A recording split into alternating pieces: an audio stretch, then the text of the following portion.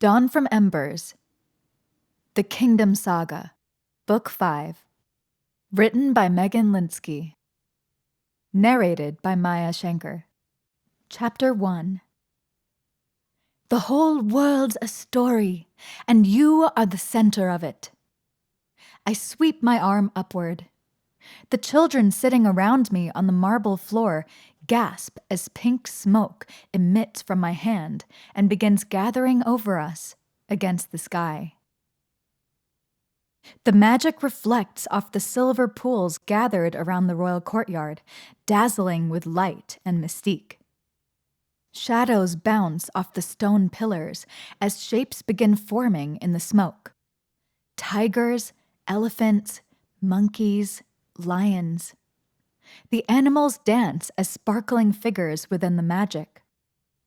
With my free hand, I cause blue smoke to emit from it, making a forest grow in the background from which the animals can play. From the courtyard, you can see the lights of the city of Parbai glowing far below.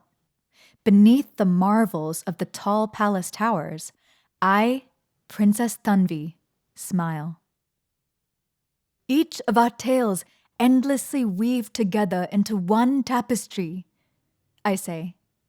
We ride towards separate destinies, yet each of us is needed, for if a single thread was missing, the design would unravel and the beauty would break. I bring my hands apart. The magic changes, the animals morphing into soldiers battling wars on the field. I make the smoke turn red with whispers from my lips the children cannot hear. We came from queens. We came from kings. The soldiers battle until they rise, images of powerful rulers raging in the background. I bring my hands together and the rulers fade, becoming an illusion. A silhouette of a man sitting cross-legged in a forest with 4 arms and 3 eyes takes shape. The great god Rura deemed it would be so, and joined himself with the world, so that his people would always have him to stand by their side. I say. Rura splits, his arms forming into goddesses that have animal bodies and human heads, his eyes becoming gods with the heads of elephants and the tails of lions. The children's faces light up at the show, and a few of their mouths drop open. I smile. One boy dares to reach his hand up to touch my magic, though it flits away at his fingers. Surely Rura watches over our kingdom, I say. I whisper more words and quickly weave my fingers in a complicated display so that the gods fade and the image is replaced by that of a running tiger. My father is the Maharaja, my mother the Maharani. I am Rani Tanvihara, a descendant of the great Vyagra dynasty, the largest kingdom in all of Amandara. Our city Parbai is the crown jewel of our kingdom, and all of you are needed here. I finish the show by casting light into the sky, which dissolves into tiny bits of diamond light that come raining down upon the children in sparks. Fireworks erupt against the night sky, and the adults in the crowd ooh with wonder. The children clap in excitement, getting up to dance. The people of the court applaud politely at the end of the show. I get to my feet and curtsy politely, straightening out my sari and adjusting my jeweled headpiece to keep my rambunctious hair in place. It always comes flying out, and is quite annoying. I check to make sure my bindi is still at the center of my forehead. As my story ends, the party continues. The band plays their sitars, flutes, tablas, and sarods to make a pleasant tune. Ladies in elaborate dresses attempt to catch the eye of soldiers who've been away far too long. It's a party to celebrate the end of the war with the Rishu Empire. It's been a long 7 years. Father and mother are by a large vat of beer. Father is drinking to celebrate his return from war. Mother stands by with her hand on his arm, gazing up at him with an expression like he is her stars and her moon. They are so in love, it's heartbreaking to watch. I don't know how I deserve such good parents. Father gives a great smile as I approach. Daughter.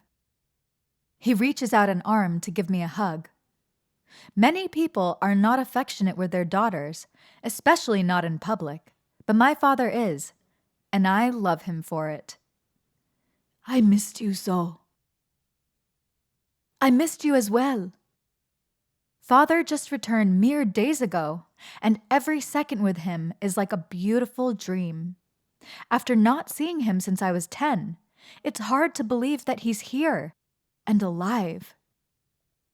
Tanvi Hara is the only reason we won this war, and the reason I am alive. Father boasts to his war generals standing all around. If not for her magic, our dynasty would have certainly fallen to ruin. Father, you know my magic doesn't work that way. I begin. I cannot stop wars. You may believe so, but I know for certain your stories were still whispered from your mouth every night besides. Father says. It is true. Every night I spoke stories aloud, based on my father's letters, weaving novels about what he needed, asking Rura for protection and to guide him in battle. I don't know if my magic actually helped, but I hope that it did. It was at least enough to bring my father back home safe. Mother kisses my head adoringly. You will always be our kingdom's most precious jewel. I break away from her, squeezing her hand. I know, Mother. You tell me so often. I leave her side to rejoin the party. Her words are true. As far as I know, I am the only one in all the kingdom, even in all of Amandara, who has magic. It is special, but lonely. There is a lot of food at this party. Curries, butter chicken, masala, and paneer are laid out for the guests to feast on. Myself, I'm not really that hungry. Food doesn't interest me much. Stories are what sate my appetite. I'm not much for conversation either. People bore me. Not to mention, I'm incredibly awkward about the whole thing. I can string a marvelous tale, but it's difficult for me to hold a simple conversation without stuttering. I prefer my solitude. There are too many guests at this party. I feel like I'm being suffocated. I leave the main courtyard and walk around the border of the palace to the back where the doves are kept. No one is back here this time of night. I stand by the cages and coo to the doves softly, making up stories in my head. I whisper a few, and their white feathers change from blue to purple. I reach within the cage to stroke them, and they nuzzle against my hand lovingly. I am so much better with animals than I am with people. Tanvi! An elated voice catches my attention, and I turn with a polite smile. Vihan has finally arrived. He reaches out his arms to wrap them around me in a loving embrace. Before I have time to catch my breath, he quickly puts his mouth on mine. Vihan Vida is my betrothed, and I think I am in love with him. He is tall, dark-skinned, and thin. We aren't supposed to kiss before we're married, but I'll never tell. We were supposed to be married after my 18th birthday, but that was months ago, and we still aren't. I keep making excuses because I'm not in any hurry to be wed. At least, not to him. The kiss is simple and a little bland. I figure passionate kisses are only something people make up in stories, so it doesn't bother me. I break away and say, "I've been waiting for you. You missed my story." Vihan is a Raja Kumar, a former prince from a neighboring kingdom. His father lost power during the war, and his family sought refuge here in Parbai. I knew it would take him some time to get to the party, but his company arrived long before he did. What took him so long? "I am sorry," he apologizes. "You can tell it to me later." "Why are you out here all by yourself? You should be in the courtyard, associating with your guests." My mouth downturns. I do not like how Vihan tries to get me to talk to people. He has known me for a while, and should understand I prefer to spend time alone, unless it is with my parents. "I am happiest out here with the doves," I tell him kindly. "I will return to the party soon enough." "Our marriage will seal an alliance between both our dynasties. We will become the strongest and largest empire in all of Amandara, which means we need to make alliances," Vihan says, almost as if he is scolding me. "You must learn to become friendly toward others." He holds out an arm for me to take. "Come, I'll walk with you." I take it without protest so he can guide me back to the party. I know he thinks me antisocial. And maybe I am. But it's not that I don't like people. They just scare me. Unlike animals, you never know what they're going to do. Vihan parades me around. He likes showing me and my powers off. I do not like being shown off. I perform a few spells, recite a few short stories so that people clap and Vihan smiles. But after a time, I start to get tired and refuse Vihan's requests. I am not a performing monkey.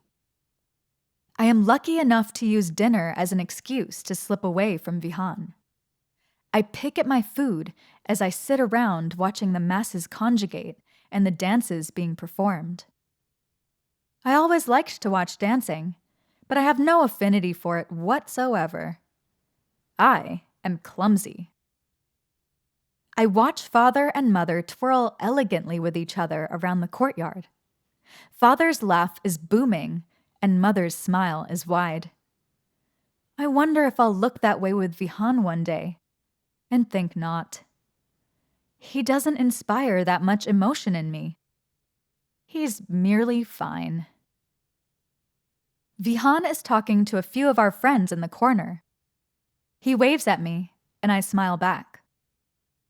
I will be happy with this life. It's what's expected of me, and all I want. Bored with the party, my mind starts creating visions. I watch with interest as characters play inside my head and start up conversations with me that are much more interesting than anything anyone here has to say. Unexpected screams ignite the stars, and the smell of smoke fills my nostrils. I realize that I have been drifting off into my own little world again. I snap myself out of it, jump up from my seat, and run to the balcony to see what is going on below. The city is burning. Civilians flee in terror as enemy soldiers stampede through the streets on war stallions. They gut children and cut down anyone who dares to get in their way as they charge upon the palace. A coldness settles in my spine. Storytelling magic always has consequences. Some you don't expect. "Tanvi!" Vihan runs across the courtyard. He speaks in a hurry. "Soldiers from the Rishu Empire. I noticed they were following me during my journey here, but since the war was over, I believed they'd stayed away. I didn't think they'd dare come here." It's not you they're after. They're looking for me. The kingdom's precious jewel.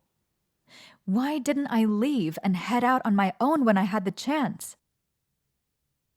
Why did I let my mother and father talk me into staying? The Rishu Empire would give anything to get their hands on someone like me. I've put everyone in terrible danger. I don't understand. Vihan is stupid. He stares at me as if he can't comprehend my words. I'm taking Ranveer and going, I tell him. Hopefully, I can head them off. If I can ride into the jungle quickly enough and get their attention, maybe they'll follow me and leave my family alone. I don't have time to grab a weapon, and even if I did, I wouldn't know how to use it. But I don't need one. My words are my strongest ally. All I need is my magic. Tanvi, wait! Vihan says, but I lunge away before he can grab me. I run toward one of the staircases, but I find them blockaded by a barrage of soldiers. I rush back to the center of the party, turning on the spot as soldiers file in. Everywhere is chaos. Our guards battle the Rishu soldiers, but to no avail. We were unprepared, confident that war was over, and we're paying for it now. We cannot win this fight. Tanvi! My father screams for me. He gestures to the palace, asking me to get inside the safety of its doors and hide. I know better. If I hide myself away in the palace, the Rishu soldiers will not stop until they burst in and find a way to capture me. I can't allow my family nor my people to be put at risk for me. I shake my head at father, and his face falls. Quickly, I mutter a story under my breath. Tanvi knew she needed to escape, yet there were soldiers everywhere. As quickly as she could, she ran around the warriors, and although they were numerous, their blades did not touch her, and she found the staircase to the streets below free of them. The soldiers seem to move out of my way as they fight the guards. I dart this way and that around them, making my way to the stairs. Thankfully, I find them clear. I know better than to glance behind me, but I do anyway. I immediately regret that decision. Father is on the ground, face first in a pool of his own blood. My mother kneels by his limp body, wailing. A soldier takes his talvar and runs it through her without flinching. I forgot to mutter a story of protection for my parents, and thus I left them vulnerable. I scream in terrible agony as I watch my mother's body collapse on top of my father's. They lie there, unmoving, as more and more of my subjects are slain around me. Vihan has been circled by 10 men, all of which he is fighting alone. Soldiers block the way to them. I couldn't get to my dying parents now, even if I tried. I go to utter magic to protect Vihan, too, but it is already too late. One of the soldiers grabs him and throws him over the balcony to his death. I press a shuddering hand to my mouth to muffle my screams with the horror of it. There's nothing to be done. I have to make it out alive. I abandon everything I've ever loved in that courtyard and run. I race down the stairs, picking up my sari as I run. I speak as quickly as my feet move. Although the death of our parents, I sob and force myself to keep going. Although the death of her parents broke Tanvi in two, she knew she had to keep going for the safety of her people. If the Rishu Empire found her, they would use her magic against them. So, despite her agony, she ran to the stables where no soldiers could be found. I can feel my magic straining against my body. It doesn't like how convenient I'm making everything. Stories like to make sense. But without my magic, I can't make it out of the city alive, so I push it. I make it out of the palace. There are still soldiers everywhere. But true to what I've made up, the stables are empty. I'm able to sneak inside of them without being seen due to the carnage all around me, and leave the large door open. Horses are frantic and uneasy inside, pounding against the wooden doors in fright at the sounds of death outside. There's a loud trumpeting noise at the end of the barn, along with the stomping of feet. I race to it. "Easy, Ranveer," I say as I slid open the large stall door. "It is only I." Ranveer reaches out with his trunk to stroke me as I walk inside. Ranveer scares many of our kingdom's soldiers, but he is gentle with me. Father bought him as a going-away present for me when he headed off to war. An elephant couldn't replace my father, but he helped me survive his absence. Ranveer will help me survive my father's death now. Ranveer is a bull elephant, as wide as he is tall. His tusks are longer than I am. I tap his leg, asking him to kneel down, and he does. Quickly, I clamber onto his head and urge him into the jungle. I will be safe there. Ranveer will protect me. I take a wide and clear path, one that will fit Ranveer's bulk and that we've taken many times. I urge him to move as quickly as he can while still being silent. The burning city is now far in the background. But the crackling sounds of Parbai burning don't extinguish the sounds of hoofbeats behind me. I'm being followed. With a sickening horror, I turn and see that the Rishu soldiers are following us. "Ranveer, hurry!" I plead. I urge him to go faster. Ranveer increases his strides and breaks into a run, but elephants as a whole don't move very quickly, and especially not in jungles. He can't outrun the horses that are advancing upon us. I start versing as quickly as I can. Tanvi knew her enemy was closing in, but the soldiers could not keep up. They became tangled in jungle vines, the horses falling into traps and holes. The jungle was thick, and only Tanvi knew her way through.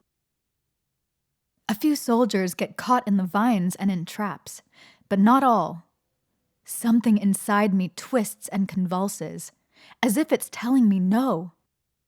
My magic is running thin. I can feel it in my body, tired from escaping the palace and performing tricks from earlier. I have to save what I have left to make a last escape. That means Ranveer needs to get me away from here. But it's already too late. The soldiers have us surrounded. They use their spears to stab at Ranveer, pricking his sides and causing large gashes in the elephant's flesh. Ranveer rears, and I have to cling to him to hold on. When he comes back down, I am pitched from his back. My jeweled headband flies off into the bushes, leaving my hair unbound. "Ranveer!" I moan. He's the only thing I have left of my parents. He cannot leave me too. But it isn't his choice. They bring Ranveer down with the spears. He tries to fight back, goring a few men through with his tusks and crushing others, but he is overwhelmed. He can't battle so many people at once. They shove their spears into his sides, and he goes down. The earth shakes as my dear elephant crumbles to his knees. Ranveer tries to get up and fails. Tears are freely pouring down my face now. Ranveer closes his eyes and breathes heavily. I feel completely shattered. I want to die. But as the soldiers surround me, advancing inward with ropes and chains, the urge to survive pushes me to do something. To live. to not become a prisoner of the people who took away everything I loved. I've never tested my magic like this before, but I don't have a choice. I take a deep breath and say quickly, "And then Tanvi was far away, someplace else where she would be safe, somewhere she could lead the armies away from her home." The jungles and soldiers fade around me immediately. Tears spring to my eyes at the thought of leaving Ranveer, but I have no time to cry.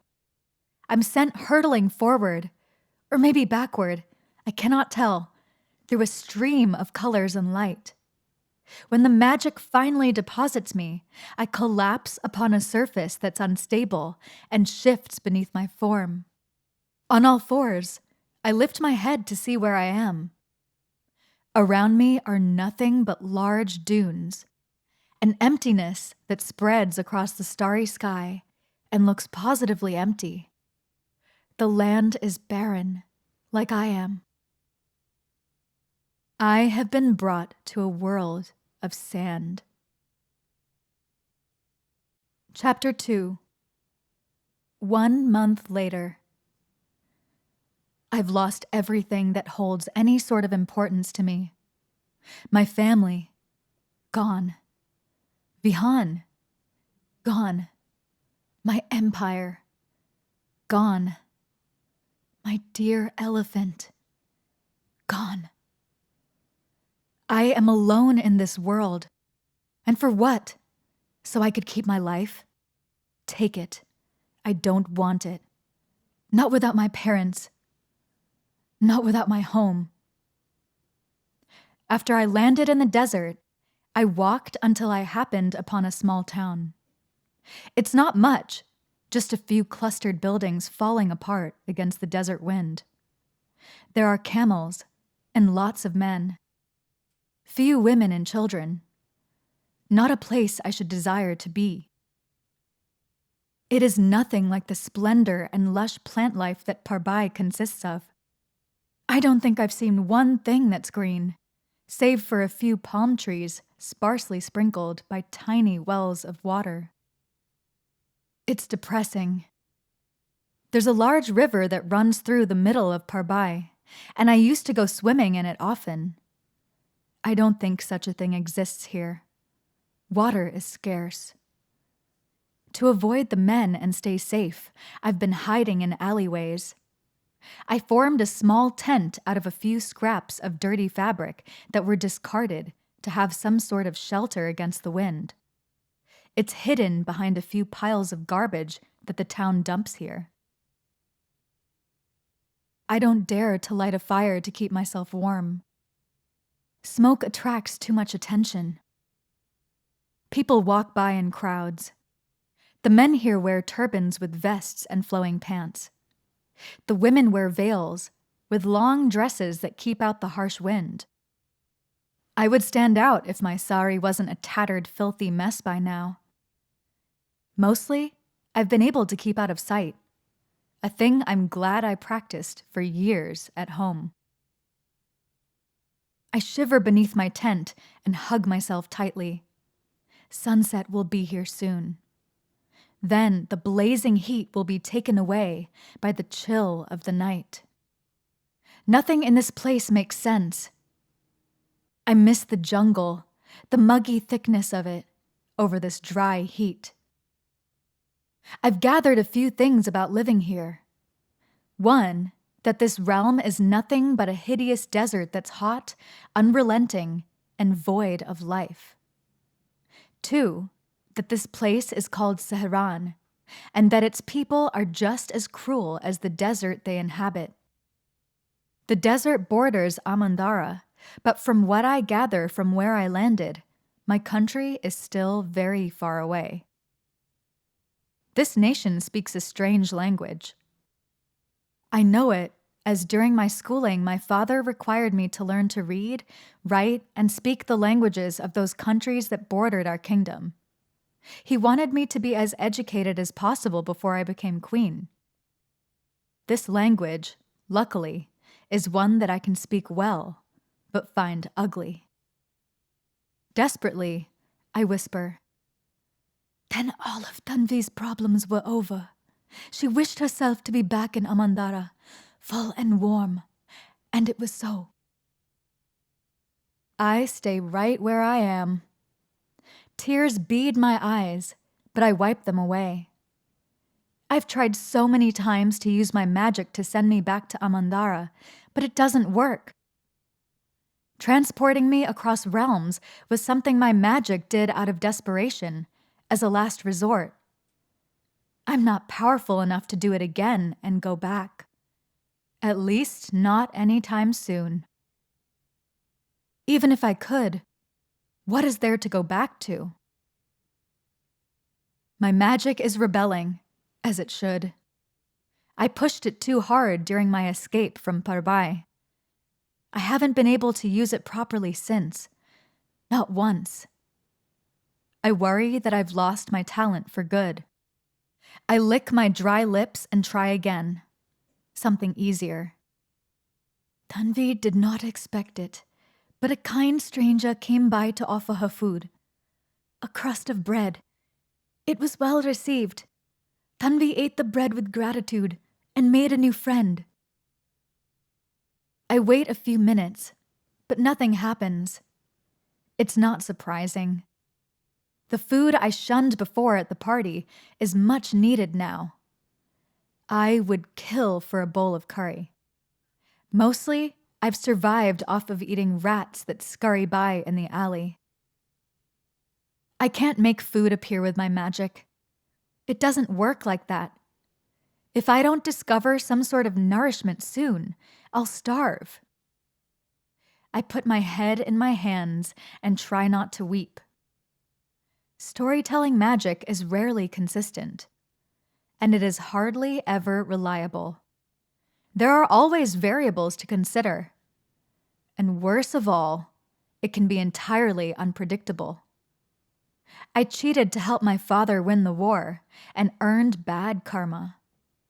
The magic backfired and came for me. Now I'm paying the price for it. There are male voices poking around the alleyway. From what I can distinguish, they're young men looking for females to corner. I haven't yet become a prostitute to provide for myself, but if something doesn't change, I'll have to soon. From what I can gather, women are not allowed to work in this country, at least not where I am, and there's no other way I can think of to provide for myself. For some reason, I don't think they like storytellers here. I need to get out of here. I abandon my little tent and hurry into the darkness of night. The safest place for me right now is the desert, and the most dangerous. But I would rather freeze to death or be killed by some animal rather than be torn apart by men. I run into the desert and pray that I'm not followed. I wander around the dunes for a few hours, shivering and holding myself. I'm so cold. I think about lying down in the sand and just letting myself die. I see lights on the edge of a dune in the distance. Tents dot the sand, along with fires and the sounds of music. I haven't heard music in so long. It makes me want to cry. There are camels and horses. It's a desert caravan, one with at least 100 or so people. My mouth waters. Maybe there's food to be found somewhere in that caravan. Or some coin I could steal to at least buy something to eat. It's large enough that I can slip in and out of it without being seen. My legs shake with the thought of how hard it'll be to walk that far.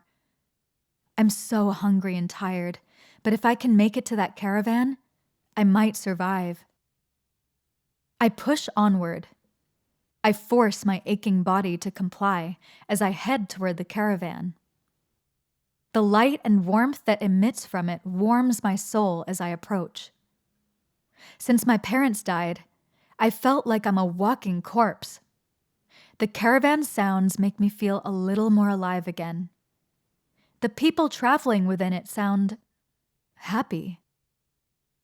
I have forgotten the word. I scan the caravan's tents. Men are gathered around fires and enjoying themselves. Quite a few of them are drinking. I scan the tents until I spot a rather large one sitting near the edge. Poking out between a few of the tent's edges are splashes of gold. Coin. It's mainly unguarded, only 2 soldiers in the front. If I sneak in the back, I might be able to rob some coin unnoticed. Slowly, I creep toward the large tent, maneuvering around some of the smaller ones. My form casts shadows across the tents, but the men are too busy enjoying themselves to notice.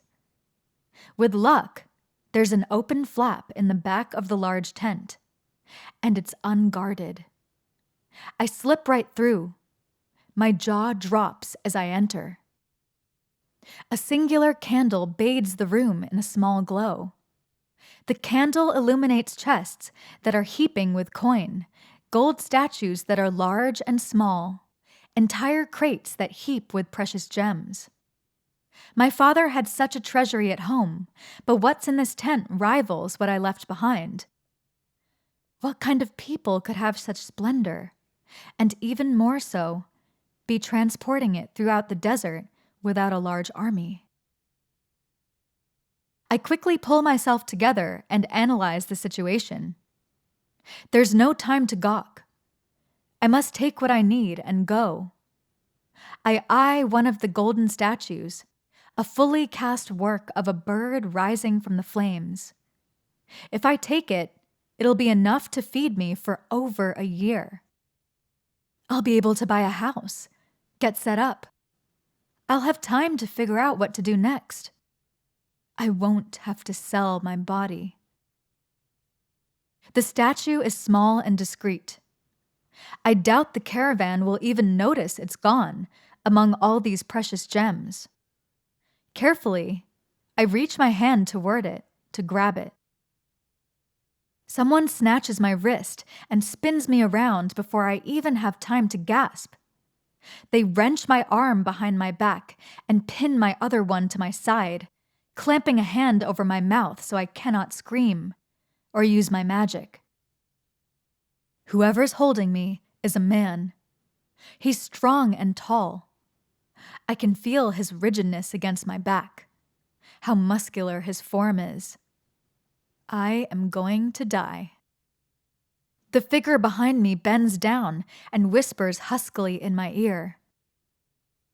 "What's a pretty thing like you doing in my treasury?" My mind goes blank with terror. I do what I can out of instinct and stomp on his foot. The figure lets me go, though I don't think it hurt him in the slightest.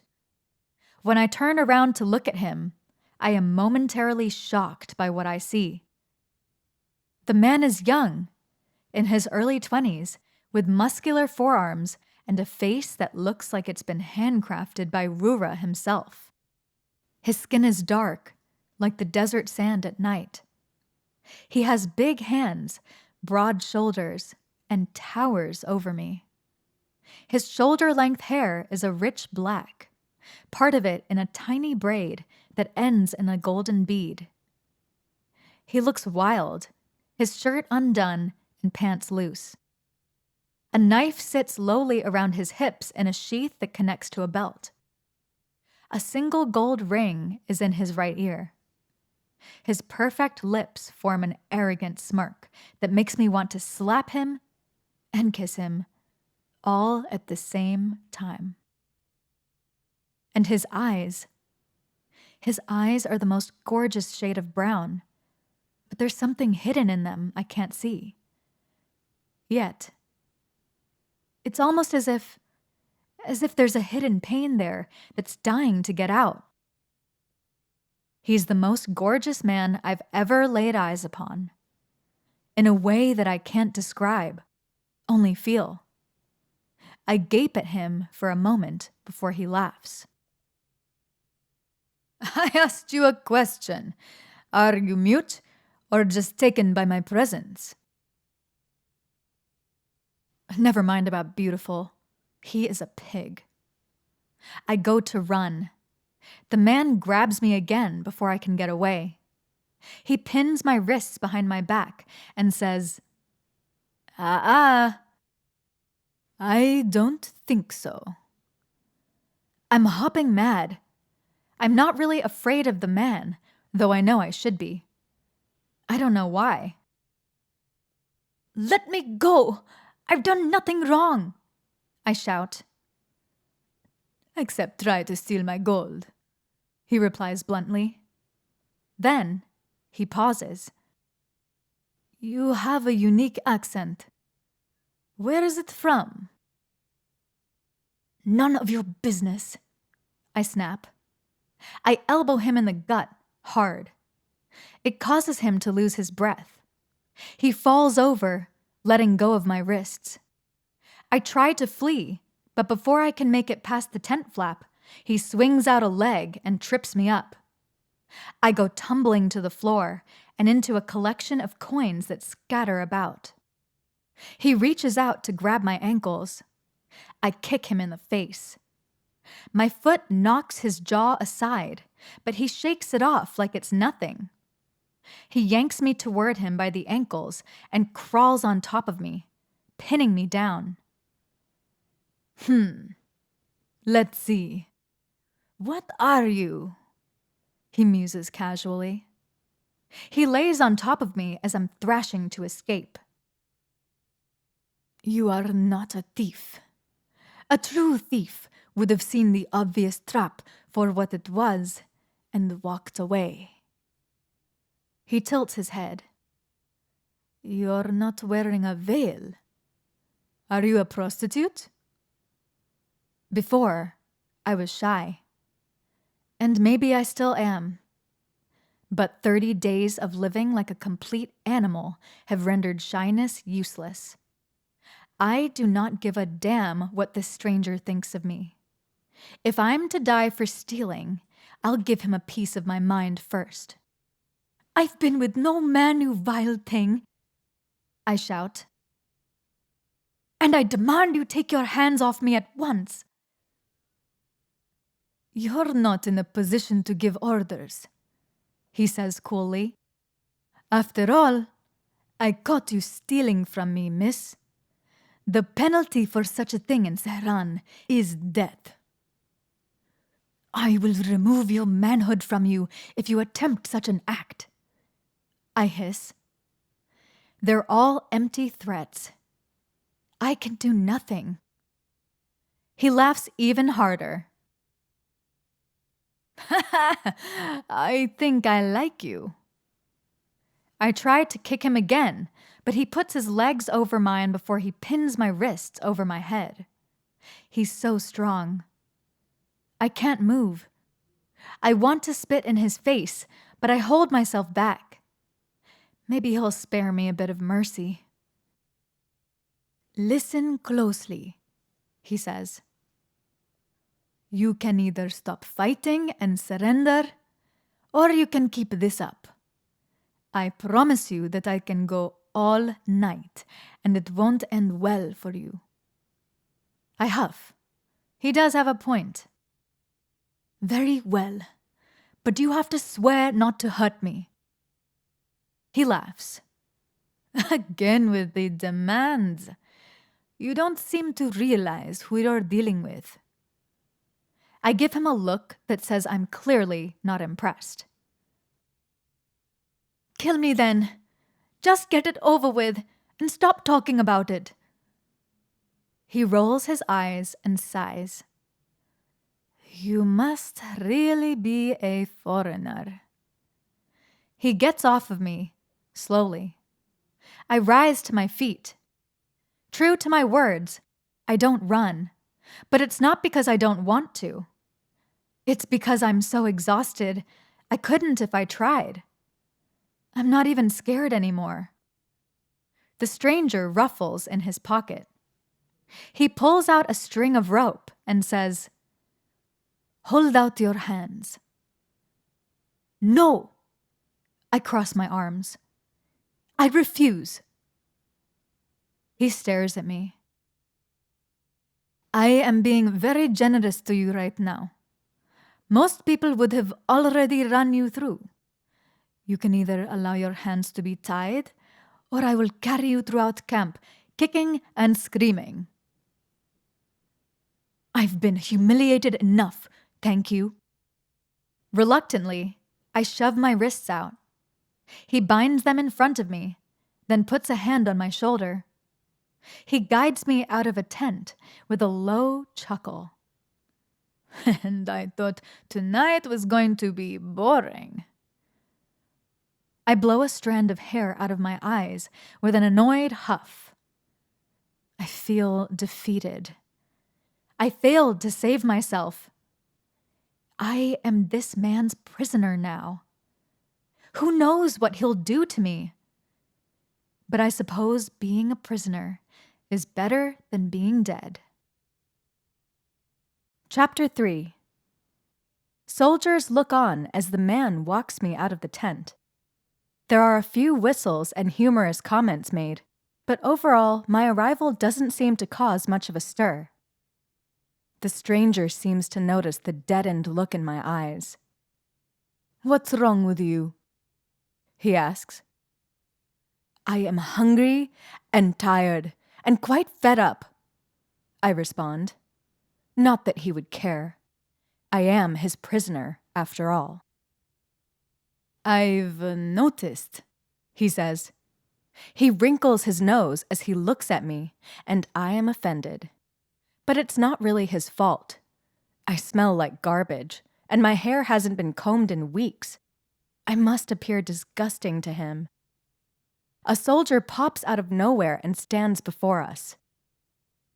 "My lord, all appears quiet on nightly patrol, though we did see some enemy scouts on the horizon. Shall I dispatch men to deal with them?" The stranger shakes his head. "Let them be. If they're foolish to come closer, we'll deal with them." The soldier bows to him. "Right away, Your Majesty." The stranger walks me away from the soldiers and toward a fire where people our age are sitting. I muse on the soldier's words. My jailer is so young, but he's ordering all these people around. He must be a prince of some sort. Wonderful. As if that impresses me either. "Oi, Tam!" someone by the fire shouts. There's a spindly young man, though he's more of a boy, sitting next to a small fire by a large ornate tent. He can't be more than 15. He's got a bottle of wine to himself and a whole lamb's leg he's eating. The sight makes my mouth water. There's another person sitting next to him, a giant of a male. He dwarfs everyone else in the camp, even sitting down. I've never seen such a large person in my life. It's hard not to gawk as we approach. Though he's huge, I still think he's young. 17 or so, probably. A falcon sits on his shoulder. The clever bird tilts his head at me, staring at me from one eye. My jailer marches me over to them. The boy's eyes brighten as we approach. "Where do you get her? Trust you to find the only woman around for miles." The boy cackles, a little comically. It sounds like a jackal's snicker. "Caught her trying to steal from the treasury," the stranger replies. "Though she wasn't very good at it." My cheeks burn, but the large man seems entirely bored. "Oh, leave her alone, Tamarik," the giant complains.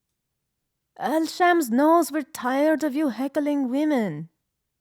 The man, Tamarik, gives a crude smile. "You're merely jealous you can't find any females of your own, Bahi. Unlike you, the other sex comes flocking when I call." It's obvious this Tamarik thinks he's some god to women. "Please." "She's pretty," the boy comments. "Almost as pretty as that barmaid in Damask, huh, Tam? I bet she was fun."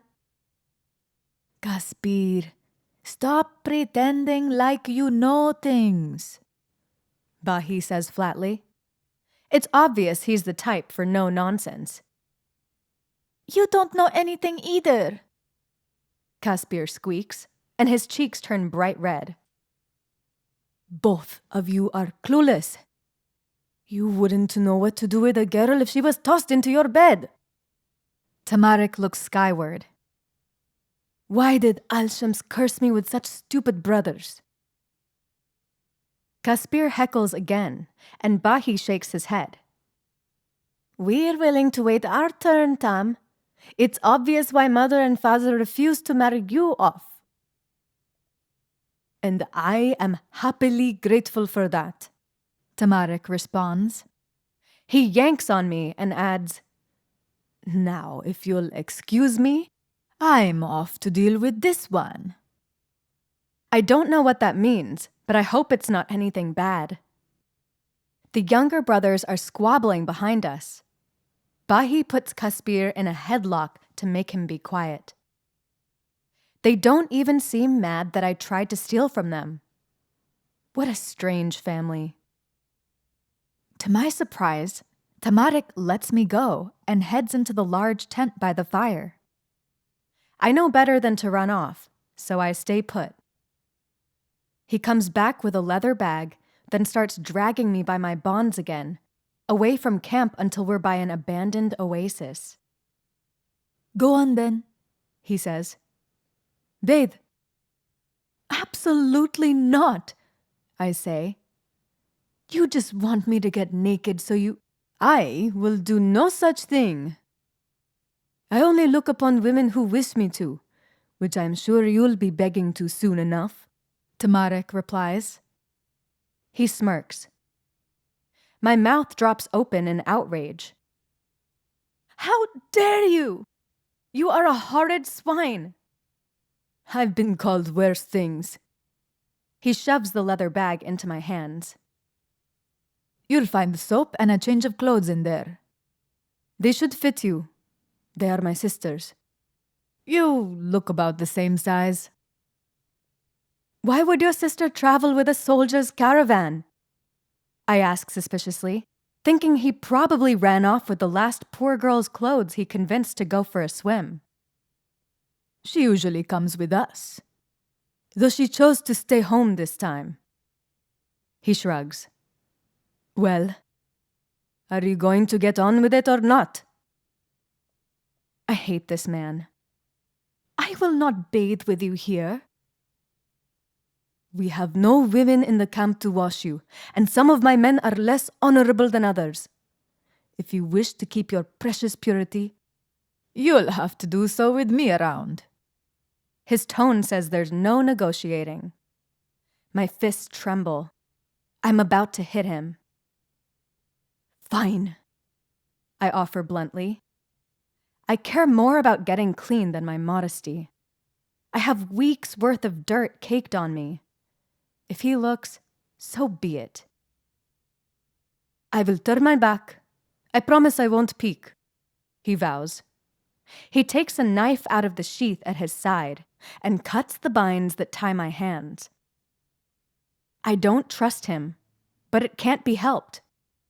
I'm not about to run away naked in the middle of the night, especially not with this stranger near. Something about him tells me that he wants me to try. For some reason, tormenting me is fun to him. I'm not about to give him the pleasure of seeing what I have to offer, so I'll behave. Quickly, I strip off my clothes, tossing the filthy sari in a pile on the sand and hurrying into the water up to my neck so he can't see. I forget about Tamarik the minute soap touches my skin. The water turns brown around me as I scrub off the coating of mud and bile. I nearly cry when clumps of filth come out of my hair, leaving it clean again. But I don't dawdle. I quickly dress before the stranger sees. His back is still turned. I don't think he took a peek, but at this rate, I don't much care if he did. Very well. You can turn around now. I tell him after I'm dressed, and he does so. His face arranges into a surprised expression. Your skin's paler. Was all that really dirt? He asks. Yes, I respond dully. Any more questions to bother me with?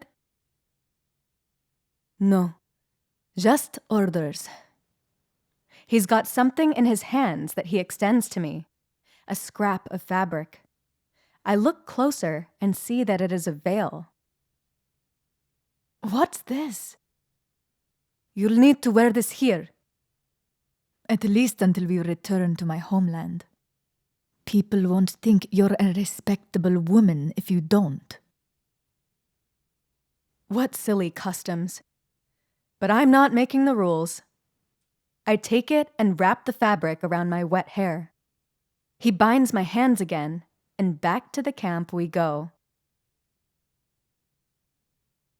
We get to a couple of carts. Tamarik ties my hands to a cart using a long rope before he binds my ankles. There. You're not going anywhere.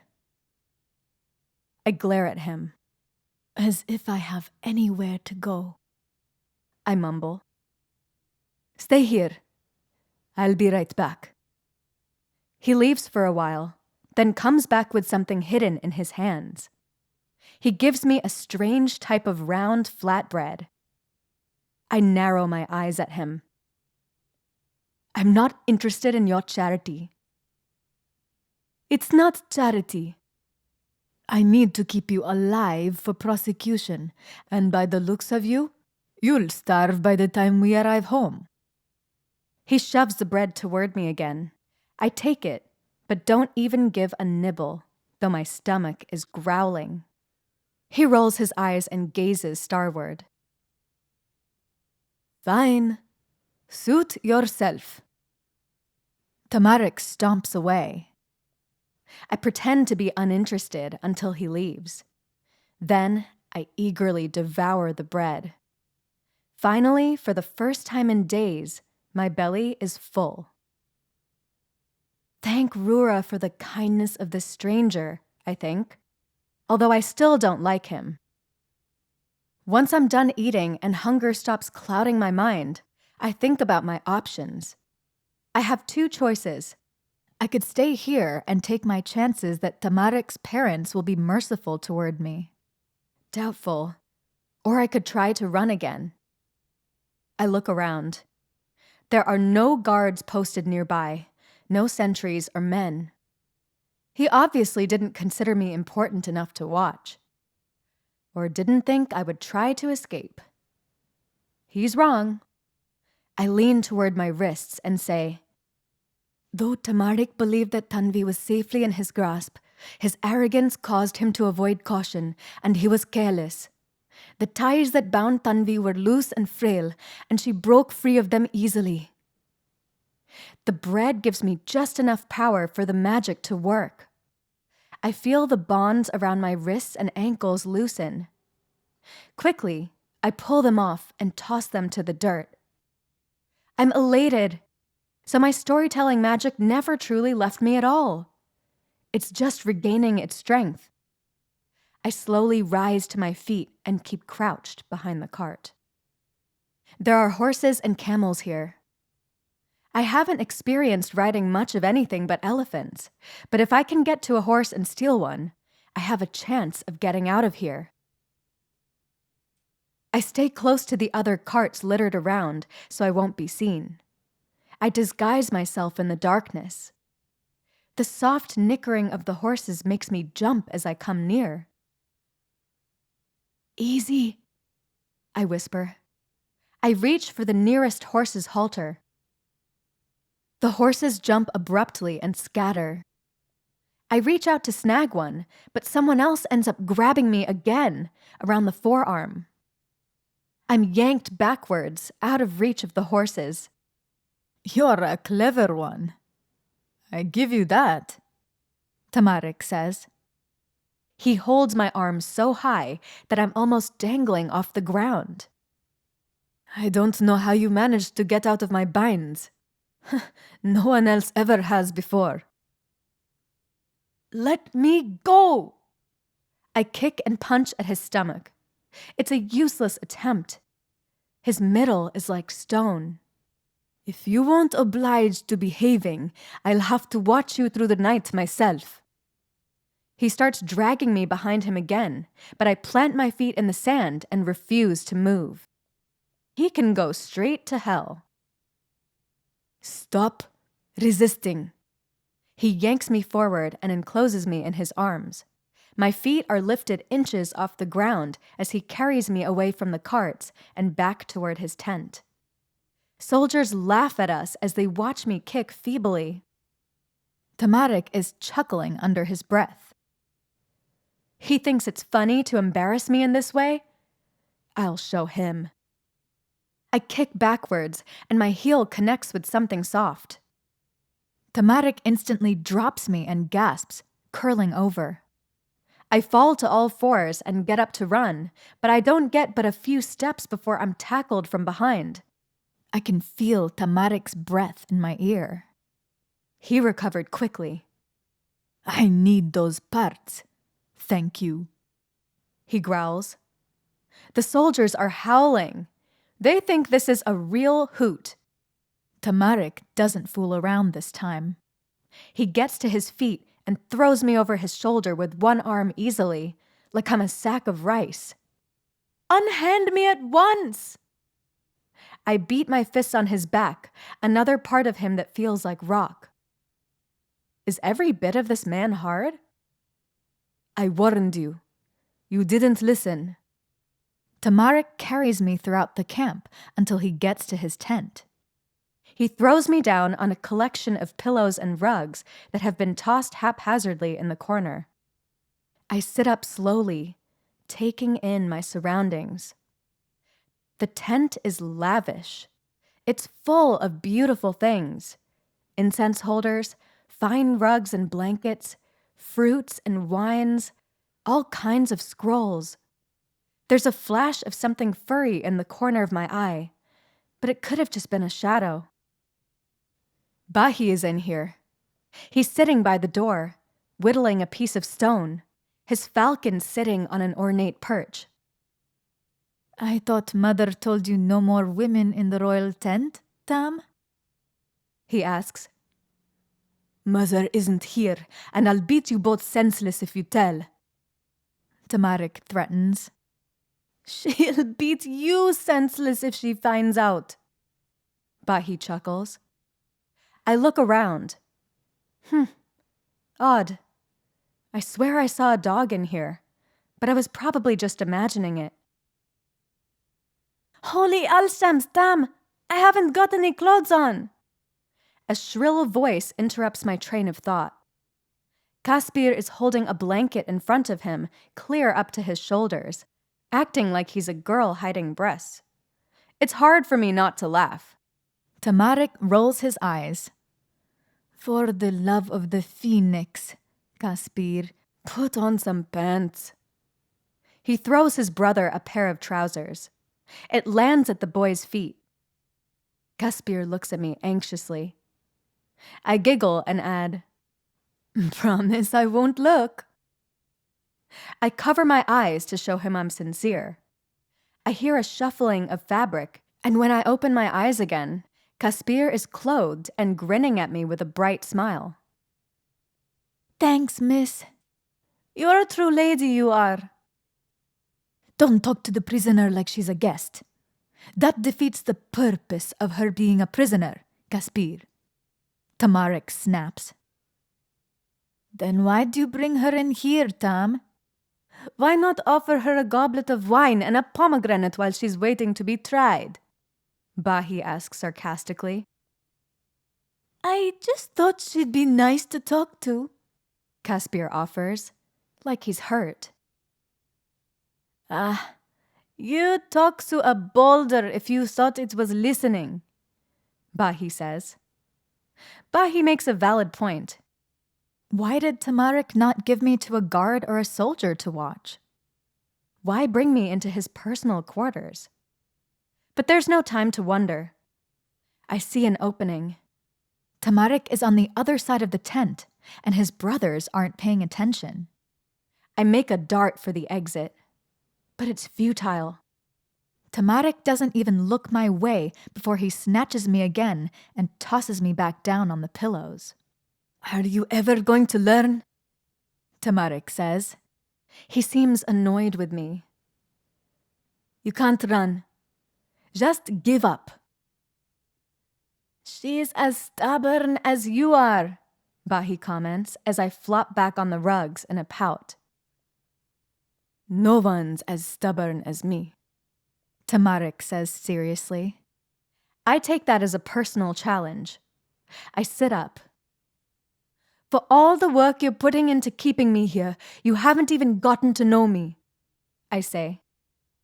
"You haven't yet asked for my name." "Do I really need to know your name if you're a prisoner of mine?" Tamarik says wearily. "Well, it would be polite, yes. Didn't your mother raise you with any manners?"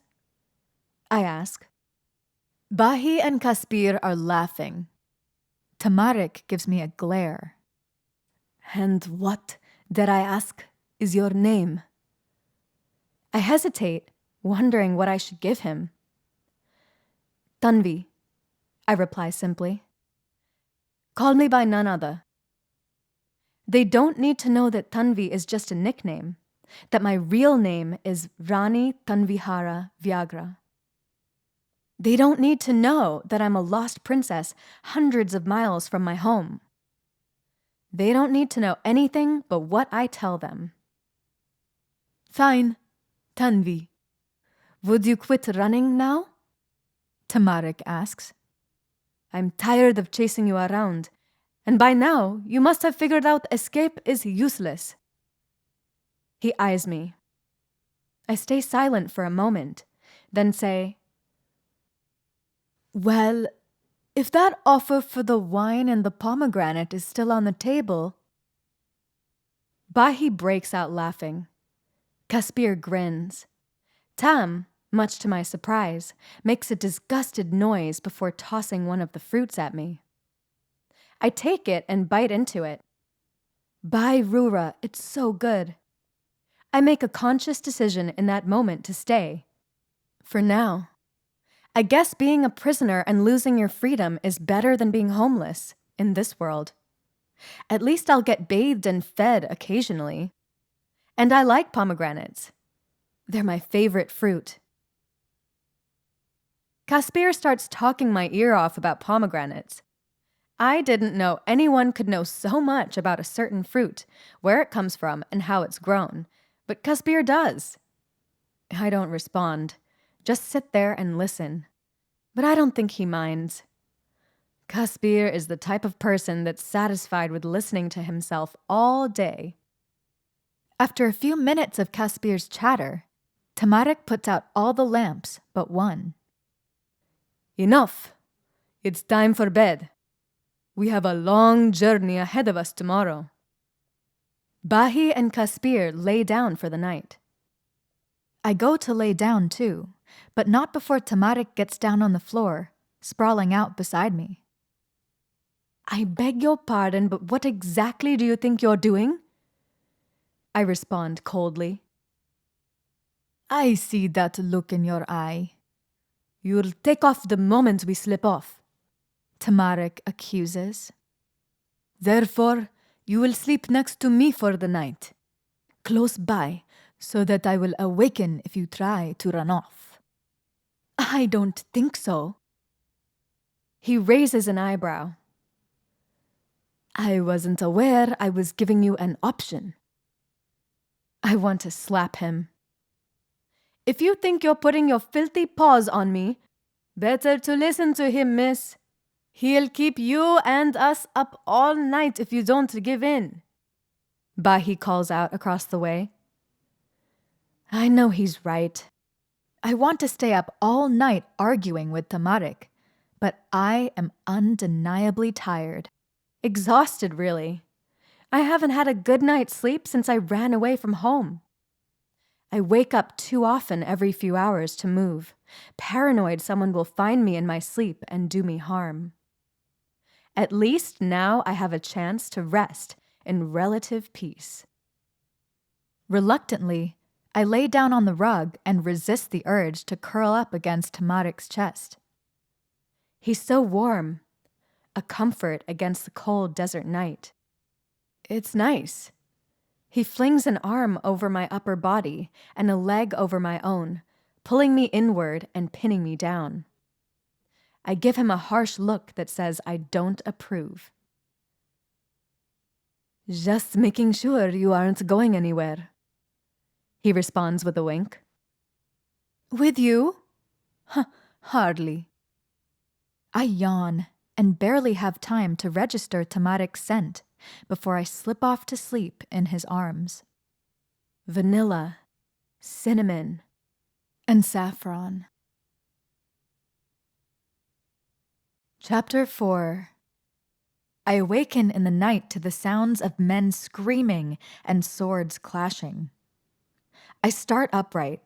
Something feels missing, and I realize Tamarik's arm is no longer around me, nor is he beside me. I look up. He and his brothers are at the head of the tent.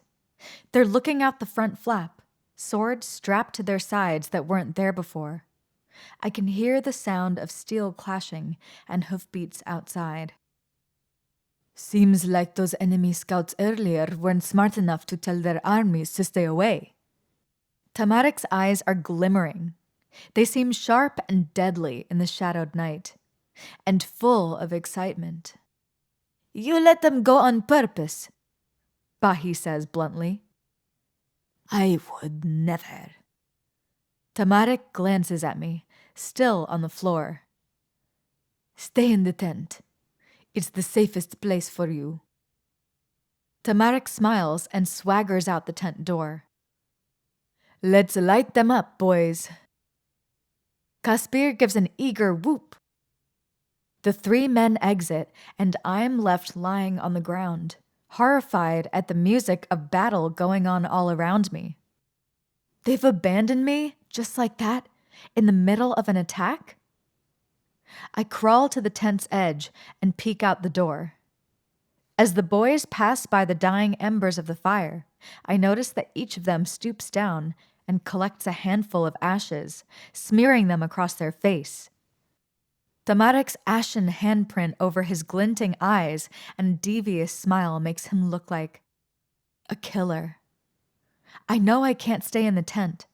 My curiosity is too much, and there's a story here. It's worth the risk. When the boys run into battle, I come out of the tent.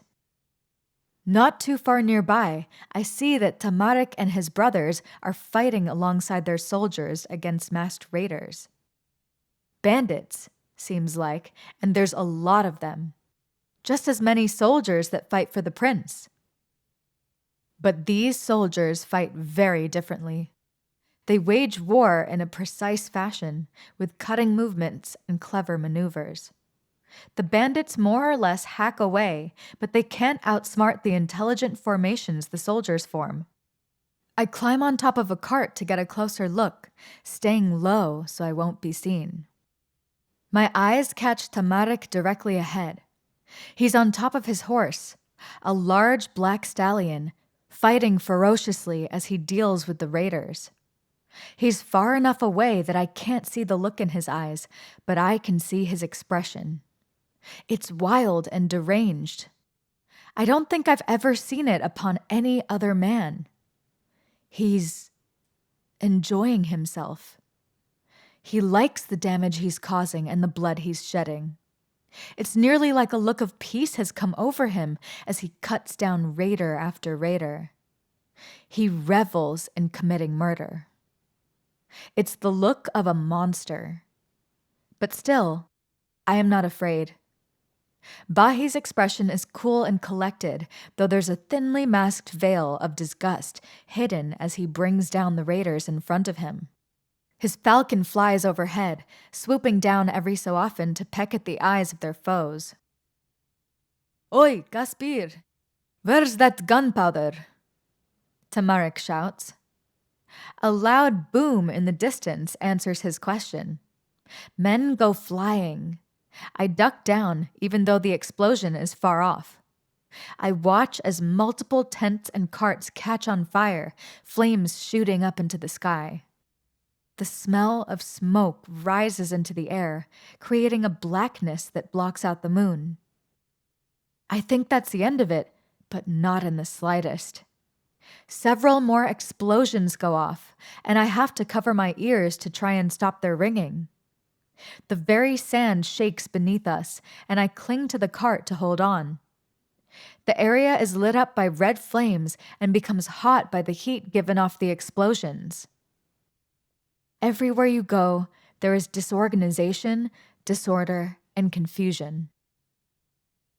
Everything slows down as I watch Tamarik's silhouette stand still against the flashes behind him.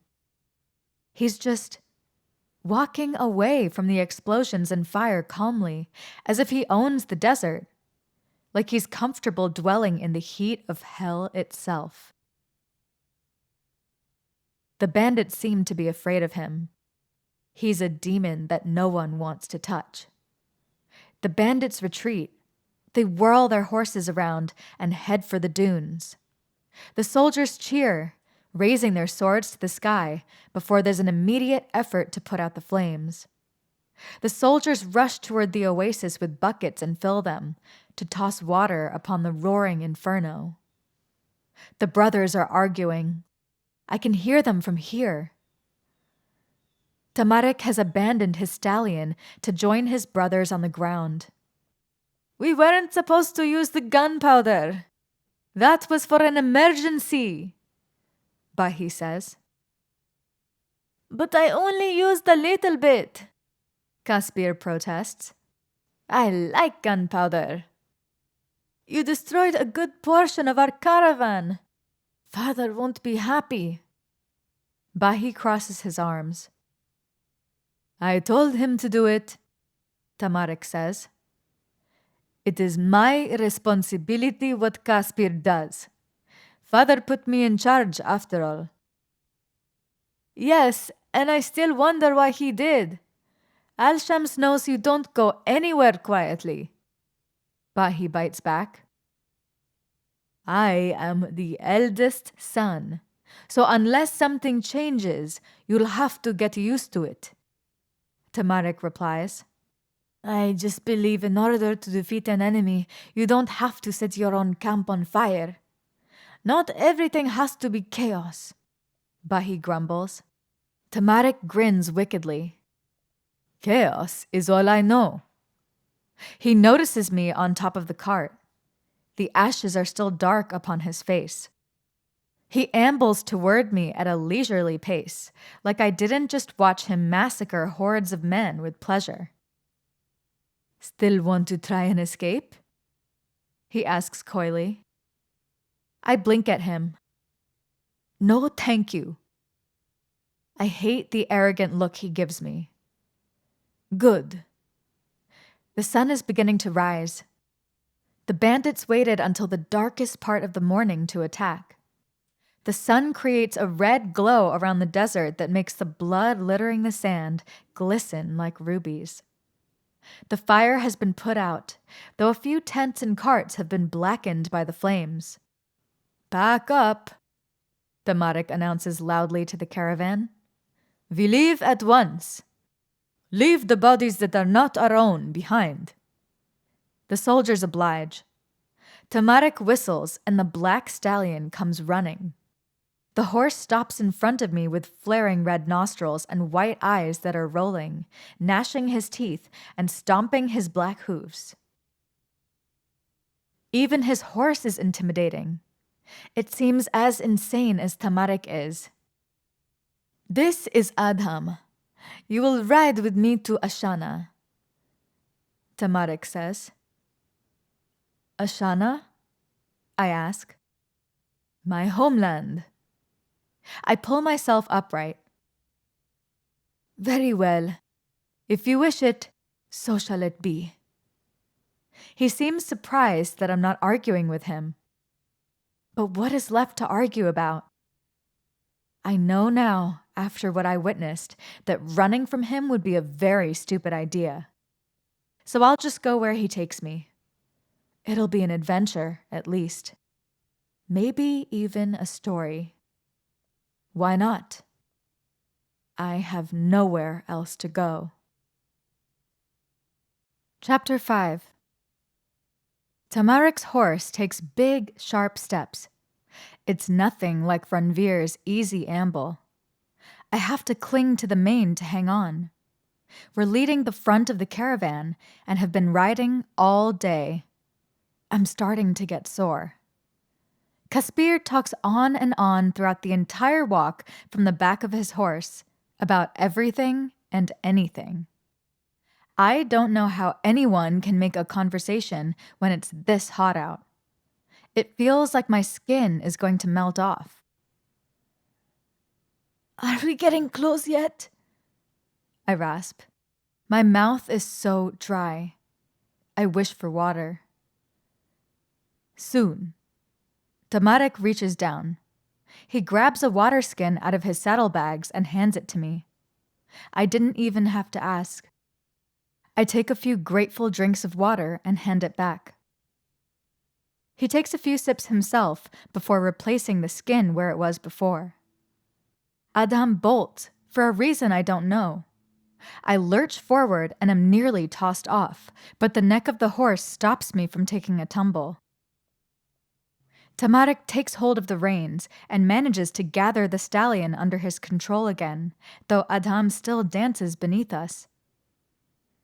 I don't understand why you won't ride a mare like the rest of us, Bahi comments. His horse is cool and collected as she watches Adam jig.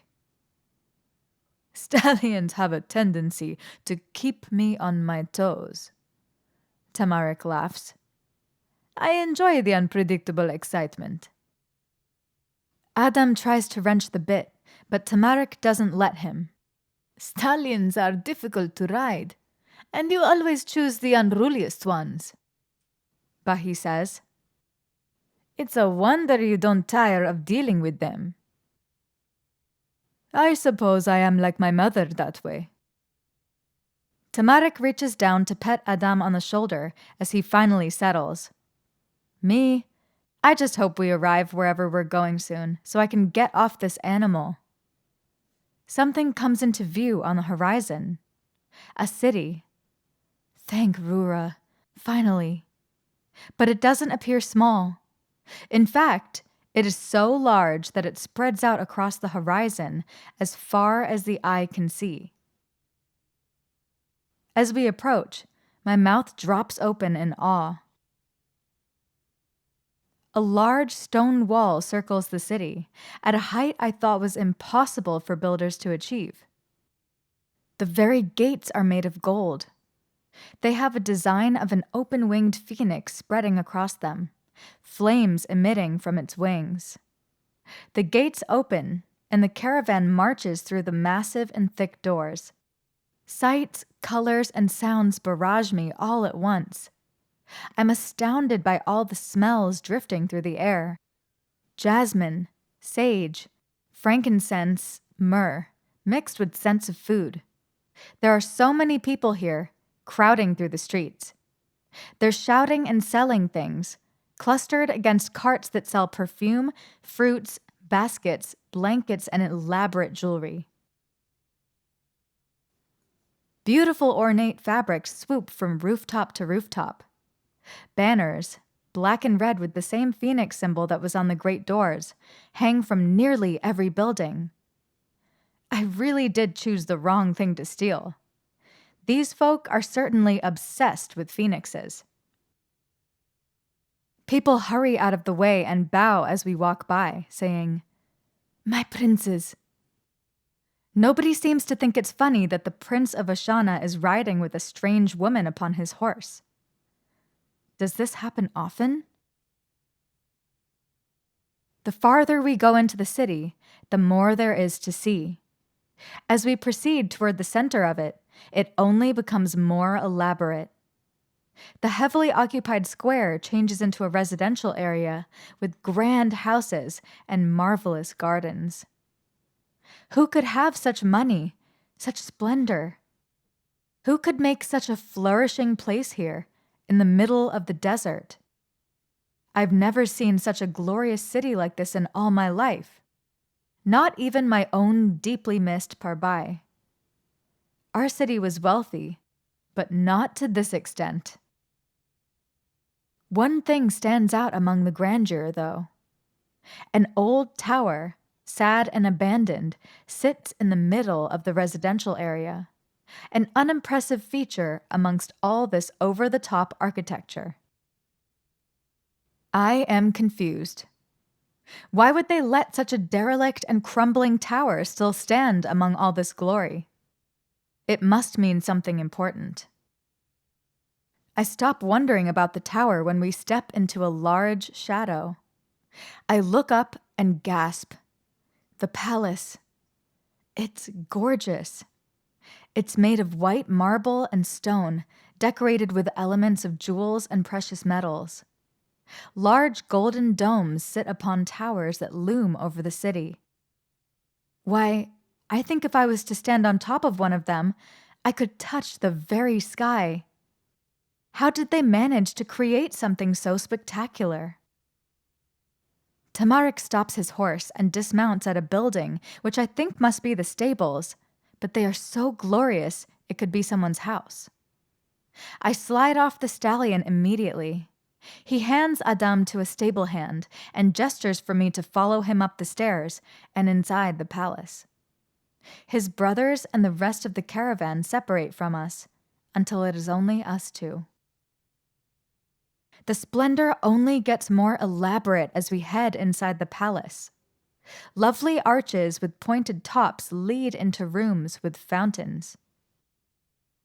One room has a large waterfall that cascades down into a golden pool, which forms a thin river that winds out of the room. I think the river goes through the entire palace. The floors and the walls both are decorated with geometric designs of gemstones that are so elaborate and complicated it hurts my eyes to look at them too closely for too long. Lovely draperies, textiles, glass formations, and potteries line the walls, along with large palms and other plants. The richness of it all makes me wonder why they even bothered to protect the caravan's hoard. It has become clear why Tamarik didn't take me stealing very seriously.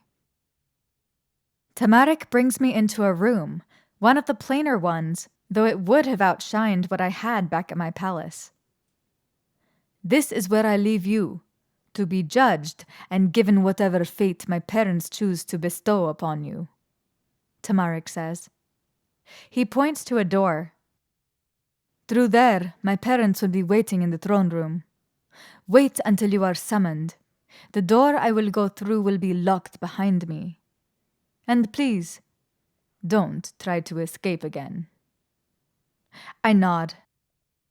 At this rate, I expect the cells to be nothing less than superb luxury, but I have to be lucky enough to be given jail time. It is still a very good possibility that I will be sentenced to death. What should I call them? I ask.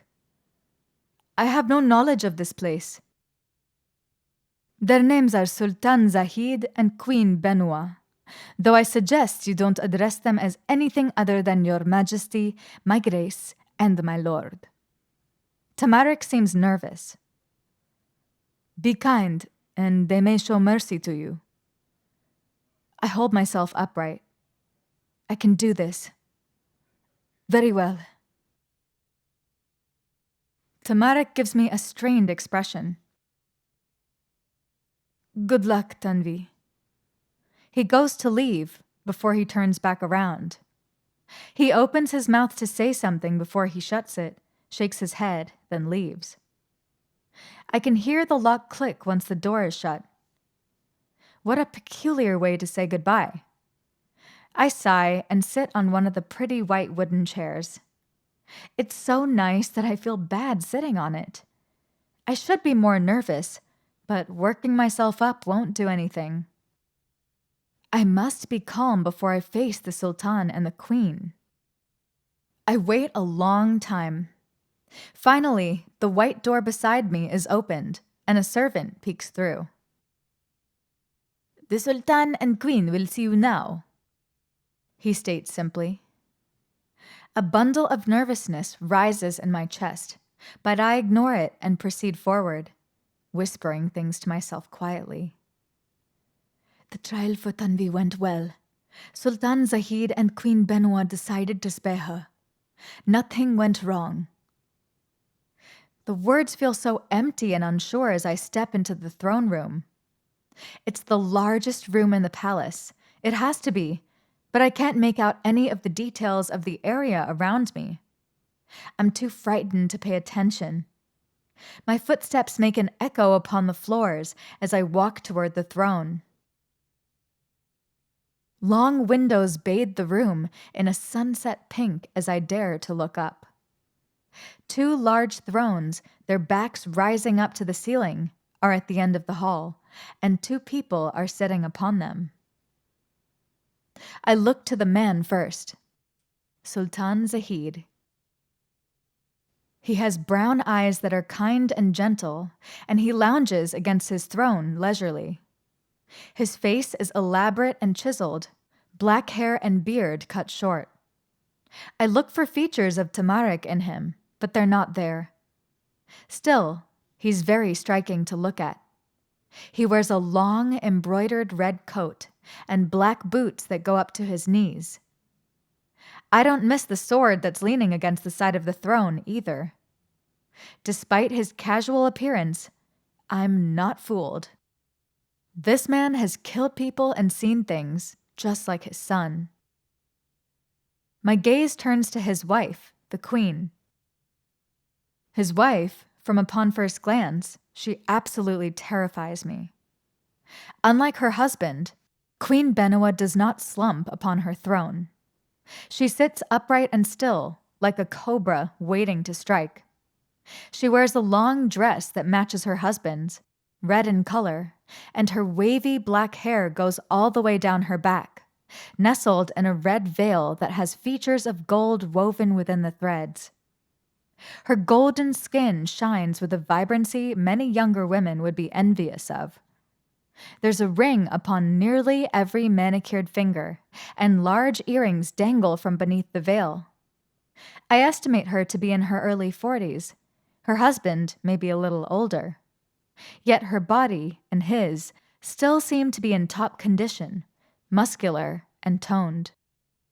Makeup adorns her cheekbones and black eyeliner her almond eyes. She certainly takes care of herself. I feel self-conscious in her presence. Strangest of all, she wears a diamond necklace around her neck that's been fashioned in the form of a snake, curling around her upper chest. The snake has rubies for eyes, and I swear, they blink at me as I come closer. Both of them are astoundingly attractive. These people absolutely exude power. It's like they were born for it. The queen's brown gaze turns on me in a disapproving stare. I can sense immediately that she does not like me. I curtsy as low as I can and stay there. I know to wait to speak until I am spoken to. "Arise," the Sultan says. Rura, even his voice is beautiful. I keep my eyes downturned as I get up, and he says, "As I understand it, you were caught by my son attempting to steal a precious relic gifted to us by our friends in Demir." I swallow. "Yes, Your Majesty," I manage to squeak out. "But I swear, I wasn't trying to steal the statue itself. It was merely the closest and smallest thing in my vicinity." "Why did you feel the need to steal from us in the first place?" The queen speaks coolly. My mouth gapes. Her voice is so sharp and cold. You have a peculiar accent. It's not from here," the Sultan notes. He shifts to the other side of his throne. "Where is your country?" I figure I should stick to the truth as much as possible. just to keep my story straight. Amandara, Your Majesty, I say.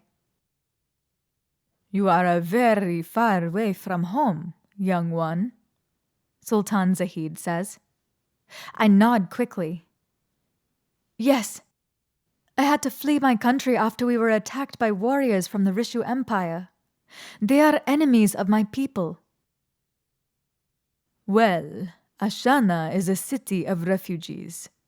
It is how we built our wealth, the Sultan says, looking to his wife. It is, but it still doesn't explain why she chose to become a thief, the Queen quips. Benoit, we did enough in our time, the Sultan says gently. The Queen's face rearranges, but only for a moment. I remember. I'm not sure what that's supposed to mean, but my knees are shaking. Please, you must understand that I didn't mean to become a thief. The Rishu soldiers came and killed my entire family. I had to run away with nothing left. I was only looking for a way to buy food. The Sultan nods as he listens. The Queen remains unmoved. My story doesn't provoke any emotion whatsoever in her. Then there is a laugh somewhere in the corridor that breaks the tension. It sounds like the coo of a bird. I turn my head to see someone dance out from behind one of the pillars. The girl I see is tall and thin. She has long black hair that's in a braid all the way down her back. She wears only a white dress with no veil and twirls upon bare feet. Her laughter brightens up the entire room. She's a little bit older than I am. Must be around Tamarik's age. Her dark eyes sparkle and dance amongst the colors that the sunset windows cast. She spins and spins up to the thrones, leaping upon the steps that lead to the Sultan and Queen. I see similar features, and I know that she must be their daughter. She's pretty to watch. In fact, she's the most beautiful girl I've ever seen. It shouldn't surprise me, as she was born from such handsome parents. But that's not the only thing. She has something special about her. Something that makes her exude with a glow that's hard to tear my eyes away from. I can't put my finger on what it is. Mama. The girl reaches out to the Queen, asking for an embrace. She gives a wide smile. The Queen's cold expression melts away into a loving smile as she extends her arms to the girl. Amira.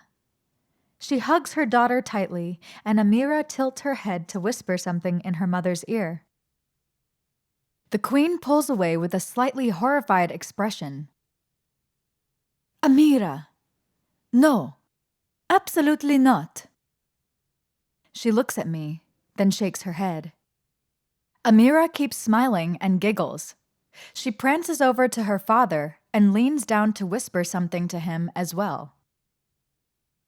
The Sultan's expression is surprised before it clears. He looks to me. It seems our daughter wishes to have you as her maidservant. I am floored. What? Amira is dancing from foot to foot. She looks at her parents anxiously, hoping for their approval.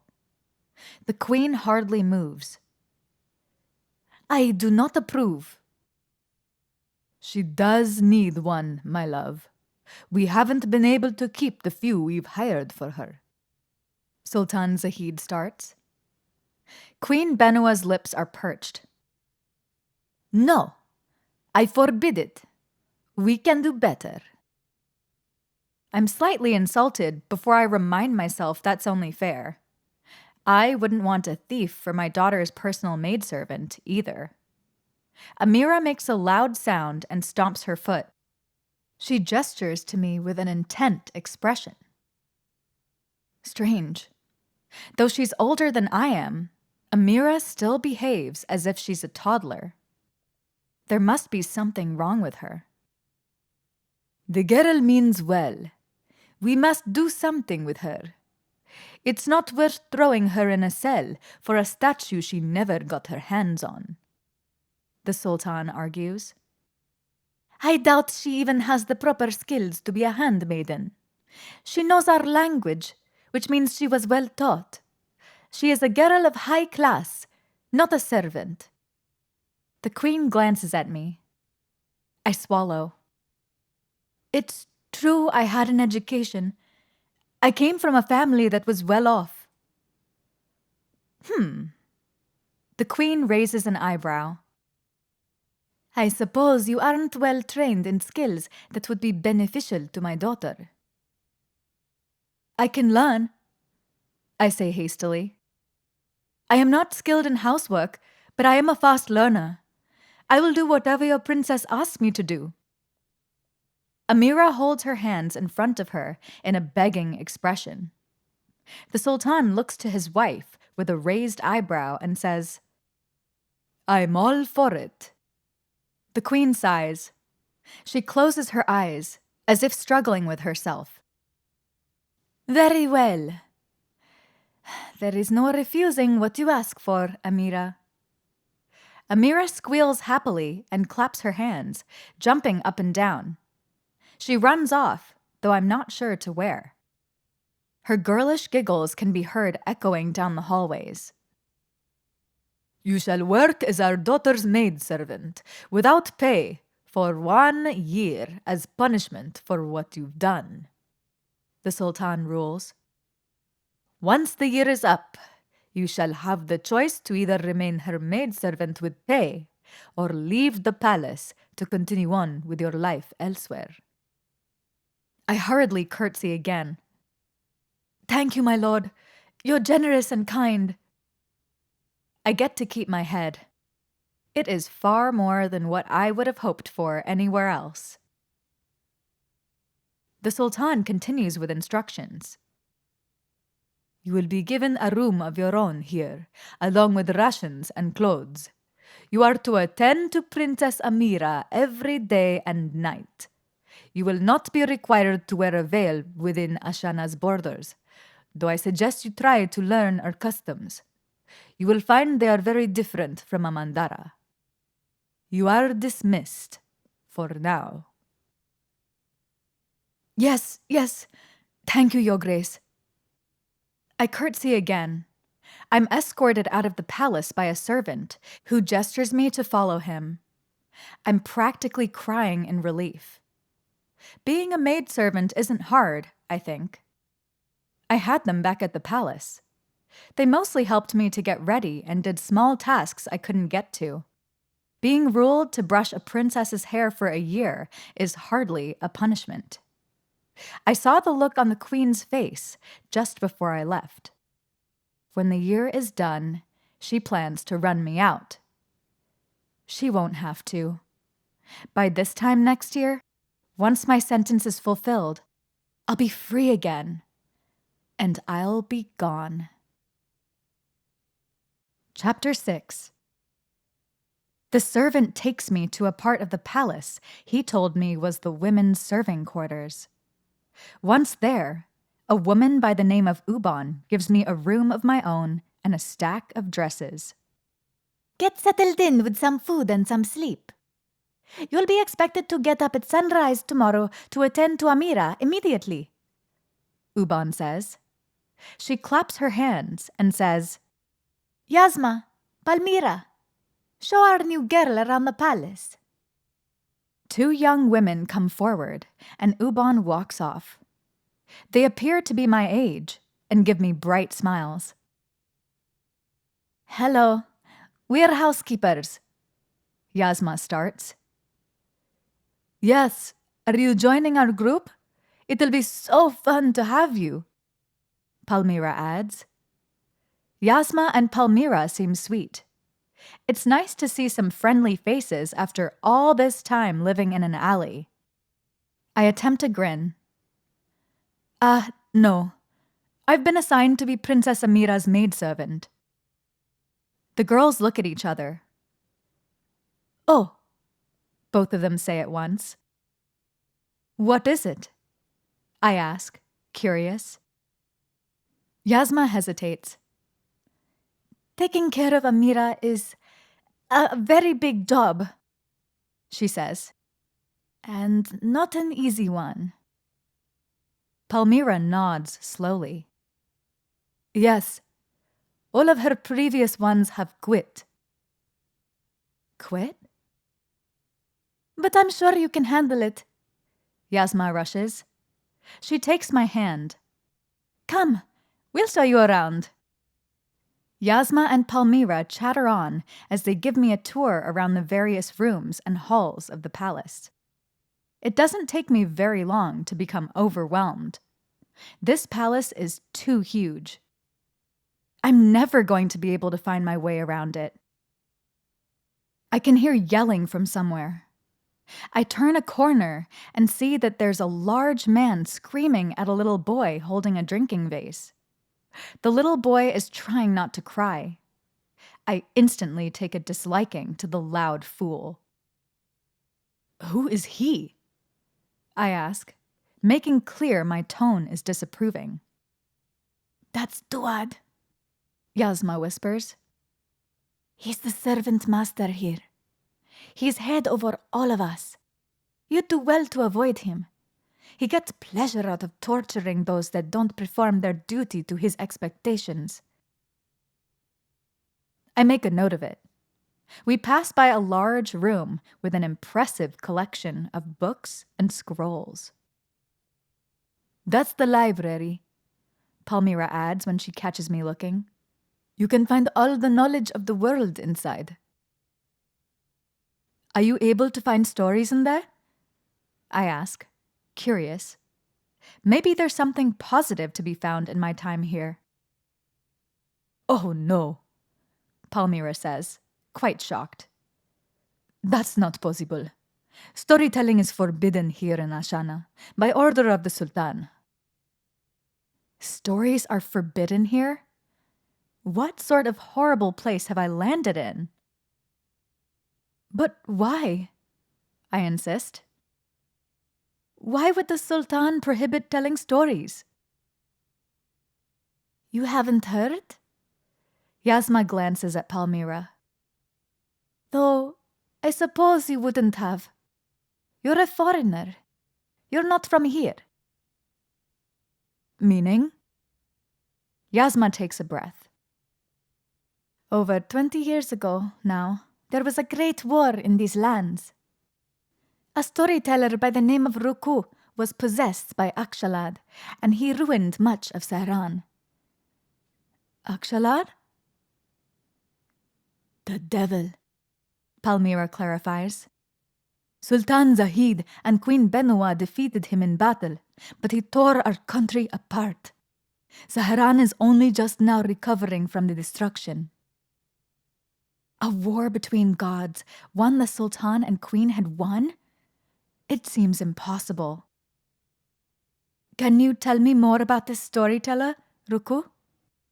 We are forbidden to speak of him. Yasma hurries. Just know to keep the name to yourself. You'll anger many people if you bring it up. Understand that he was the Queen's greatest rival, and it cost her much to rid our realm of him. I chance to ask another question. What will happen if you're discovered telling stories? You'll face a harsh sentence, though I haven't seen it happen yet. Too many people in Sahran are distrustful of storytellers after what happened, Palmyra says. A land where telling stories is forbidden, even hated. It seems insane. I make a resolution. The Sultan and Queen may own me for now, but they may never, never prevent me from telling stories in secret. We run into someone in the hall, a thin and wispy child, wearing long robes and holding a really thick book. He smiles nervously at us and gives a quick nod. Ladies, he says. I notice his eyes linger on me curiously before he shuffles off awkwardly, That's Khatib, the Sultan's fifth son. He's studying to become a priest of Al-Shams. Yasma clarifies. He's very nice. I should get to know their gods. Who is Al-Shams? He is the phoenix god that made the entire world, Palmyra says. We worship him through our holy book, the Onari, and through temple worship. We are awaiting his return to Sehran so that he can make the world new and good again. He sounds like Rura. How many children do the Sultan and Queen have? 12. Yasma responds casually. 12? That's a large number. Indeed. Palmyra smiles. They're very affectionate parents. Affectionate wouldn't be a word I would use to describe the Queen. Affectionate as a viper, maybe. But she did show quite a bit of adoration toward Amira. So maybe it's just me she hates. I've met a few of the brothers. Tamarik being the eldest. They don't look like siblings. I comment. Are their parents remarried? Yasma laughs. Oh no, Tamarik is adopted, as are all the others. The only child of birth the Sultan and the Queen have is their oldest daughter, Princess Amira. Adopted? 11 of them? Big families are common in this day and age, but what kind of insane people would willingly take in that many children? It is none of my business. If they can afford them, I suppose it doesn't matter.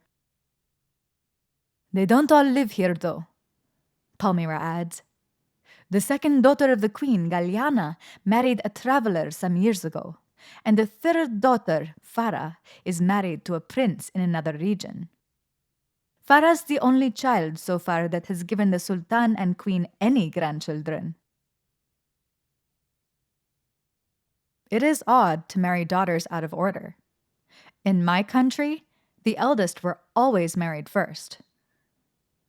Why isn't Princess Amira married? Yasma and Palmyra look at each other again. Amira is different, Palmyra begins. I think it was agreed upon by the Sultan and Queen that she would never marry. You will see why.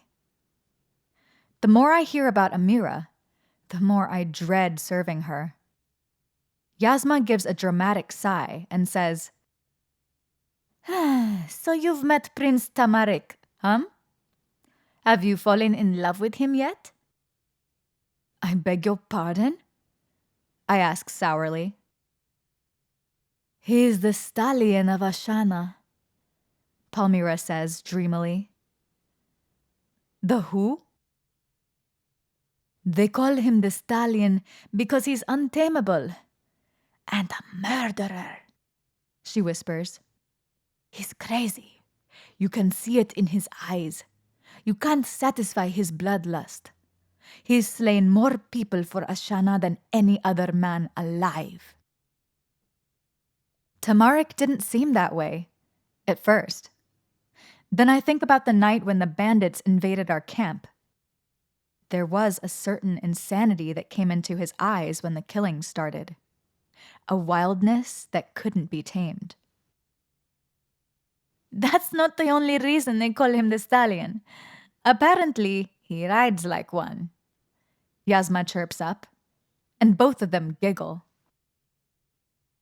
He's not promised to someone? I ask, surprised. Though I shouldn't be. His brothers hinted that he gets around. No. He's the oldest son in the royal family, yet still unmarried. Rumor is no woman can tame his heart. He'll come to you at night, then be gone from your bed by morning, never to return, Palmyra says. So many women have tried to keep him and failed. You can't break the Stallion. Though it's rumored one tryst with him can satisfy you for a lifetime. The other girl hums, as if she is already besotted with the thought of Tamarik crawling into her bed. Humph. Well, I certainly am not in love with him. I don't see what all the fuss is about him, really. My stomach growls, and Yasma looks at me. You're hungry. Come, let's get you something from the kitchens. The kitchens are a bustling place. They are wide and broad, dozens of people hurrying in and out. A barrage of smells meet my nostrils. I inhale, mouth already watering. Uban is there, making some sort of stew. There's a male cook next to her, mashing chickpeas. Yasma skips up and says, Mama, Tanvi is hungry. Uban glances at me, then shifts her back, her large bulk hiding what she is doing on the table. When she turns around, she has a bowl in her hands. Here, Fatush, Uban says. She places it into my hands, along with more of the flatbread. I look down. It's a collection of various lettuces, beets, bread, and onions, seasoned with some sort of dressing. I don't know what it is, but I eat it. It's very good. Tanvi is already asking questions about Prince Tamarik, Mommy, Yasma says, batting her eyelashes. I think she's taken with him. I am not, I say, outraged. You girls. Uban shakes her head. You all must stay away from that boy. The Stallion of Ashana is known to make fools out of many women. Don't be next. You mean the Mad Stallion? The cook says. His father should put him down. Shh. Uban hushes. The Sultan hears you talking like that, he'll have your head. I only repeat what the rest of Ashana says. That boy is dangerous. He butchers people, the cook states. Silence your tongue. I won't hear any more of it. Uban gives us a piece each of something square and soft. Hurry along now. I bite into what she gave me. It's sweet and flaky, though a bit too much for my taste.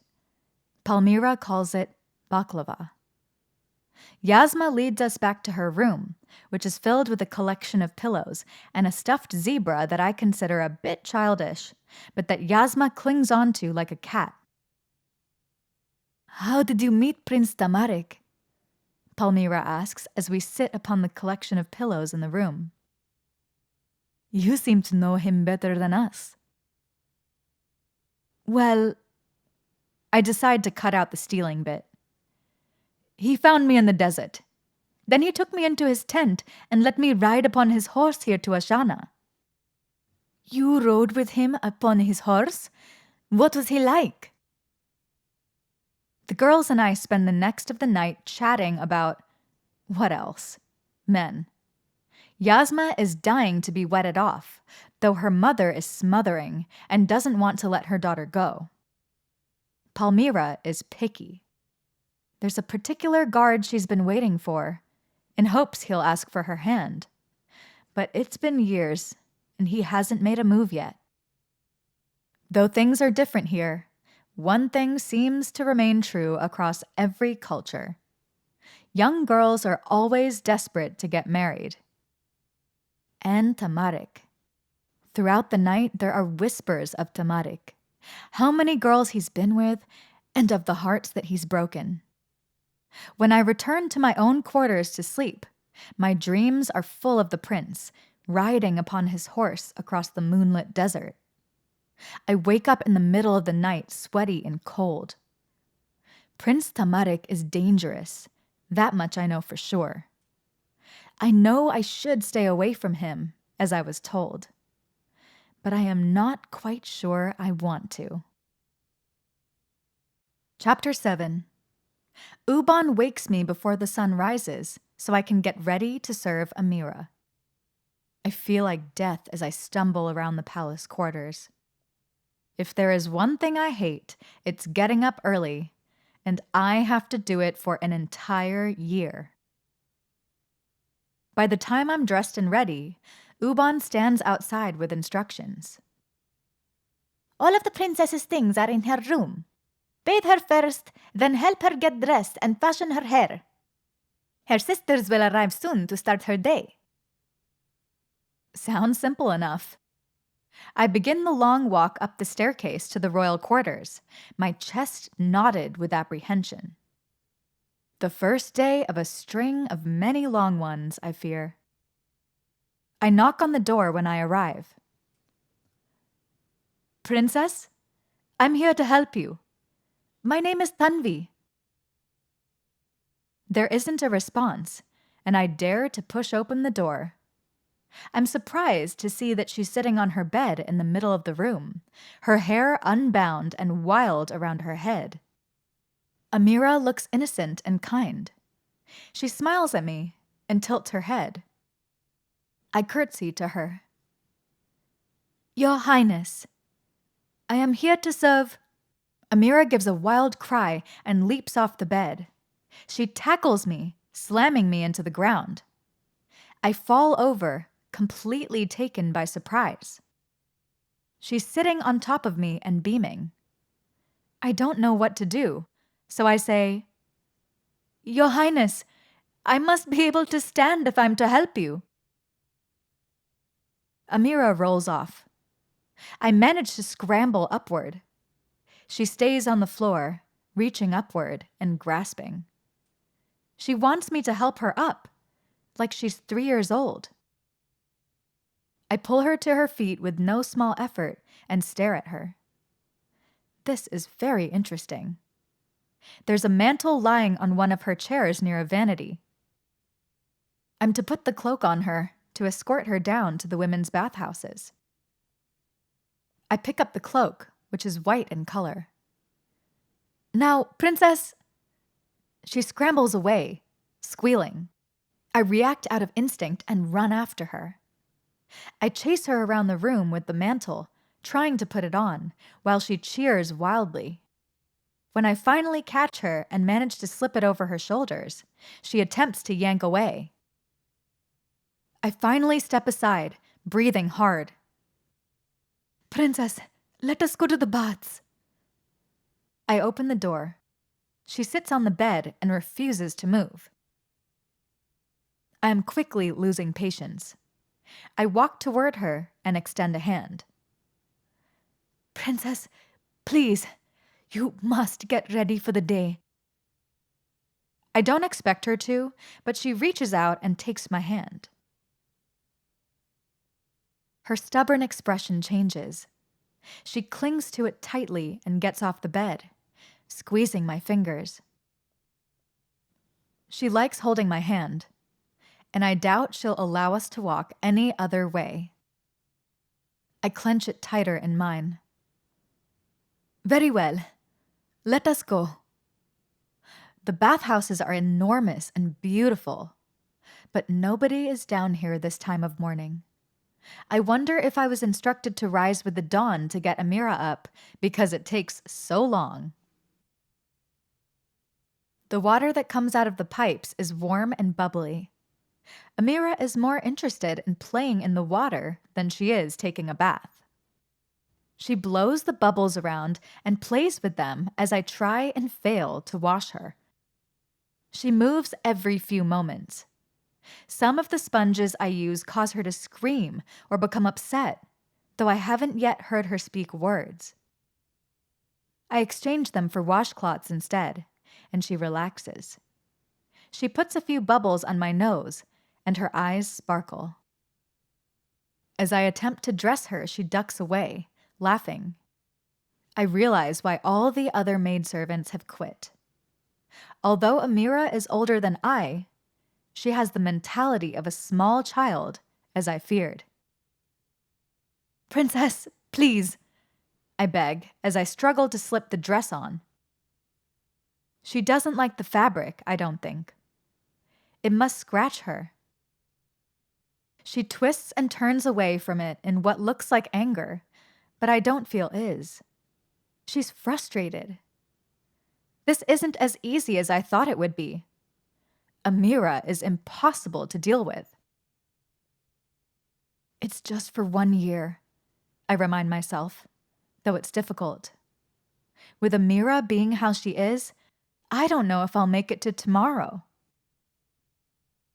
Quickly, I whisper, and the dress that Amira hated changed from rough wool to silk, and it no longer bothered the princess to wear. The fabric becomes soft and flowing underneath my hands, and Amira calms down. She allows me to slip the dress over her head and fasten the ties. Amira is wearing a mischievous smile. Slowly, she makes out, "You... magic." Her voice is strained, like it's difficult for her to communicate. She doesn't sound dumb, though. Quite the opposite. It's just hard for her to get people to understand her. Yes, Amira. I am magic. I am actually a princess, just like you, I tell her. Amira giggles. She pokes my nose again, where the bubbles used to be. I know she won't tell my secret. Not because she doesn't have the ability to, but for some reason, because I trust her. I take her into one of the rooms off of the baths to brush her hair.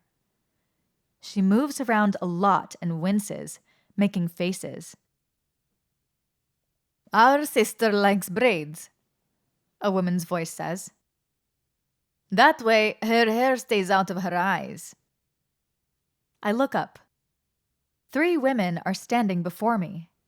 The first has a tough look and high cheekbones, with a simple dress and no veil.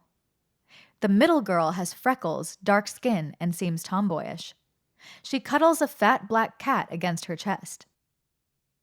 The smallest, 14 or so, has a heavier build, but is gorgeous. Her hair and makeup is ornately done, and she wears more jewelry than the others, a golden headpiece over her veil.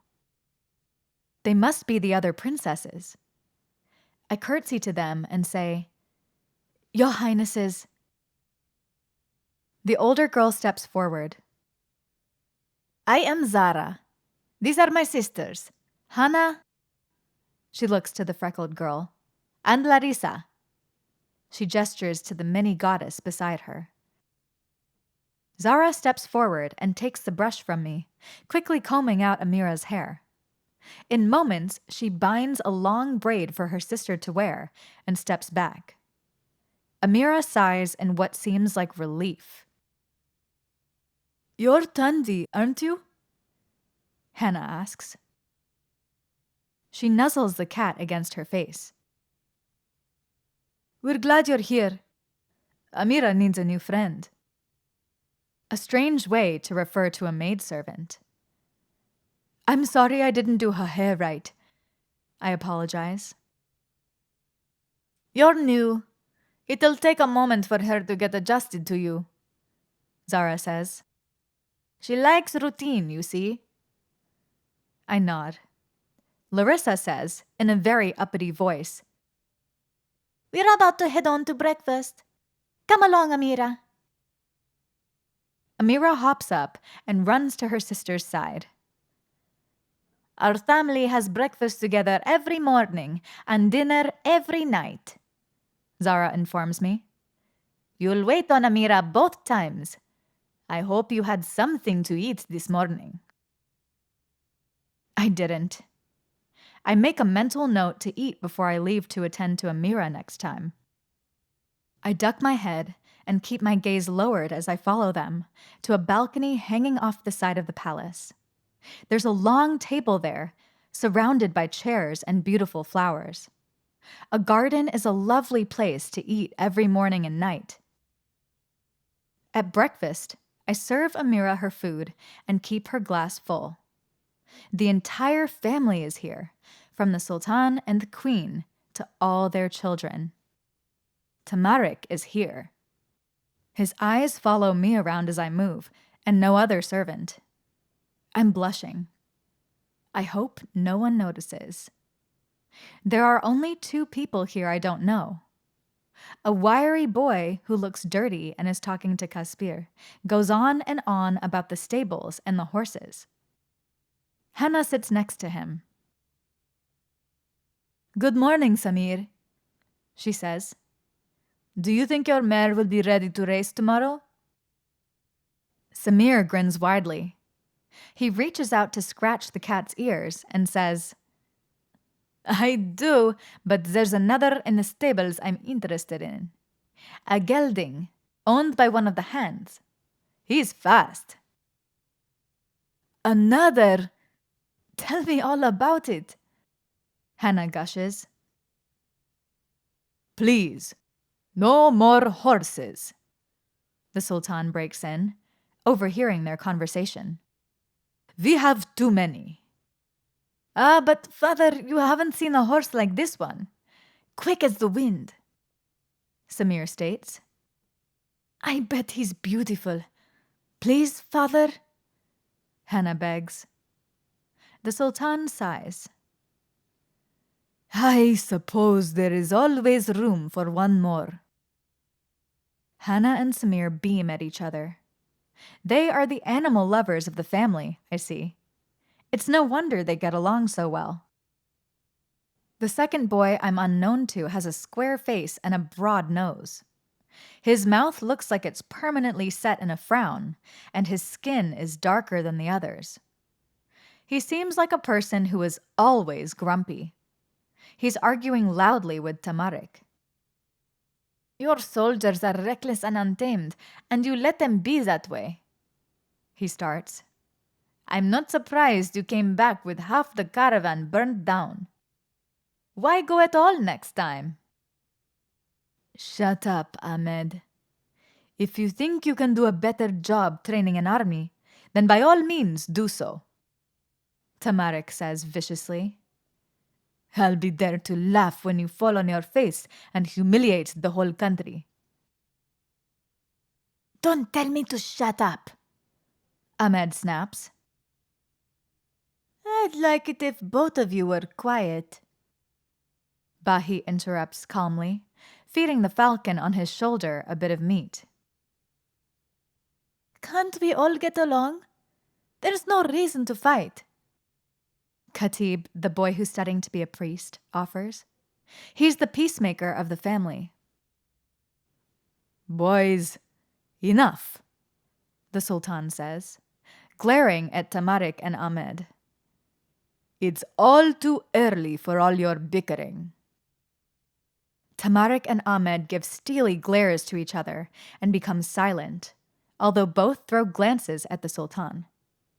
They're rivals, both vying for their father's attention. Interesting. "When are Shadi and Jamila Hara getting back?" Hannah pipes up eagerly. "Hopefully never," the Sultan grumbles. His wife waves him off and says, "Soon. They're nearly done with their business in Damask." My curiosity piques. There are no more children to speak of. Who are Shadi and Jamila Hara? Caspir is slurping up his food loudly, like a dog. Larissa wrinkles her nose and says, "Can't you eat in a polite, sophisticated way?" Caspir grins, food smeared across his face. "Want to share?" He wipes away the food that was on his face and smears it across his sister's cheek. Larissa shrieks, wiping away the sauce. "Disgusting!" The Sultan and Queen give each other a look that reads they believe they're handling a zoo. I don't have any time to pay attention to the rest of the meal. Amira is messy, and she needs constant attendance with her food. I have to struggle to keep up. But I notice the Queen's eye is on me, so I do my very best to make sure I look efficient. After breakfast, Amira and her sisters leave to a drawing room, while the boys go off in separate directions. Tamarik and Ahmed, I notice, stay together. I can hear their arguing from here. The rest of the morning is filled with typical handmaiden-like duties. I help Amira with drawing and weaving, getting whatever supplies she needs. She likes using the loom, but she can't paint, and it ends up getting all over me and my dress. Hannah mostly ignores her loom because she's too busy playing with the cat. Larissa, who I notice doesn't want to do much of anything but lay on the couch, get fanned by her maidservant and talk about herself, goes on and on about some boy named Jafir. From what she says of him, I'm not impressed. Zara looks very bored with her sewing. I wonder what's up with her. I'm sent to fetch the princess's lunch around noon, and I manage to grab a quick bite for myself in between. Afterward, Amira is summoned to another place in the palace for what I am told are lessons. I'm not sure what Amira and her sisters are instructed in, and I'm curious enough to want to sit in on the lessons, but I know that's not allowed. I'm no longer a royal, but a servant now. While Amira is being taught, I'm sent off to run some errands for her. I'm sent to fetch water whenever she needs, deliver letters on her behalf, thanking people for various gifts and presents, prepare her clothes for the next day, and organize her room. I come back to the lesson room exhausted, but the day's not over yet. Just before dinner time, Amira prances over to me. Amira always goes for a horse ride at the end of the day, Hannah informs me. Most of us do. I just want to sit down, but I force a smile and curtsy. Of course, Your Highness. Larissa says she doesn't want to come, but Zara and Hannah do. They walk down to the stables with us. I'm in one of the main hallways and thinking how nice it'll be to get to my bed at the end of the day when a loud explosion shakes the palace. Is someone using gunpowder again? I start, thinking that the palace is being attacked in the middle of the blasted day, but Zara grabs my arm and holds me in place.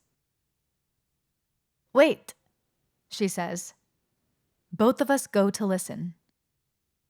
By Al-Shams Shadi, what have you done this time? The Sultan's voice roars from around the corner. Zara and Hannah grin. It appears Shadi and Jamila Hera, whoever they are, have arrived, and apparently with a bang. Do you think Uncle Shadi set the bathhouse on fire again? That would be so exciting, Hannah says, and she giggles. I wonder if it'd be funny or terrifying if he managed to accidentally blow up the West Wing, Zara comments. Shadi and Jamila Hera must be their aunt and uncle. That explains things. Further down the hall, there's the smell of smoke, a telltale sign that, yes, the West Wing did explode. Nobody is screaming, so I imagine no one is hurt. Just inconvenienced. I can hear the Sultan screaming from here. This is ridiculous, Shadi. How do I have 12 children and not all of them combined can manage to attempt the chaos you cause on a daily basis? The Sultan asks. Your children are all grown now, a high-pitched, whiny voice says with a sniff. They hardly compare. They couldn't keep up with you when they were little. The sisters suppress a small chuckle, and we exit the door. Down by the stables, Samir is brushing a gelding, a brand new present from his father, no doubt. Hannah rushes down to fawn over the new addition. I see him. Tamarik. He's riding the black stallion around the circular arena that's meant for training. Ahmed is there as well, on top of a bay mare. They seem to be racing. They go around the track several times and yell at each other about who crossed the finish line first. Amira nudges me. She's smiling. I look around, hoping no one else has seen, but Zara is already through the stable doors and is leading out 2 horses, a white mare and a chestnut gelding. She hands the white mare's reins off to Amira. I go to help, but Zara holds out a hand to stop me and says, "Amira can handle horses fine on her own. You'll see." Amira leads the white mare to the arena and mounts up. I watch as the white mare follows every command Amira gives willingly and with gentleness. I doubt she even needs a bridle or saddle to ride. Even though Tamarik and Ahmed's mounts race by, the mare doesn't start or fidget. Amira has her completely under control. It's astonishing how well the horse responds to her. Tamarik catches me watching them. He slows down his horse to a trot and winks at me. Something in my insides dips and bends. After some time of watching the royals ride, Zara shouts out to me, "Tanvi, please fetch us some water to drink." I nod obediently. It is hot out here. We could all use some water. I grab a jug from the side of the fence and walk away from the stables. I'm not sure if there's a well nearby. I saw women drawing water from the waterfall room earlier. I should go there. I proceed into the palace, jug in hand, but as I'm about to draw water, someone asks for me. "Miss Tanvi," a guard states, and I turn. "The Sultan and Queen would like to see you immediately." My body turns cold. Whatever did I do to cause a summoning? Did I mess up somehow? I put the jug down and obediently follow him. He leads me to a secluded room, draped with red fabrics and ornate couches. It looks like some sort of sitting room. The Sultan and Queen are both there. I close the door behind me, shutting myself in. The Queen gives me an unreadable stare and asks, "Why didn't you tell us you had magic?" Chapter 8. I gape. How could they have... From behind one of the curtains, 2 figures appear. One is a male with furry goat's legs, a long oxen tail, and green skin. His companion beside him is female, and she has blue skin with 4 arms. Both of their eyes are pitch black, with no pupils. The female steps forward. "Greetings. I am Jamila Hera, and the unfortunate bumbling fool at my side is my husband, Shadi." I nearly collapse on the floor. "You are gods!" I exclaim. I drop to my knees and bow lowly, putting my head to the floor. I can hear cloven hooves tapping on the floor in delight. "Gods, you say? Mila, she called us gods. We should keep this going." "Shut up," Jamila Hera says, slapping her husband across the arm. Shadi yelps. "Get up, girl. We are not gods. We are merely jinn." I rise slowly, confused. "Jinn?" Shadi sighs. "We never can stay like this for long, can we?" There's a swirling of wind and a bit of smoke. Where the godlike figures once stood are now merely a man and a woman, middle-aged and plain-clothed. But I'm not fooled. It's a disguise. "Don't be frightened," Jamila Hera begins. "Jinn are a magical race, not much unlike you." "Like me? It can't be possible." "You didn't answer my question," the Queen says, cutting off the conversation and glaring at me. "Why didn't you tell us you had magic?" Benoit, give her a chance to explain herself. Sultan Zahid begins. Why? She could be a spy. Queen Benoit's eyes narrow. She can't be trusted. Shadi steps forward and crosses his arms. Miss Tanvi, is it? He asks, and I nod. As Jinn, we can sense magical presences the moment we are in proximity of them, and our senses went off immediately the moment you came within walking distance. We know you have magic, although we don't know what kind. So it'd be best if you got on with the truth, young lady.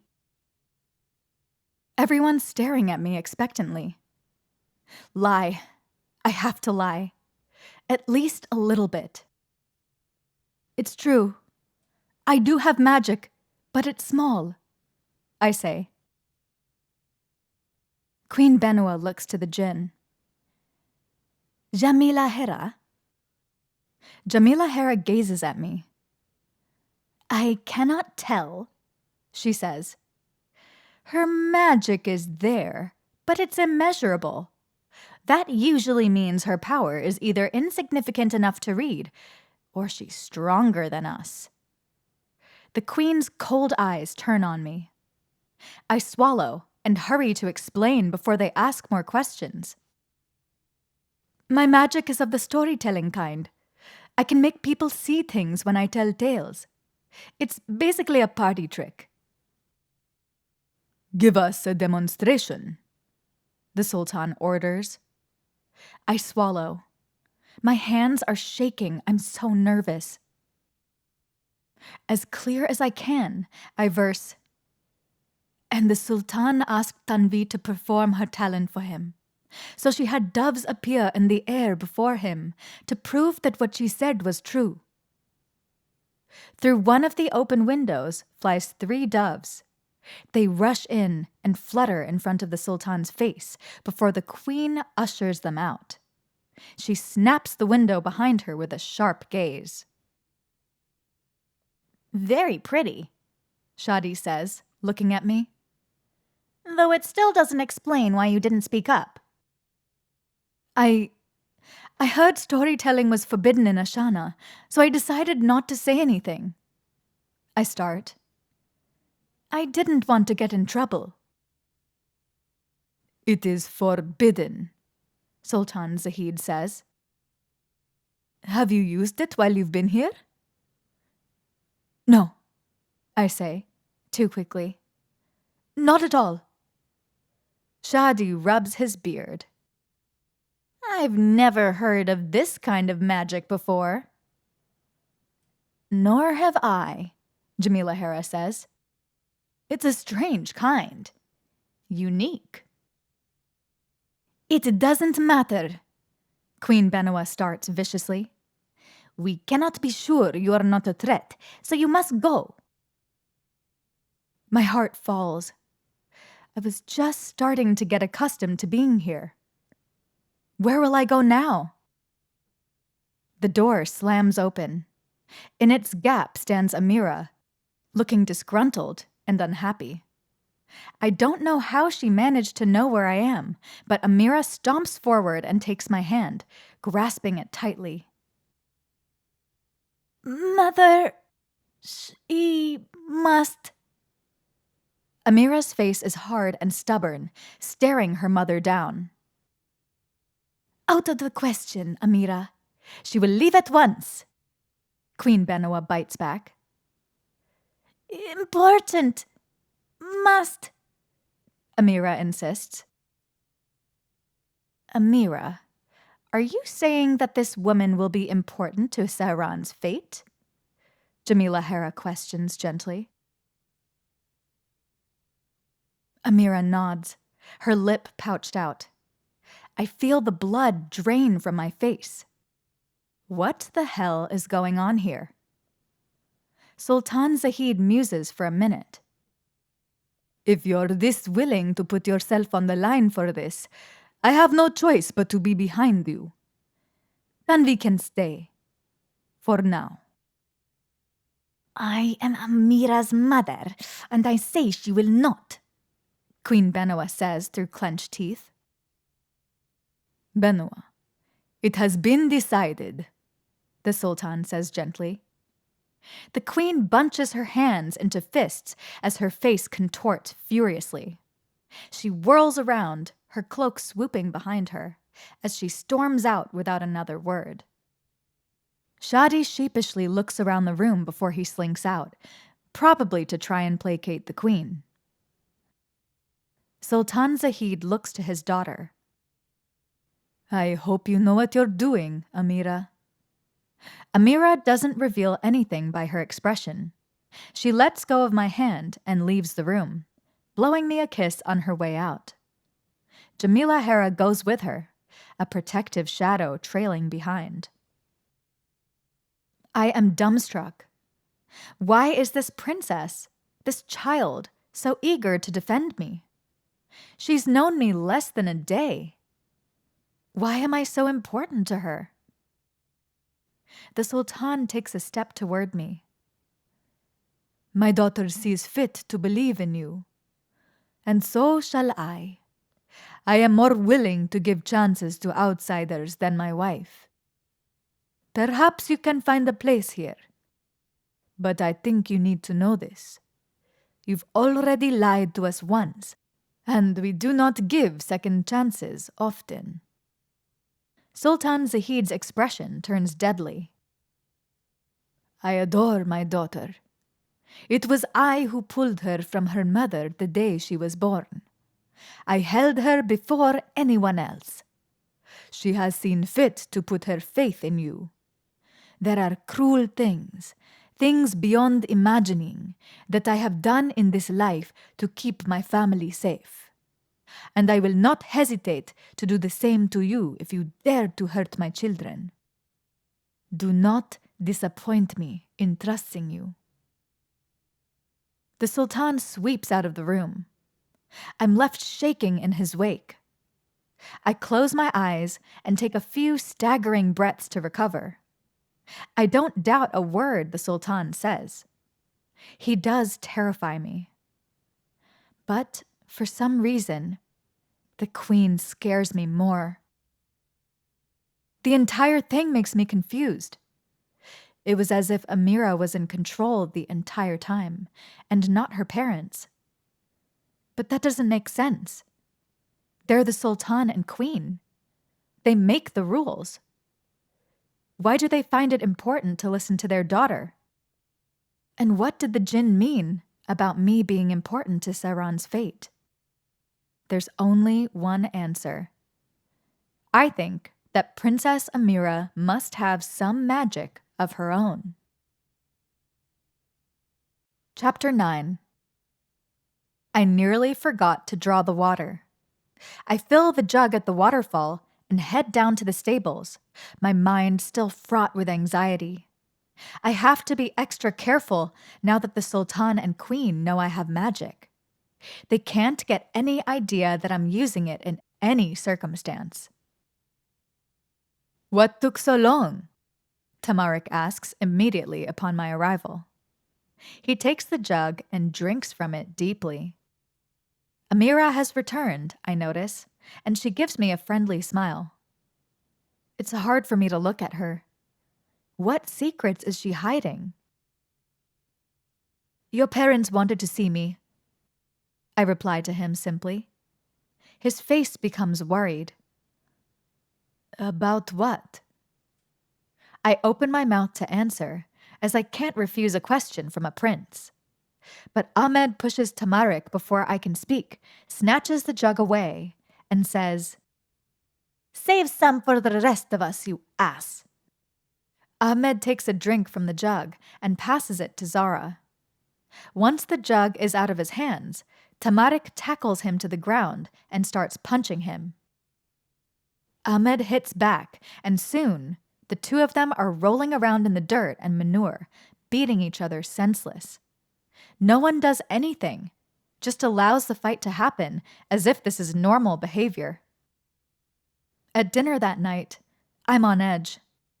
I'm glad I didn't have anything to eat beforehand because I most certainly would toss it up. The queen pretends like I'm not there, though the rest of the table acts completely normal. Amira gives me kind looks, as if telling me not to worry. I want to run. When dinner is over, Amira returns to her chambers and dismisses me for the night. At least, I think she does.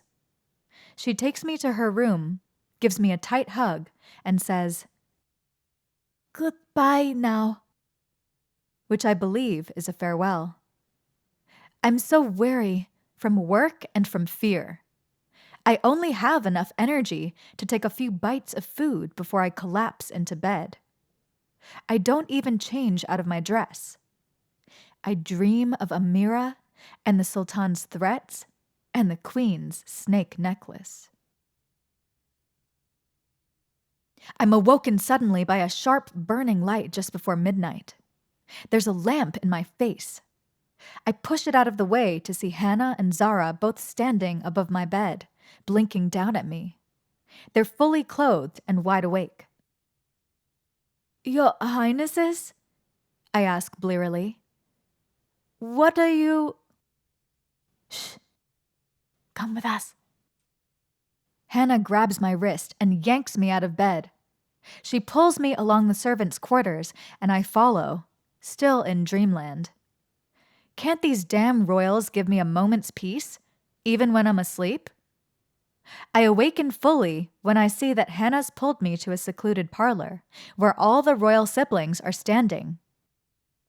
Tamarik, Ahmed, Bahi, Khatib, Samir, and Kaspir are here, along with Larissa.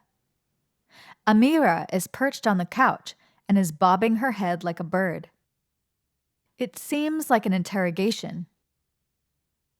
What's going on? I rub my eyes. We want to see your storytelling magic. Hannah hushes. Please, show us. My eyes widen. How did you know about that? Father and mother told us. They say we're to be careful around you and strictly avoid listening to any stories you might tell, Zara says, before she adds deviously. So, obviously, we'd like to see it in action. I shake my head. I can't. The Sultan forbade me, and I don't want to get any of you in trouble. Please, please, Hannah begs. We never get a bit of excitement. Tell us just a small story. Amira wants you to. Amira blinks at me sincerely. I feel odd. I turn to Khatib. How do you feel about this? You're supposed to be a priest. Khatib dances nervously and shrugs. Some rules are meant to be broken, I suppose. My curiosity is far too extreme for me not to wonder. I'd like to see how it works. I don't believe magic is particularly sinful, anyhow. Al-Shams didn't make a law against stories. My father did. No help from him, anyway. I open my mouth to speak again, but Kaspir barges in. Amira says you're going to be important to all of Sehran. Kaspir starts, bouncing beside me. Is it true? Enough, Tamarik snaps, speaking for the first time. We're not to talk about that. But, Kaspir says. No. Tamarik turns his attention to me. We shouldn't do this. Father says it's forbidden. Tamarik is very much a daddy's boy. You're a grown man. Do you always do what your father says? I ask. No, Tamarik shouts, but he reddens. Anyway, we can't do it here. It's too likely we'll be walked in on. We should go into the desert, Hannah shouts. Tonight, right now, where no one will see. It'll be such an adventure. Please, Tam. Tamarik hesitates until Ahmed spitefully puts in, That's asking for a lot. Tanvi's right. Tam's too afraid of getting caught. Tamarik lashes out and grabs his brother by the front of the shirt before he shoves him away harshly. I'm not afraid. Tamarik gives me a harsh look. Fine. Let's do it. After all, what can stories really do? I look at the siblings. Their faces are bright with anticipation. The Sultan just threatened me not to put his children at risk. Exposing them to storytelling when it's against the law probably counts. Something like this could easily get me executed. Or worse. If we're discovered, I'll pay the price. Heavily. But I haven't told a story, especially not to an audience, in so long. It feels like my soul is dying because of it. What's the use in living if I can't partake in my craft? It's worth the risk. Very well, I say. Let it be tonight, if your highness's request. Tamarik makes a skeptical noise. As you wish. Samir is able to sneak into the stables and get his friends to get us some horses. I choose to ride with Tamarik again, as I'm not too good with horses. I notice there's a boy that's joined the group, a few years younger than Tam. He's wiry with a kind face and seems shy. He gives me a bashful smile when I look at him. This is Kamran. He's one of us, Samir states. He'll take your secret to the grave. Kamran nods enthusiastically. I give him a wary smile.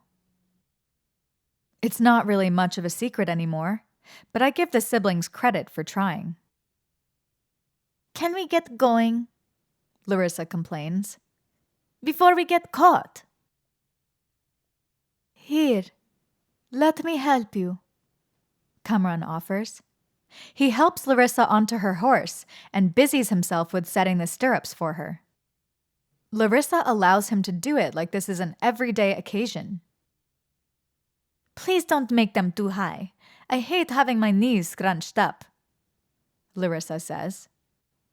Anything for you, princess, Kamran says, and his cheeks turn red. It doesn't take a brilliant mind to see that Kamran likes Larissa very much. Let's go, Tamarik says. He's already boosted me up onto his stallion.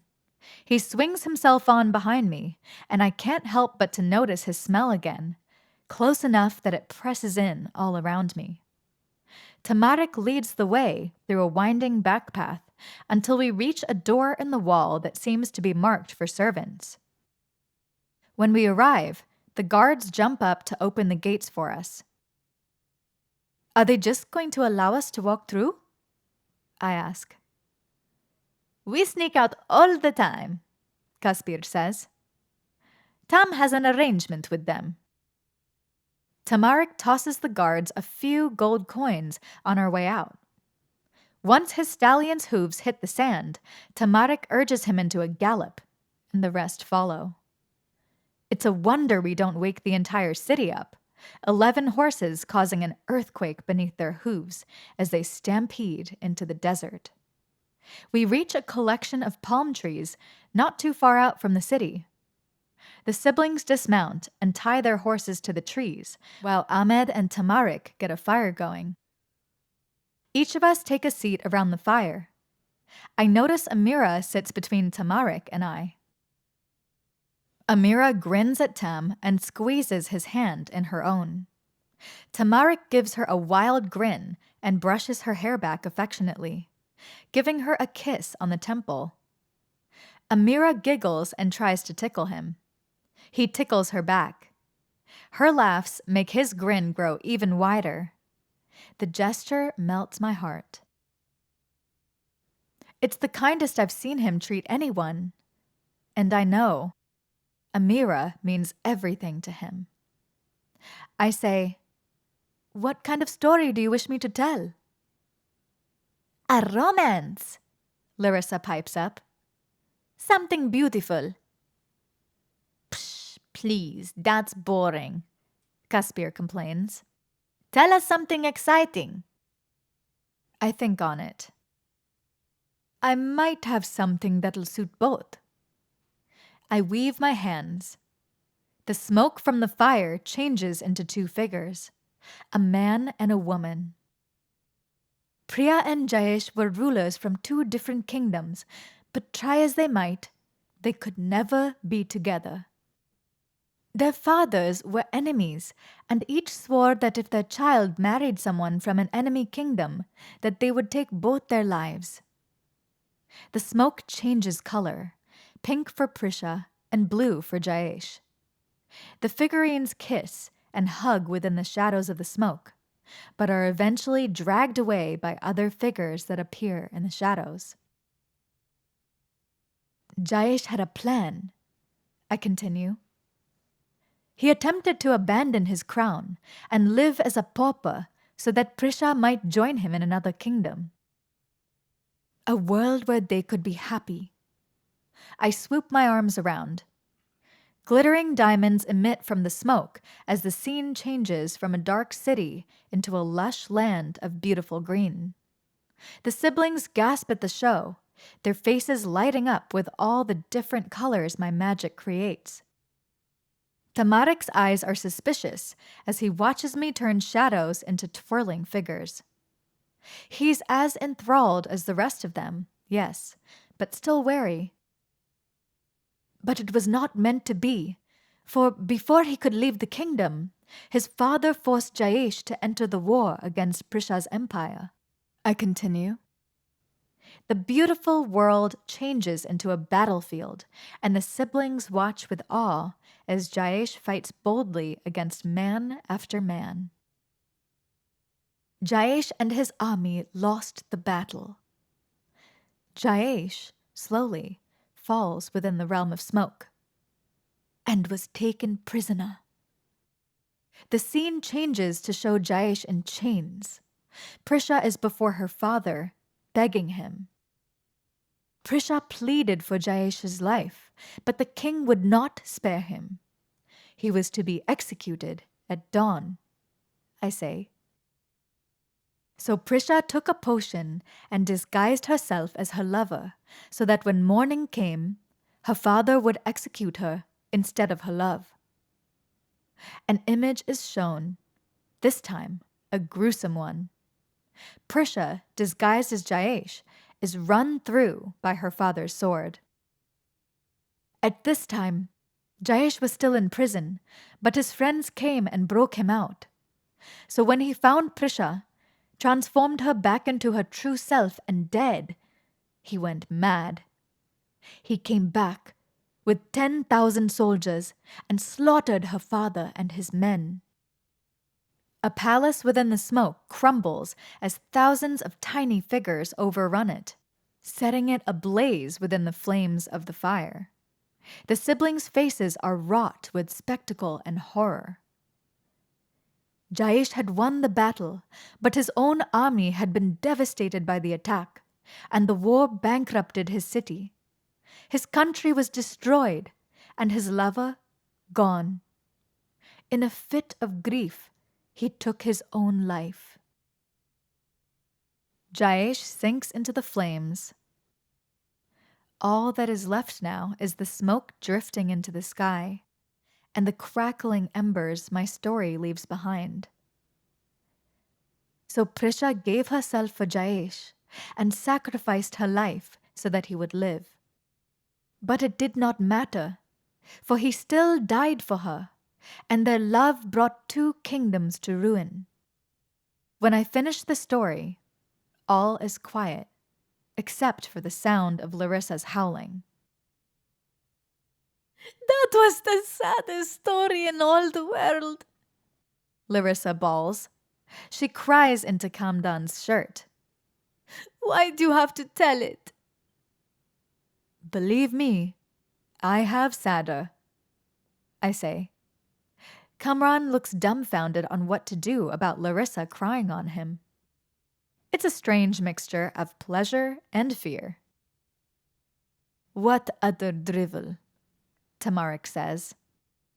You couldn't have picked anything happier?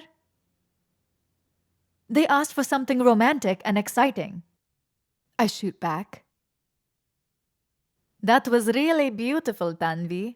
You truly are talented, Zara adds, shooting Tamarik a glare. It was incredible to watch. Thank you, I say sincerely. It's been a long time since I practiced my craft. Don't listen to my brother. We all enjoyed it, I'm sure, Ahmed says. You're a gifted storyteller. I appreciate that, I say. Then, as an afterthought, it makes me miss home a little less. Amira gives a happy clap, showing me she thought I did a good job. Do you have any more? Kaspir says eagerly. I'd like to stay up all night listening to you telling stories. His siblings, save for Tam, all nod eagerly. Lots, I say, amazed they're so intrigued. I go to say more, start with a comedy instead, something with more cheer, but there are roguish voices on the horizon that I do not recognize. I hear horses, and they are not our own. I notice figures with covered faces charging over the dunes, raising swords and coming directly at us. There are only about 6 or so, but it doesn't seem to dissuade them that we have a larger group. Bandits, Tamarik says. He stands up, unsheathing his sword. Boys, get the girls to safety. No one waits around. It's a mad rush to the horses. The siblings jump onto their mounts and race away. Tam's the only one who stays behind, facing the bandits with gritted teeth and a crazed look in his eye. He means to take them on all alone. Now I know why they call him the Mad Stallion. Most of the siblings are far away by the time the bandits reach us, but I'm not experienced with horses, and I have trouble mounting Tamarik's stallion.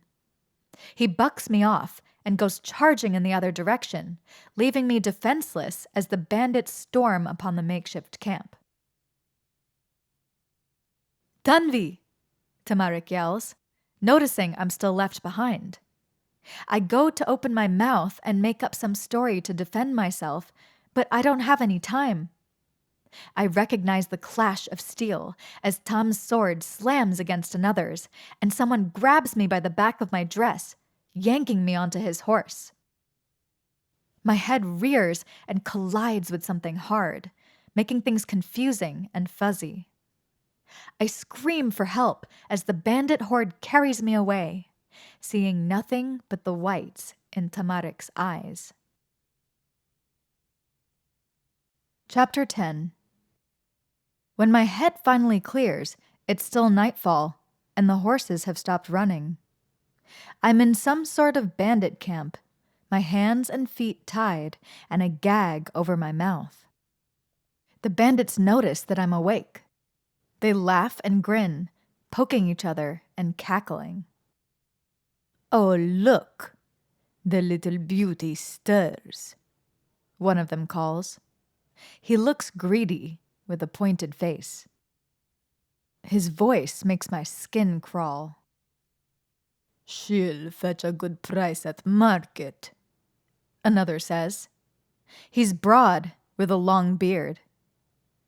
Beautiful as she is. They don't make whores like that in Serran. I'd spit on him if I had the chance. Another bandit, a greasy fat one, starts crawling toward me. Might as well get our turn in while it's free, won't we, boys? His comrades mumble words of eager agreement. The disgusting cur reaches for the edge of my dress, grinning. I kick out and try to scrabble away, but his hand catches hold of my skirt. There now. Don't struggle. We won't hurt you much. He yanks me forward, and I almost stumble on top of him. He leans in for a horrid kiss, and I turn my head away, but then there's a whooshing sound and the smell of blood. I open my eyes as the bandit makes a gargling noise. A large throwing knife is embedded in his chest. The bandit uncurls his hand from my dress and falls over, dead. I am in shock. The other bandits barely have time to get to their feet before they topple over one by one. Tamarik moves so fast, I hardly realize that he's there before he's fallen 3 men. He beheads the first man that dares to get close and slices open the torso of another, causing innards to splash open onto the ground. The fire the bandits lit cast him as a vicious devil from hell, as he eliminates the bandits from this earth like it's the reason why he was put here. In seconds, he ends their lives, slitting their throats or ramming his sword through their chests. All that's left is a bloody, messy heap in the sand and the crackling of the fire. I'm screaming behind the gag.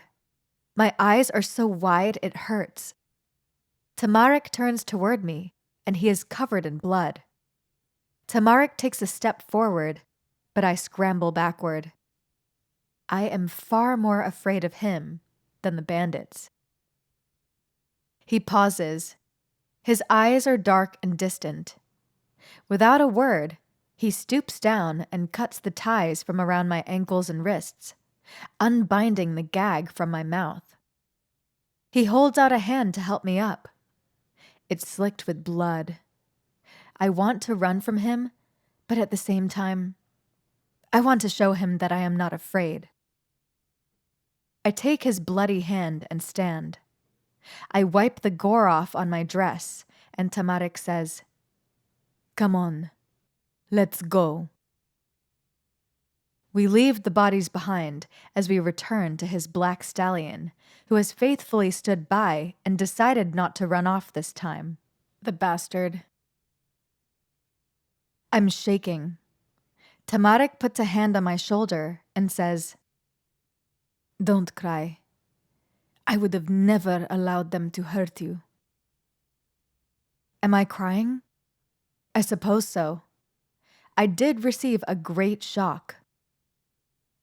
I thought they were going to...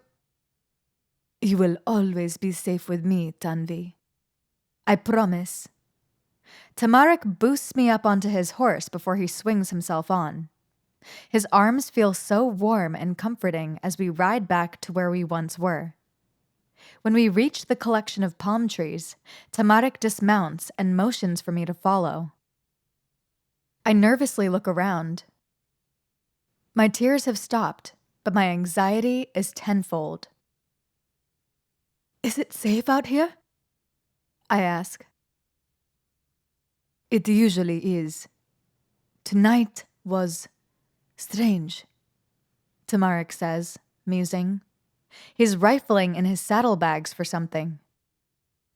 "Strange?" "Yes. They have a lot of nerve looking for stragglers this close to Ashana. Slavery is outlawed in our city, and any slavers found my father deals with harshly. In permanent ways," Tamarik says darkly. "Slavers found within 100 miles of the city are not tolerated." He makes himself very clear. To my surprise, he brings out a fresh shirt. He notices my bewildered expression. "I always carry extra provisions in my bag, even if I'm just sneaking out for the night," Tamarik says. "I found myself without them far too many times when they're desperately needed."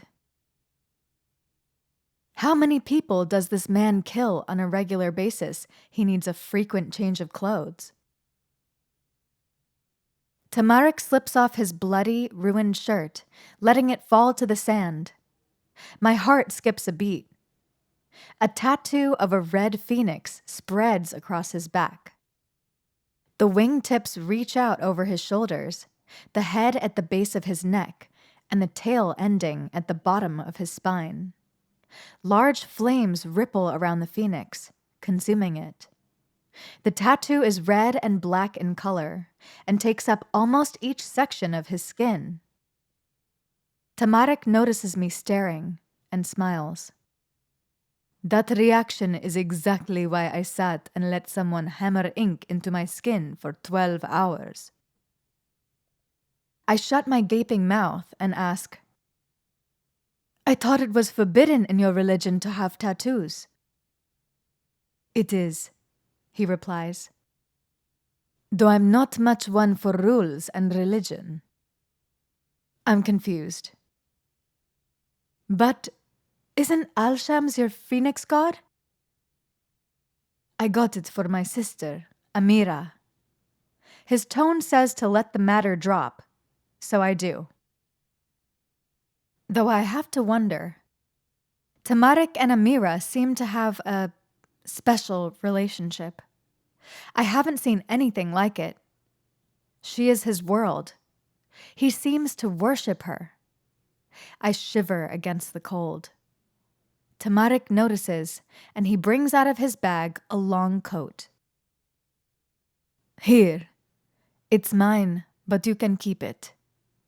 He places it around my shoulders. I take a deep inhale as I wrap it around me. Vanilla and cinnamon. I immediately feel comforted. I decide that I need to thank him for saving my life. I really want to express my gratitude, I begin. If you hadn't come along when you did, those bandits would have surely... Don't, he starts, and he winces. Don't thank... Please. Tamarik does something strange.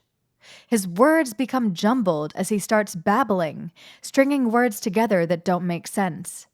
His entire body shakes, hands especially, as his eyes darken and he turns into someone that isn't him. He closes his eyes as if he's trying to stop living some unending nightmare. I watch the scene, baffled, as Tamarik's shakes begin to get worse. He reaches out to steady himself on his stallion, and he cries out for someone to save him that isn't there. It's painfully difficult to watch, and scary. I realize he needs me.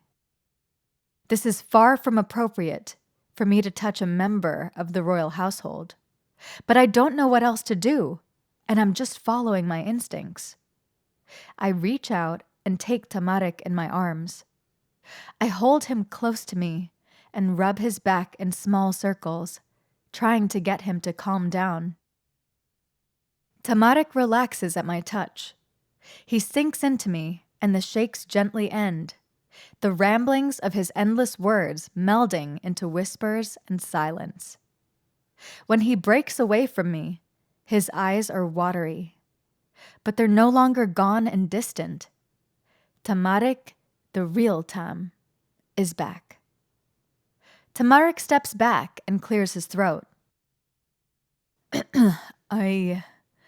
I apologize. I didn't mean to frighten you.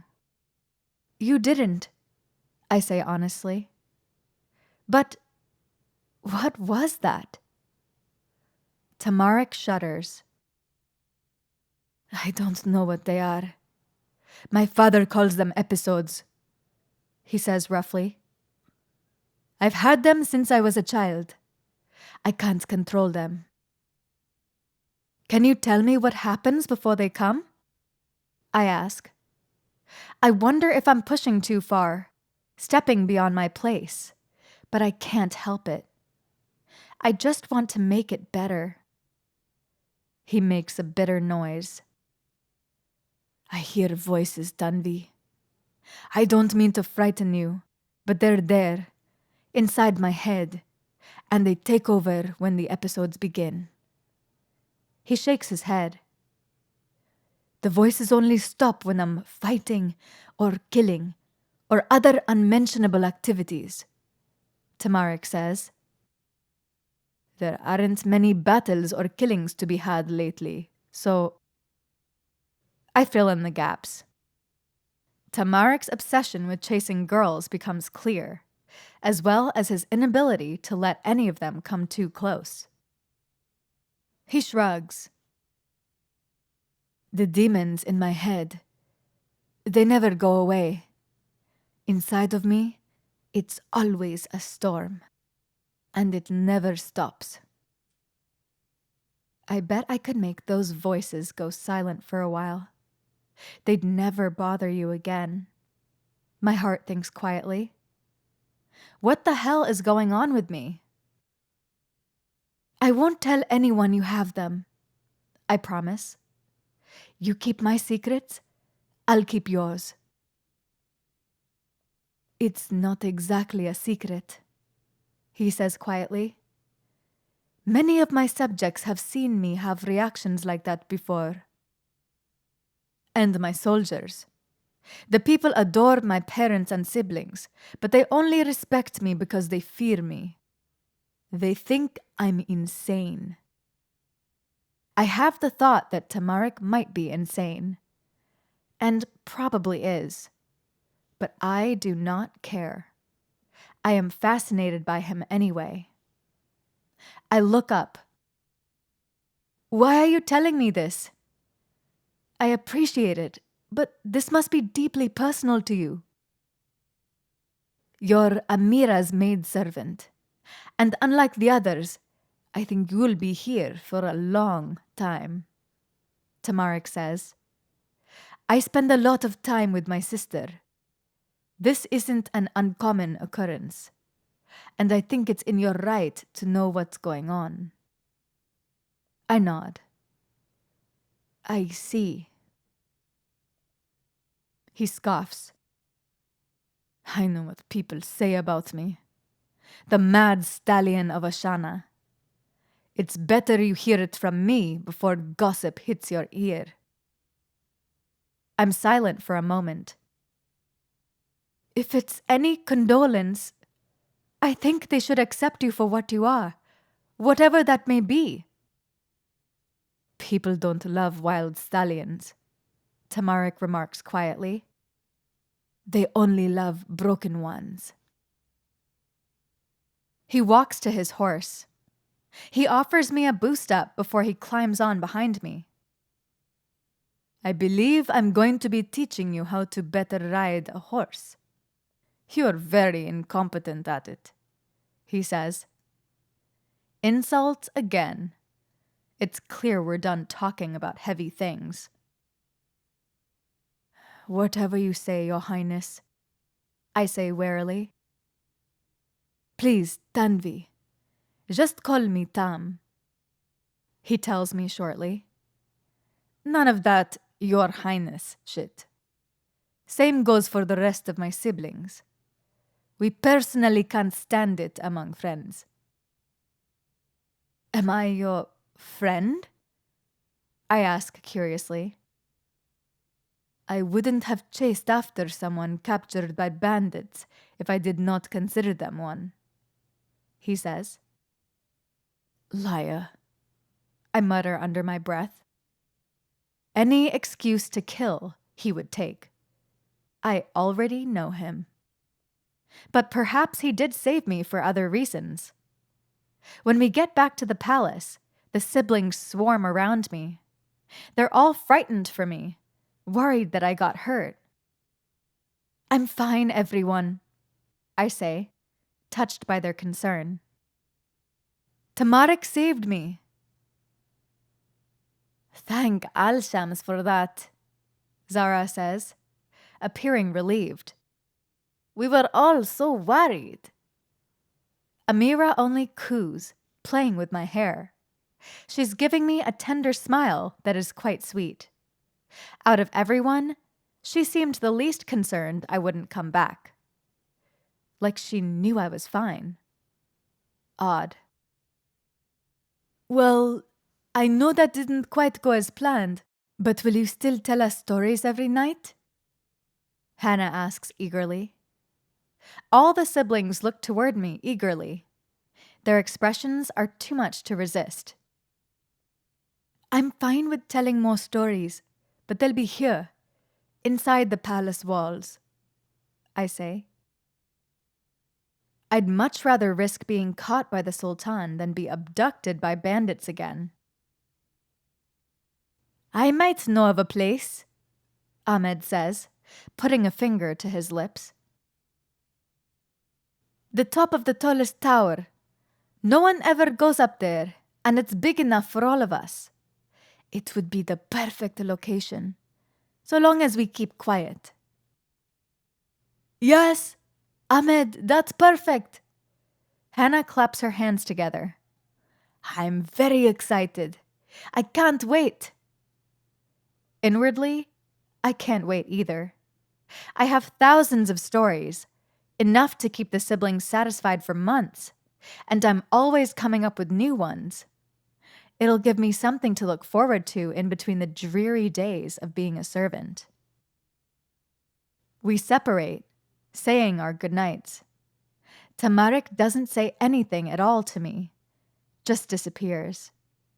I return to the servants' quarters so I can at least get a few hours of sleep before I have to get up again.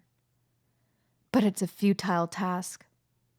I lay awake, tossing and turning with thoughts of Prince Tamarik on my mind, the memory of how he brutally and eagerly slaughtered those men. Every instinct within me cries that I should be running as far away from Tamarik as I can, but my heart tells me to run toward him. Chapter 11. A month passes quicker than I expect it to in the palace. Amira keeps me busy, very busy. I collapse in exhaustion almost every night on my bed. But I never get very much sleep because the siblings beg me, literally beg me, to tell them more and more stories in the tallest tower under the cover of midnight. When I finally do sleep, I dream of Tamarik.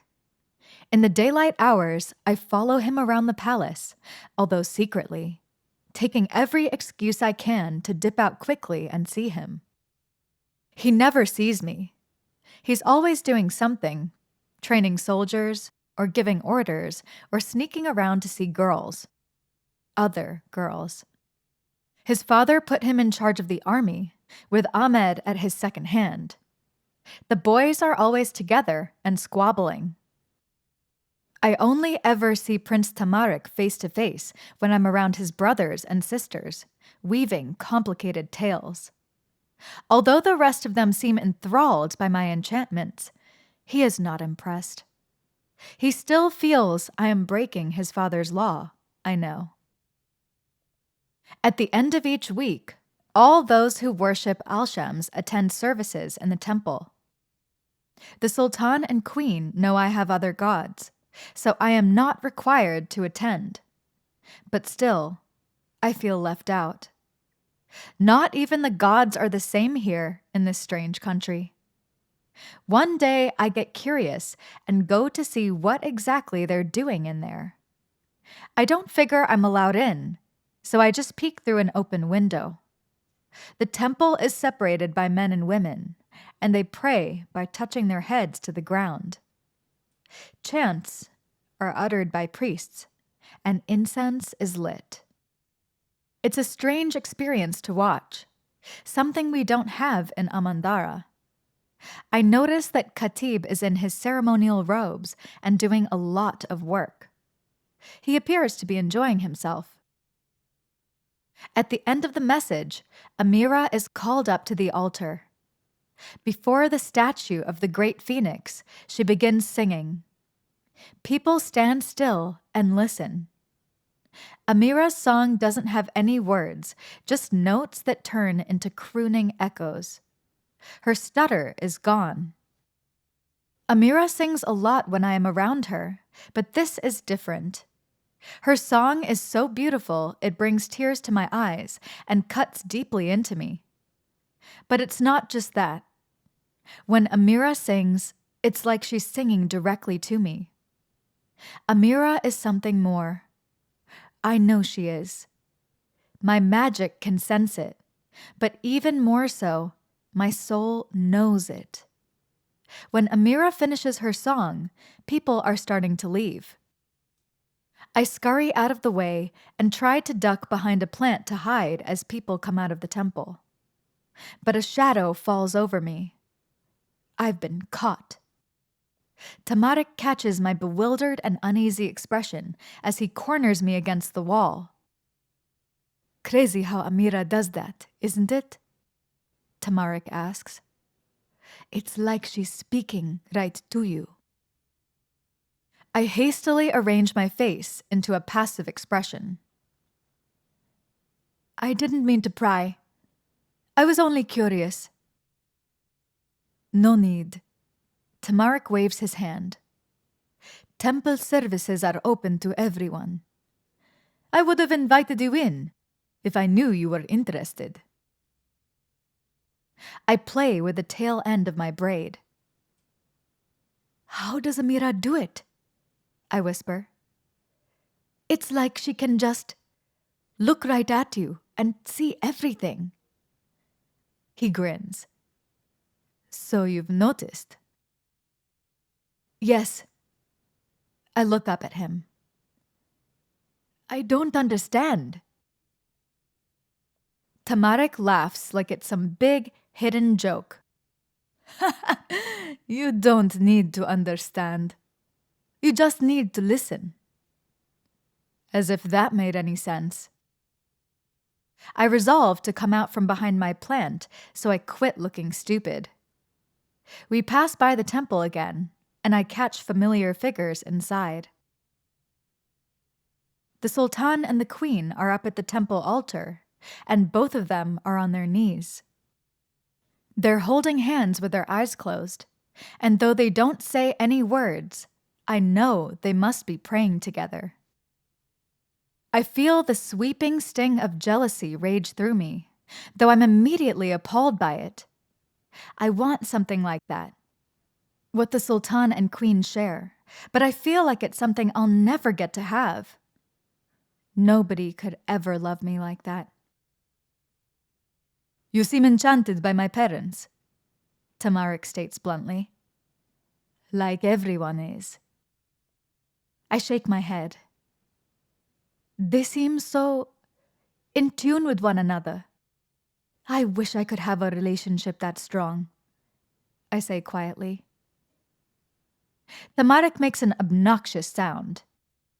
Pfft, the romance between my parents is something of fairy tales. It comes around once every 1,000 years and is untouchable by the rest of us. I'm put off by his pessimistic attitude. You don't think you could achieve a bond with someone that deep? I ask. I know I can't, Tamarik states. That's why I remain in trysts that are strictly casual. His words make me angry and a little sad. Is that another reason why he romances so many girls? Because he doesn't truly believe he can love? How did your parents meet? I ask. My father was known as the Raider Prince in his younger days. He was a king of thieves, Tamarik says. He stole my mother away and courted her in Ashana when it wasn't much more than a collection of crumbling buildings. They were thieves together until she prevented her country from being overrun by a warlord and eventually married. It was after that they defeated Akshalad. They rebuilt Ashana together. My mouth falls open in outrage. The queen was a thief too, and she judged me so harshly for stealing? What a hypocrite she is. Your mother is an unusual creature, I say. It is the worst thing I dare to speak about the queen out loud. Tamarik laughs again. She really is something. Amira comes skipping to us with a bright smile. I give her one back. Hello, Amira. Amira giggles. She picks up my hand and Tamarik's and mashes them together until our fingers are intertwined. She lets out a delighted squeal, claps excitedly, then skips off again without another word. Right then, Tamarik says, withdrawing his hand from mine. I'm equally embarrassed. My face is burning. Why did she do that? Amira does strange things, Tamarik shrugs. There's no telling what she'll do or why. Without even a goodbye, Tamarik heads off into Ashana's crowded streets.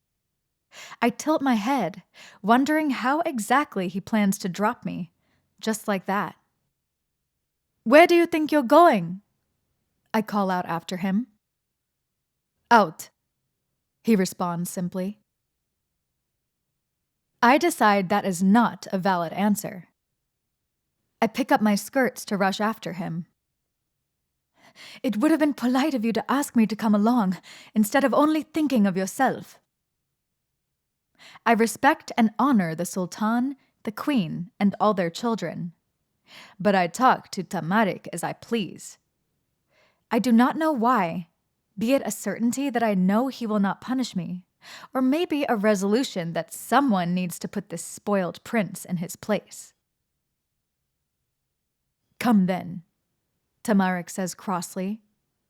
It's no matter to me. Fine. I purse my lips tightly together and follow Tamarik as he leads me throughout Ashana's winding streets. Eventually, he leads me to a back door. He knocks 3 times and the door opens. Immediately, I'm assaulted by a barrage of loud music coming from a live band. The room is decorated with a variety of throw pillows and hookah pipes. Wine flows freely, and women are dancing around the room with their veils off. Everyone inside is young, around our age, and seems to be in love. I thought today was their holy day, but apparently not. I doubt this kind of thing is allowed, I say as I look around. By the gods, there are women curled up on men's laps, all out in the open, and no one is saying anything. I would bet any coin I had none of them are married. The scandal of it. I doubt my parents know, and you'll not tell them, Tamarik says. He grabs a goblet of wine off the table that is probably someone else's and downs it. Lighten up a little. I frown. Very well. If no one else cares what's going on, then I decide neither do I. After all, it's not my business. I'm not in Amandara anymore. When in Ashana, do as the Ashanians do. A few of the other siblings are here as well. Amira is twirling and dancing around the room with Hannah and Larissa to the music. There are other dancing girls here, scantily clothed. Courtesans, I presume. Not very prestigious company. I search the room for someone to linger with, as Tamarik has vanished mysteriously from my side. I catch Ahmed's eye, sitting at a vacant table. He waves me over. I sit by him. He doesn't seem interested in the dancing girls. I notice there are long, thin marks around his neck, faded, though I can't imagine what they're from. Must be from training with the guards. Hello, Tanvi, Ahmed greets. I assume my brother brought you? I nod. What is this place? Just somewhere for the young people of the kingdom to congregate in secret, without being watched by our parents, he says, and he sips his wine. His face brightens up as someone approaches the table. With a glance up, I realize that it's Saeed. Saeed is one of the soldiers in the barracks and is always well-groomed, too clean to be a real soldier. I think he must be important, because Ahmed's always requesting him to be around to help with something. I notice Ahmed's eyes follow Saeed as he walks around the room. Saeed grabs a few goblets of wine and passes it around to us as he sits down. "How are you doing, Tanvi?" he greets. "I am well, Saeed." My eyes scan the room, searching faces. Where could he have gone? "Looking for Tam again?" Saeed asks coyly. "No," I respond. Ahmed and Saeed give each other a look. Ahmed, Saeed, and I play a game, some sort of board contest where you move little pieces around. Ahmed calls it chess.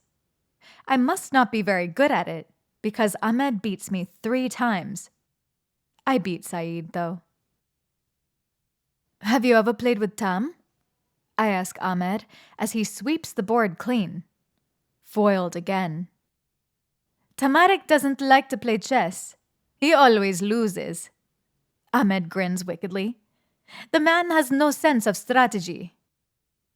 "He thinks with something other than his head," Saeed goads, and they both laugh. A familiar, hated smell floats throughout the room, and I cringe. I turn my head around and nearly lose it as I notice that Tam has returned. He's holding something long and wooden in his hands, lifting it to his mouth. A pipe. I immediately jump up and run toward Tam. "Give that here," I snarl. I grab the pipe out of his hands and snap it over my knee, then toss the pieces to the side. Several people gasp. "What the hell was that for?" Tamarik shouts. The room has gone quiet. "I can't believe you," I hiss. "You should know better." "It's just an opium pipe," Tamarik argues. His eyes are hazy. "Yes, and it's very bad for you. I am certain the news hasn't reached Sairan yet, but in Amandara, we've had opium for many years, and it's a poison. Many people I know have died from it," I snap.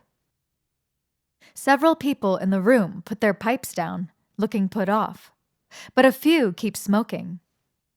I give Tamarik a smoldering glare, and he pouts out his lip. "Fine. I won't do it. Satisfied?" "Hardly." I leave him there and hear him utter to someone lowly, "She's hardly a joy at parties." He probably wishes he hadn't brought me. Oh well, I don't care. He could give me a thank you. I can't count how many of my friends died from opium use back home, though I never touched it. That's the last thing Tamarik needs. It probably doesn't help his episodes. Amira seems delighted. She leaps toward me and spins me around before returning to her dancing, blowing me a kiss. At least she's happy that I'm here. "Thanks for that, Tanvi," Hannah whispers to me. "None of us smoked that vile garbage, but my brother's acquired a bit of a taste for it lately." "Not while I'm around," I growl underneath my breath. That's going to stop immediately. Ahmed is by my side again. He puts a hand on my shoulder and guides me to the table, where he hands me a glass of wine. Good. I need it. I take a large gulp and try to ignore Tam, though it's a useless endeavor. Now that Tamarik can't smoke, he's set on other matters. One of the courtesans has got her claws in him and curls up on his lap. I notice the courtesan is eyeing the large pouch of gold coins that's attached to his belt. Tamarik is completely falling for it. He tosses his long hair out of his eyes, and the girl croons. The courtesan runs her long nails through his locks. I hate, no, absolutely despise the gesture. She leans forward and puts her mouth on his, and he cups the back of her neck with his hand.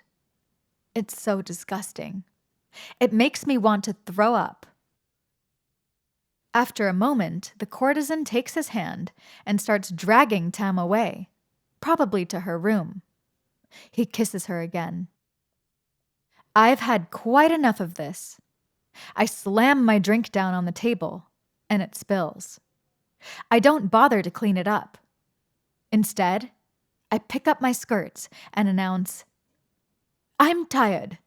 I think I'll be going back now." People literally move out of my way as I leave the room. Tamarik doesn't notice I'm nearly gone until he pries his face from the courtesans. "Wait!" Tamarik cries after me. He gets up to leave the girl. "Tanvi!" I don't listen to him. I lose him in the city crowd and stomp all the way up to the palace, thoroughly irritated. The nerve of that man. Not that I have any claim to him, but has he any manner of decency? To kiss a woman, a prostitute even, in front of everyone like that, when it's obvious she just wants his money. What a cur. There's a knock on my bedroom door 5 minutes after I close it. Tamarik is outside of it, breathing hard. His chest is heaving. It's not unusual for the prince to be seen in this part of the palace. Tam is often down here. He messes around with the serving girls. I've overheard them before. "Tanvi, what was all of that?" he asks angrily. "It was just a bit of fun." "Oh, fun, was it?" I ask sourly.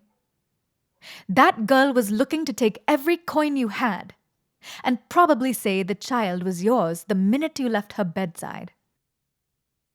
"Look," he's fuming. "I've been doing this for a while. I know how it works. You can't just show up here and tell me how to live my life. You can't judge me for my personal choices. You don't own me." I raise an eyebrow. "I can't?" "Oh, that's right, Your Highness." I throw back in his face. "I forget that I'm just a servant. My opinion should matter little to you, or my concern for your well-being. But I know that I shouldn't give a damn when I'm watching you ruin yourself." "Tanvi." "Oh, and by the way," I add furiously, "your hair is stupid." I pleasantly slam the door in his face, then tromp to my bed to take a nap. Not another thought about it. Chapter 12. The next morning, the Sultan is in an unusually good mood. "Isn't it such a beautiful day, children?" he asks, spreading his arms wide around the garden as his family eats. "Quite spectacular." Amira nods eagerly and spoons chickpeas into her mouth. I pour Amira's juice and serve her breakfast without a word. I'm quite proud of myself for telling Tamarik off yesterday, but he wasn't at dinner last night, and he's late for breakfast now. I would say I'm worried, but I remember the sight of him kissing that courtesan and hoped he went to jump in an oasis. The queen, who seems tired, is unimpressed with her husband's antics. She's even scarier when she hasn't had her coffee. "My love, what exactly are you going on about?" she asks. Sultan Zahid goes to answer, but he's interrupted by the sound of a door clicking quietly shut. I look up and nearly spill the juice. It's Tam, but he looks different. His long locks and the braid are gone, replaced by a trim that's short on the sides and longer on top. By the gods, he cut his hair. He looks older. more mature, and much, much more seductive. My heart feels like it's being squeezed. Oh no. My words had the opposite effect. Instead of dulling his boyish charm, all cutting off his hair had done was make him more attractive. "There's my boy," the Sultan bursts. I understand the reason for his sudden cheery nature. "Father, can I be excused? I would like to take the horses out for a run," Tamarik says. Tamarik's eyes catch mine and avert away quickly. My grip tightens on the pitcher. What a pathetic excuse. He could run the horses any time. He merely doesn't want to face me. "Yes, of course. Do whatever you like," the Sultan says, waving his hand toward his son. Tamarik dips out in a hurry. The Sultan is practically singing sonnets. "Isn't it wonderful? Tamarik finally appears his age. He looks honorable now, instead of like a damn heathen. Maybe his behavior will wise up as well." "You had long hair when you were young," the Queen comments, taking a sip of her goblet. "I did not," the Sultan says indignantly. "It was a respectable length." Respectable. Certainly I mustn't remember correctly. After all, I only looked at you every day." The Queen sends a glance at her daughters, and they giggle. "You have no proof," the Sultan grumbles. "I could provide—" Shadi starts, but the Sultan points his cutlery knife at the jinn, and Shadi snaps his mouth shut. The Queen continues on, goading her husband. "You know, for someone who is very particular about his sons being proper and following the laws, you weren't much one for them when you were their age." Queen Benoa sits back in her chair. "What is it I recall? People in power are evil or something like that?" "I would never," Sultan Zahid says, horrified. "Oh, here we go again." The Queen sighs, putting her drink down. She rubs her temples. "It's like you forgot the first 30 years of your life and only remember the last 10.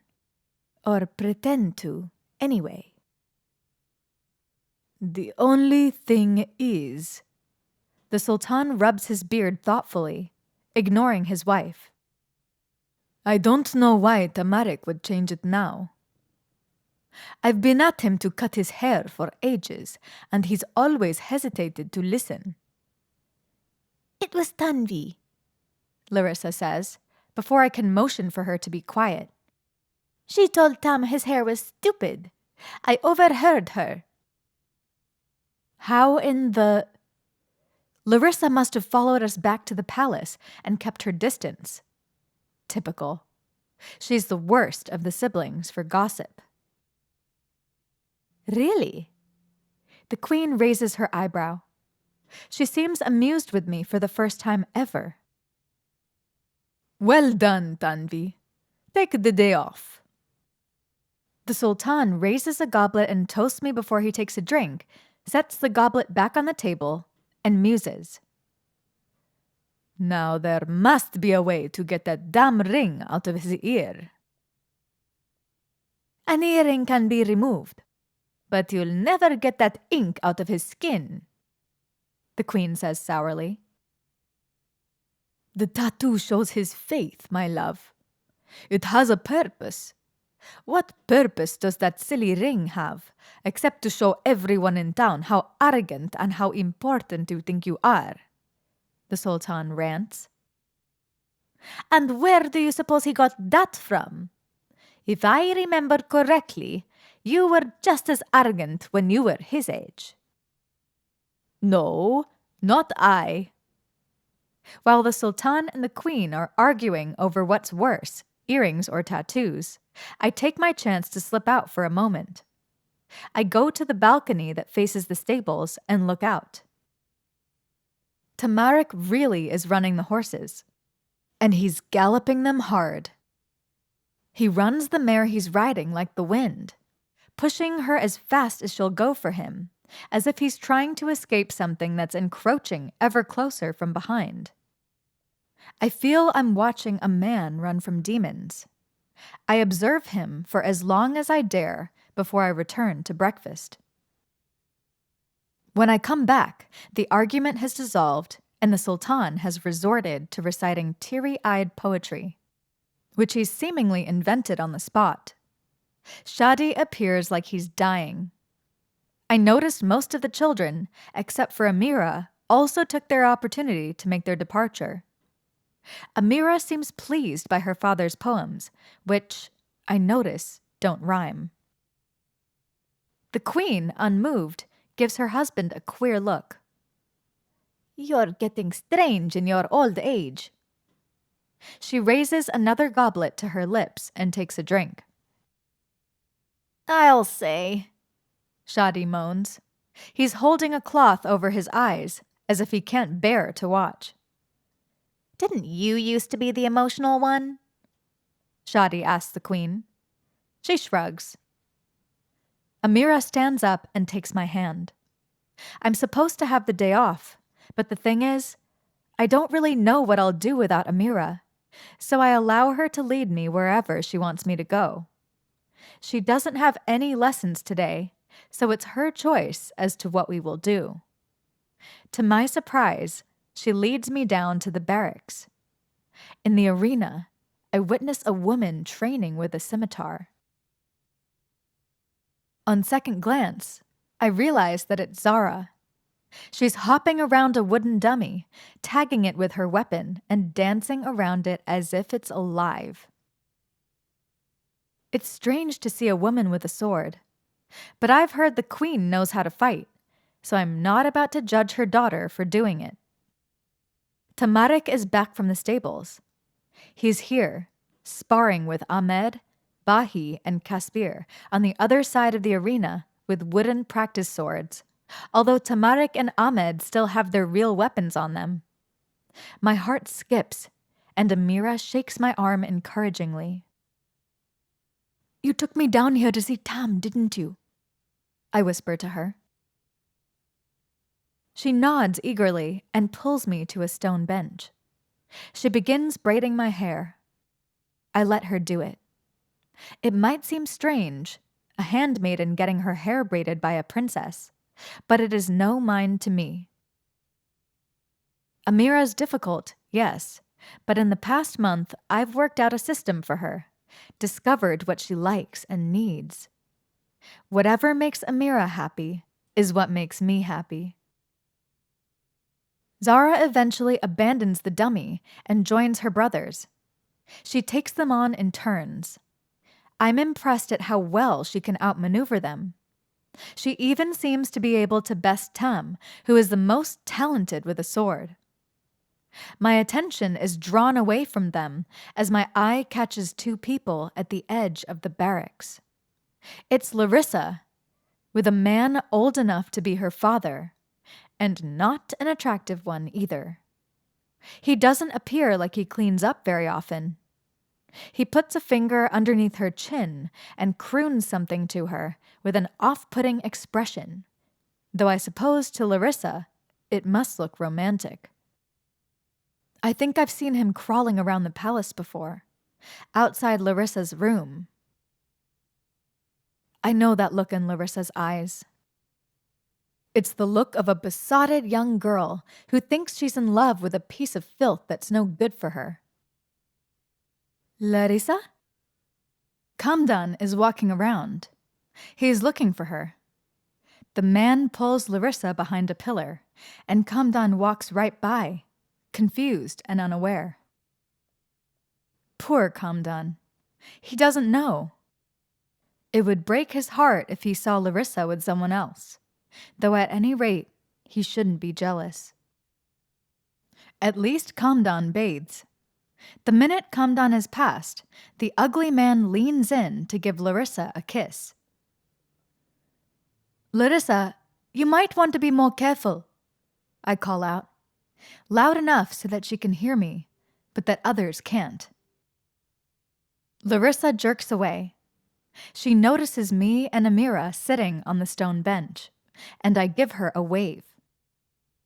Like she's a child that's been found sneaking treats, she makes her way somberly to me.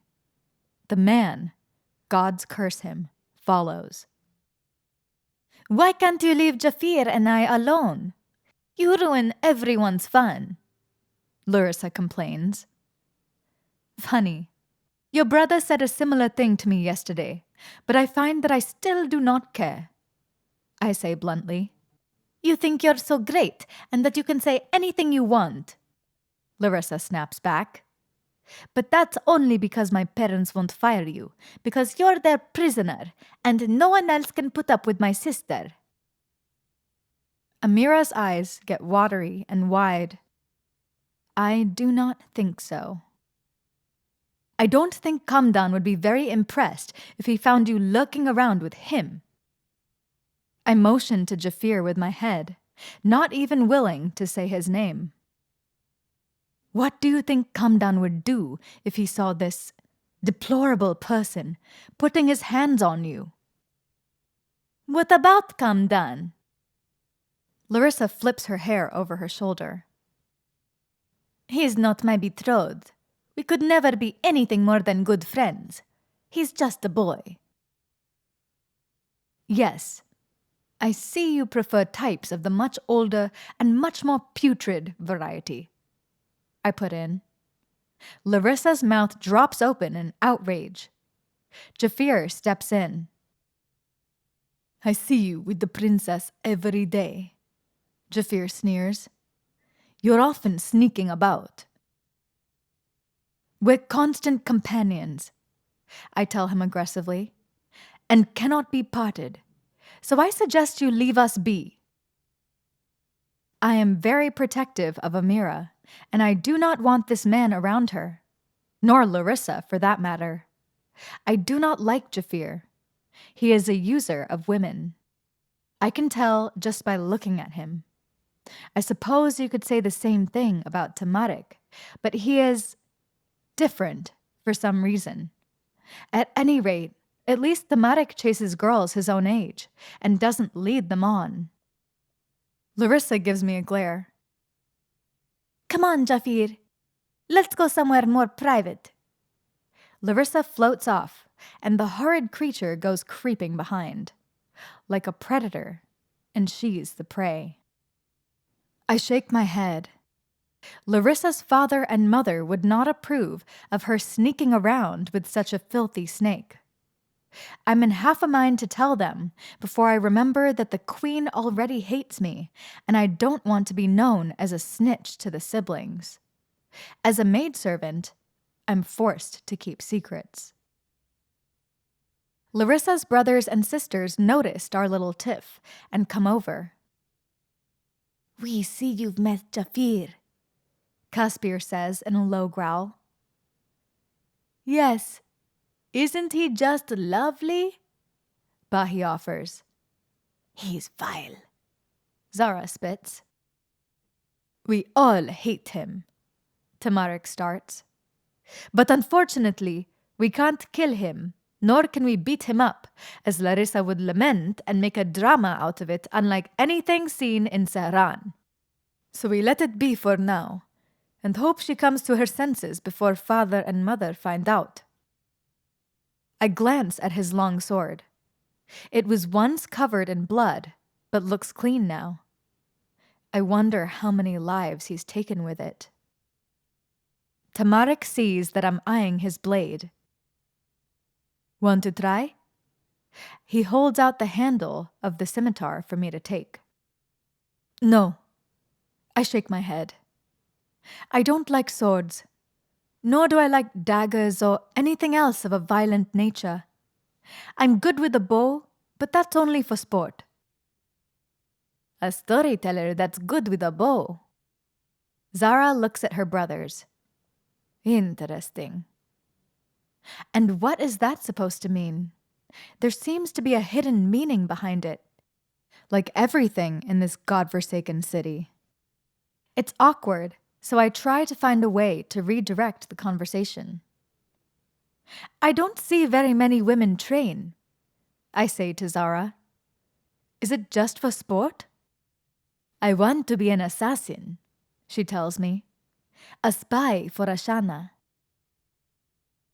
Why aren't you? I ask. She's old enough, and good enough by the looks of it. Zara takes on a sour expression. Mother doesn't want to let me out of the palace. Thinks I'll get killed. We're lucky she lets us boys out at all, Caspier jests. If she had her way, she'd build the wall so high we could never climb out. Yes, Zara says bitterly. Thank Al-Shams for father. The queen sounds paranoid. What exactly has she been through that has made her so irrational? Though I suppose Sehran is a dangerous country.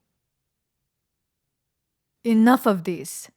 I'm so bored, Tamarik whines. He steps back from the group and brings his scimitar up to his eye level. One of you fight me. No holds barred, no handicap. Tam, that's against the rules for everybody in these barracks. Someone is going to get hurt, Zara says. Yeah, we're supposed to use the props. Caspier peeps up. You're all cowards. Tamarik shakes his head. He seems frustrated. I'll fight you, Ahmed offers. No handicap, no practice swords. Tamarik's eyes brighten deviously. Very well. No, Ahmed and Tamarik don't spar, Bahi says immediately, like it's forbidden. Lay off, Bahi. That's a stupid rule father made for no reason, Tamarik shoots back. It is a stupid rule. Ahmed unsheaths his weapon. Let's see what you can do since the last time we fought, brother. Before anyone can intercede, Ahmed and Tamarik charge at each other. I think they're going to start off easy, but no. They begin by hammering on each other, swinging blades without hesitation. I have to hold my breath in deadly anticipation.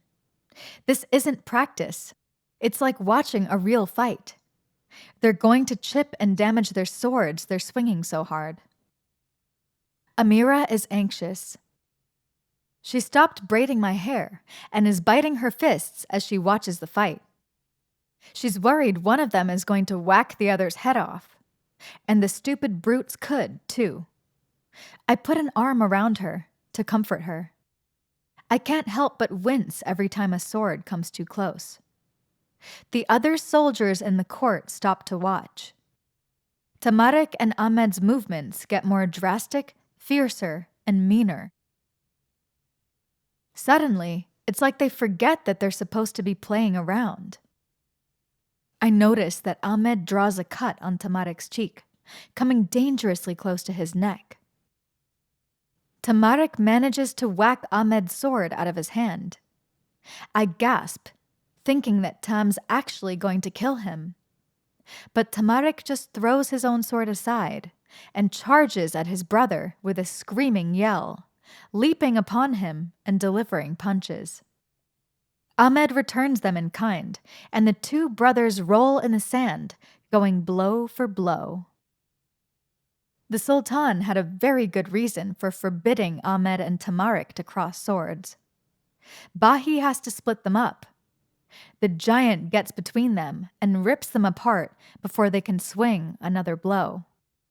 Caspier has to hold back Tamarik, although once Ahmed has been pried off of Tam, he seems to realize what they're doing and straightens up. Both of them are breathing hard. Ahmed looks a little betrayed. Tamarik's eyes clear, and he steps forward with a sorry expression. Ahmed, I'm sorry. I didn't want to hurt you. Tamarik offers. The plea is sincere. Tamarik really does look sorry. But Ahmed spits a globule of blood out of his mouth and says, "Sure you did, Tam." Tamarik falls silent. It's almost like he's ashamed.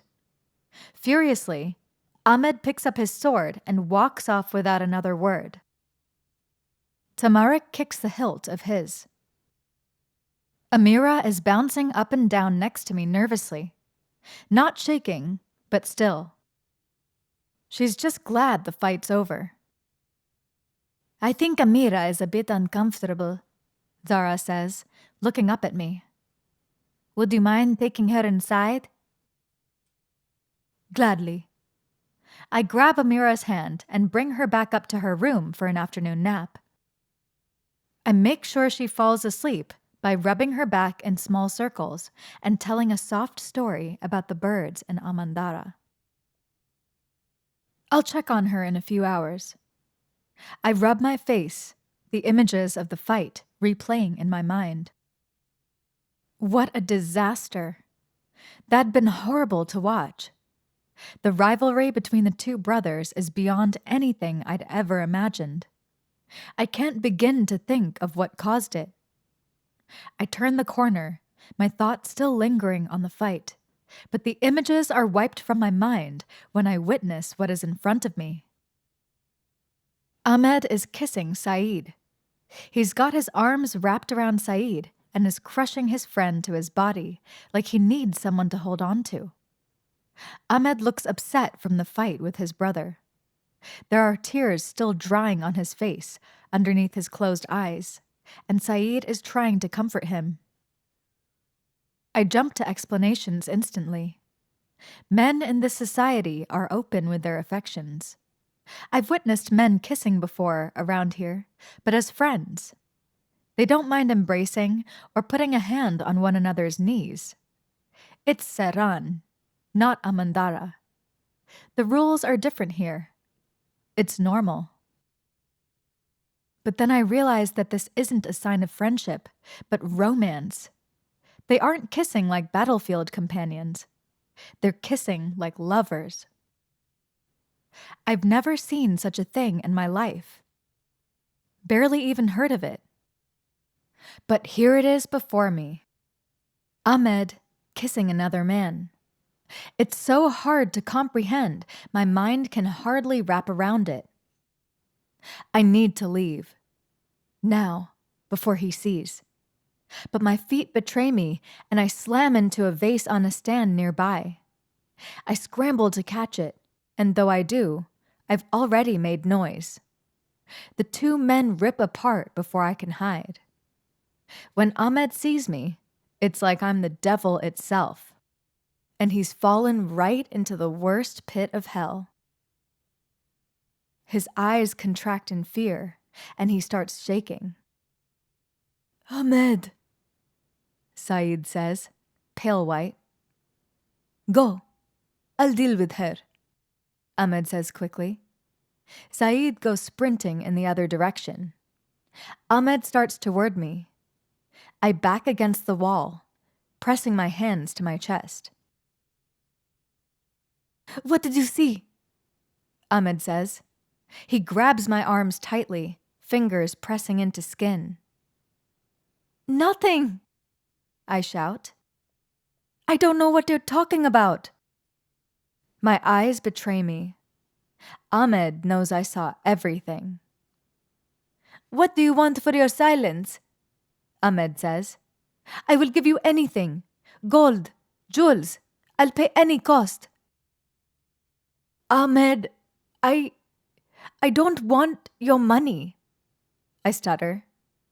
He's scaring me. "There must be a price you're willing to list to keep quiet about this. You saw nothing. You understand? Nothing." He shakes me again before he holds me still. It's hard for my voice to conjure words. "I wasn't going to tell anyone," I whisper. "Please, let me go." Ahmed finally realizes he's terrifying me. Slowly, he releases my arms and backs away. He appears sane now. You aren't going to report me? No, I say quietly. You're Tamarik's brother. He scoffs and raises a hand to the back of his head. Of course it involves Tam, he mutters. No, that's not it, I say quickly. I'm ruining this. I mean, you're a friend. He stares at me. I'm surprised you used the word after you witnessed me with Saeed. He laughs without humor and shrugs his shoulders. So now you know I'm a pervert. Don't say that, I say quickly.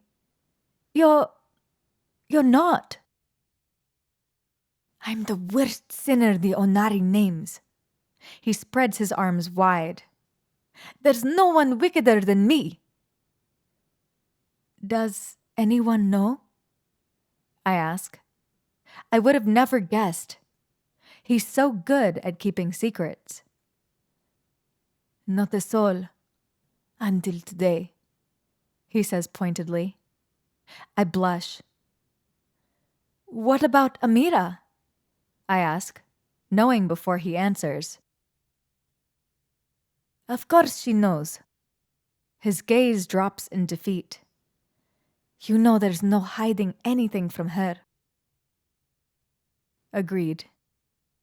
Whatever or whoever Amira is, there really is no hiding things from her. She can read the most closed-off person like a scroll. What does she think about it? I ask curiously. He shrugs. I don't know. I'm too afraid to face her on it. Every time she brings it up, I run away. I swallow. Well, at least that's a good sign, I offer. She hasn't revealed you to anyone. It's not in her nature. She won't violate anyone's free will, no matter what the situation, Ahmed says.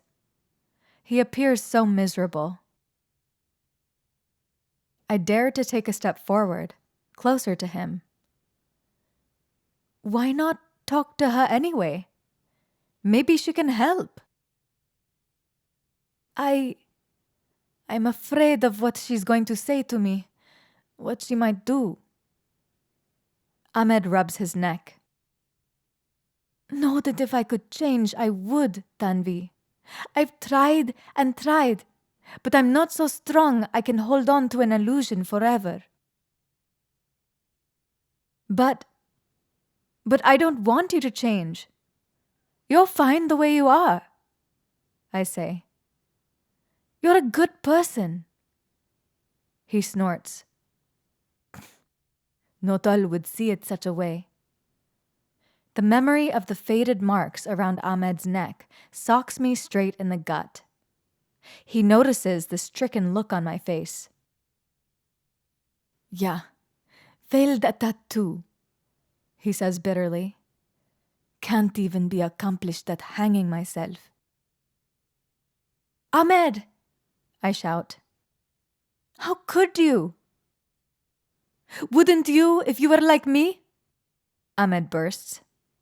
I hate myself for being this way. I wish to take my own life. I chew on my lip nervously. I don't think you should hate yourself, Ahmed. You're too good. He says nothing. I add, Do you think this relationship is worth it? If people knew. If people found out about Ahmed, he'd be lucky to be stoned. He'd more likely be dismembered or killed slowly, left to bleed to death after his manhood was cut from him, or hot coals shoved into certain parts of his body until he eventually died. I know very well what they would do, Ahmed says darkly. Maybe it'd be a blessing. Stop speaking in such a way, I say. It's not going to happen. Ahmed falls silent. He swallows and shivers against the wall. His throat is dry. I'm tired of being alone in this. Perhaps you should tell your parents, I offer meekly. The Sultan would disown me the moment he knew, and my mother the same. You don't know that. The thought of the Sultan and Queen doing such a thing is hard to imagine, but at the same time, I've heard of worse in situations like this. Sometimes the father killed the son himself. They love you. They love me now. They wouldn't if they knew I enjoy men. He slides down the wall to sit curled up within himself. The rude question bursts from my lips before I can stop it. Do you enjoy men? I mean, have you ever... I stumble. I wish I could take it back the moment I say it. Unlike Tam, some of us know how to be respectable, he grumbles. I've neither been with a man nor a woman, Tanvi, but it ceases to matter. The feelings won't go away. Maybe you should tell someone. Your parents, maybe not, but perhaps one of your other brothers and sisters? Certainly one of them won't judge you, I offer. Do you know what would happen if everyone knew about me? The people would rebel, Ahmed says viciously. My father and mother would lose the throne and likely be executed themselves. Khatib would be exiled from the priesthood, never allowed to practice again. Everyone I love would have to flee Ashana and hope they could escape with their lives. He hangs his head. And Tam, you know what he'd say. He would hate me. Tam could never hate anyone he loved, especially you, I tell him quietly. I know Tam. I saw how he looked after they fought today. He truly does care for Ahmed.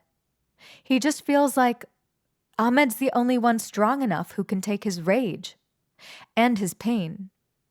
I think that must be it. You're so sure he loves me? Ahmed asked skeptically. You haven't known him long enough, Tanvi. His love turns to hatred quicker than you expect. It's an act. I shake my head. I can see right through him. Ahmed stares at me. You really aren't going to tell anyone, are you? I shake my head.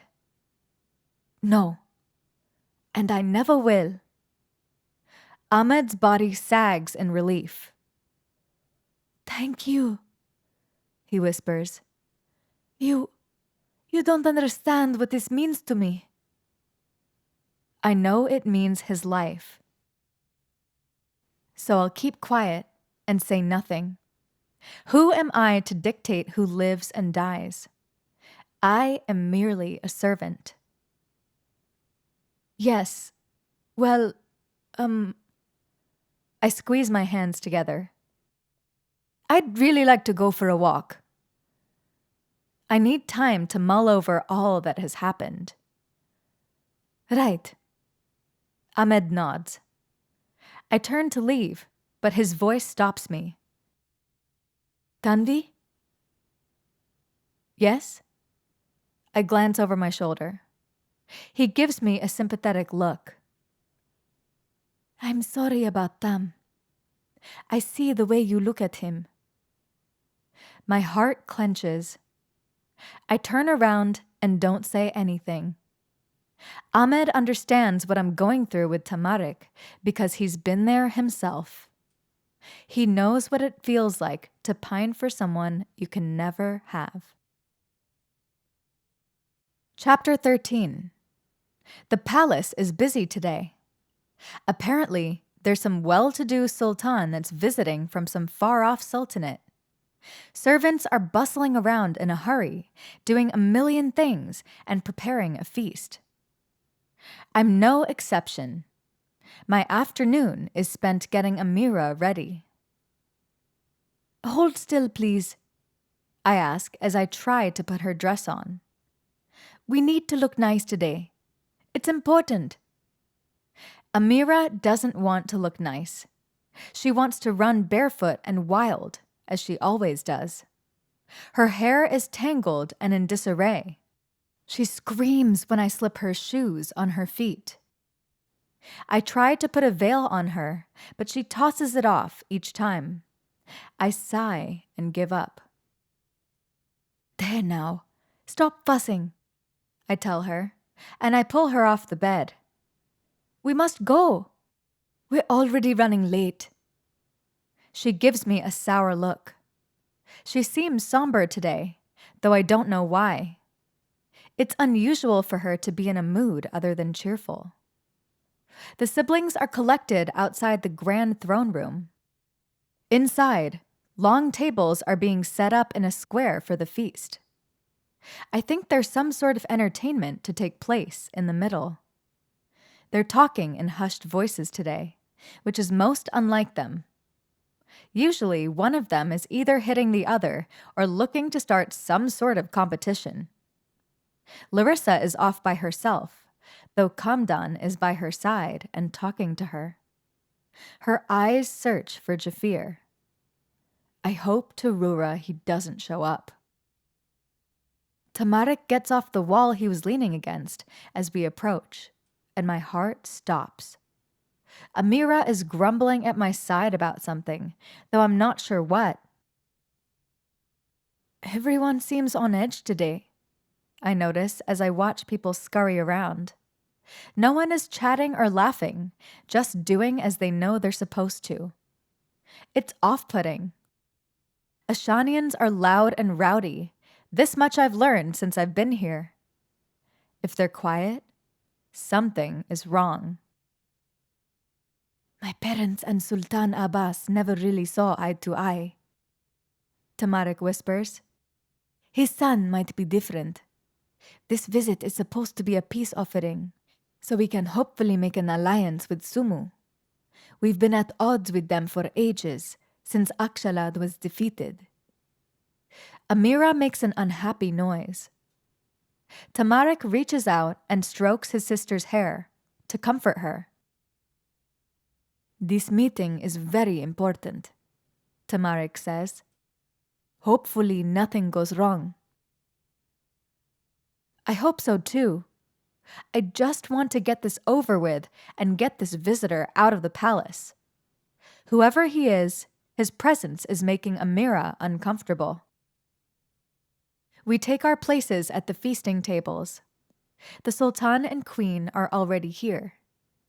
They don't look nervous, but wary. It's almost as if they regret making this invitation. Shadi and Jamila Hera are here as well. The jinn looks similarly nervous. Sultan Haydar, the ruler from Sumu, arrives with a bit of pomp and circumstance. There's music playing, and dancing girls and fire eaters. It's nothing I haven't seen before, so I'm unimpressed. Haydar's the kind of person that likes to show off and pretend he has power, when really, he has none. He's not like Sultan Zahid and Queen Benua, who could command over a nation even if they wore beggars' clothes. Haydar takes a seat next to Sultan Zahid. Haydar is young, but he's obese, and he's got a face that looks squished and malformed. I thank you for your invitation, Your Majesty, Haydar says, bowing slightly. I notice he speaks only to Sultan Zahid and is ignoring Queen Benua. Truly, the splendor of Ashana is something to behold. I wish my father had lived to see it. I giggle. When Haydar talks, His voice squeaks. Yes, we were sorry to hear of your father's passing, Queen Benua says, though she doesn't sound sorry at all. Hopefully our sultanates can come to some sort of arrangement. Hopefully, Haydar says, and he drinks deeply from a goblet. For now, let us not speak of it. Tonight, we celebrate. The feast begins. Throughout dinner, my eyes wander. I notice that Haydar is chatting with Sultan Zahid, but his eyes won't so much as wander in the queen's direction. Queen Benua looks tired of this whole thing and resolves herself with ignoring Haydar back, speaking with Shadi and Jamila Hera instead. Sultan Zahid's fingers are tightening on his goblet, and his mouth is a thin line that gets thinner each time Haydar says a word. The Sultan doesn't look too pleased that Haydar is refusing to speak to his wife. Why won't Haydar speak with the queen?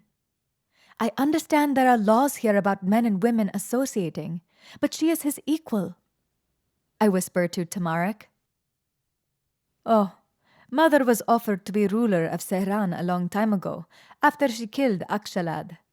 But she turned it down, Tamarik says, as if it is nothing. Since then, a few sultans have been very distant with her. She turned down the chance to rule over an entire nation? Several kingdoms? I am reeling. Queen Benua could have ruled over the entire desert, and she said no. Why? And she is far more than Haydar's equal. Trust me, Tamarik says. You could make 100 of Haydar, and it wouldn't equal 1 of her. So much is true. Haydar is not a man my father would want in his kingdom. He would be thrown out. After the feasts, Haydar stands and says, I would wish to provide some entertainment for my host. A treat, if you will, from the far lands of Amandara. The great doors open. It feels like a sword is being rammed through my gut as I witness the poor creature being beaten into the room. It is my precious elephant, Ranveer. He is still alive, but he looks so broken. One of his tusks has been broken off, and he bleeds from several places. Haydar's guards beat him into the room with sticks and choke him with ropes. He trumpets, looking for help, but no one does anything. A man with a whip enters the room. Elephant baiting is a dangerous but exciting form of entertainment, Haydar says as he sinks back into his chair. I think you find it most intriguing. The man with the whip brings back his arm, and a new lash appears on Ranveer's side. He screams and lurches away, but the other guards beat him back in place while nooses tighten around his neck. Ranveer tries to fight back, but he is weak, and he can't defend himself with so many men tugging on him and beating him. He rears once, but it only results in him nearly falling over, and blood soaking the palace floor. Tears start to run down my face as my elephant cries out for help. What do I do? Can I save Ranveer without exposing my true identity? Or will trying to rescue him, and stopping this, merely result in the loss of my own head? Tamarik notices me crying. Tanvi. He reaches out underneath the table to wrap my hand in his own. Ranveer's eyes are black and watery. I think he is crying too. His knees buckle as he sinks to the floor, too tired to fight anymore. The man with the whip beats him harder to try and make him get up. Hadar's men laugh, but the Ashanians keep silent. They glance from one face to another, wondering why this is being allowed. Queen Benua stands. Her chair lurches backward with a screech. "I will not endure this," she says harshly. She leaves, her mantle flowing behind her. I look to the Sultan. Sultan Zahid is a good man. Will he do nothing? His face is convoluted. He does not like what is going on, but he is still deciding if stopping this is worth the risk of losing the alliance. I do not care. Let the Sultan have my head. I get up from the table and run toward Ranveer, throwing my arm up. "Stop!" I yell. Several voices gasp, and there's chatter as I run toward my elephant. I push a man out of the way to get to my elephant, throwing myself over Ranveer's head and collapsing upon it. "Insolent girl!" I hear the sting of the whip as it cuts into my shoulder. I wince, but I don't care. Let them beat me to death on top of my elephant. Tam is right after me. I hear a table being knocked over as he gets up, running into the center of the throne room. He yanks the whip out from the man's hand and pushes him into the bloody mess on the floor. "What do you think you're doing, boy?" the man roars. He goes to get back up, but Tamarik kicks him harshly, holding him down with his boot. I barely hear the argument going on around me. Ranveer is making soft sounds of happiness as I kiss his face. His trunk reaches up to stroke me lovingly. My tears drop onto his leathery skin. "This is an outrage!" Hadar roars. It sounds like a high-pitched whine. "Zahid, I demand you punish this serving girl at once, along with your son, for interrupting our pleasure." I dare to glance up. Amira is standing.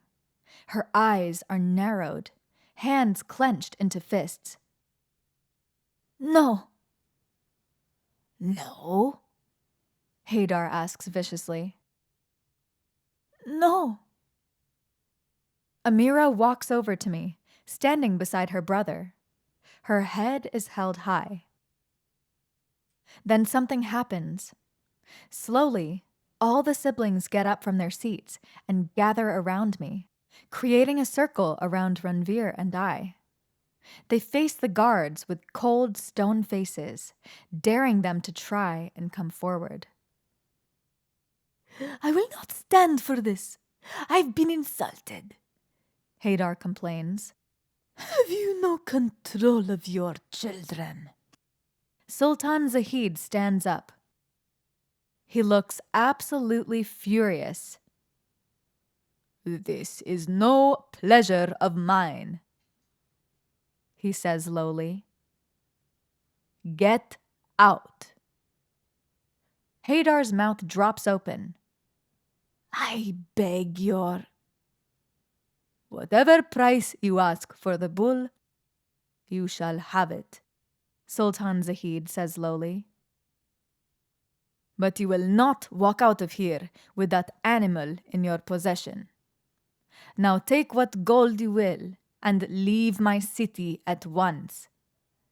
We are done here." Hadar stares at the Sultan. Then, without another word, he snaps his fingers. His soldiers get up to leave. They drop the ropes binding Ranveer. I pull the nooses off of him immediately. He makes soft noises of pain, and I weep. "You seem to know this animal intimately." Queen Benua is back. She stands over me with a face I cannot read. "He was mine," I say tearfully. He helped me escape my city when it was attacked, but we became separated. I thought he'd been killed. Sultan Zahid stands beside me. He will live yet. This animal has a strong will. I throw myself at his feet. My lord, thank you. Thank you for saving him. I know I can never repay you, but if there's any way this debt can be restored. The Sultan cuts me off by holding up a hand. Do not worry about it. My wife and I have far more gold than we know what to do with. He glances at her.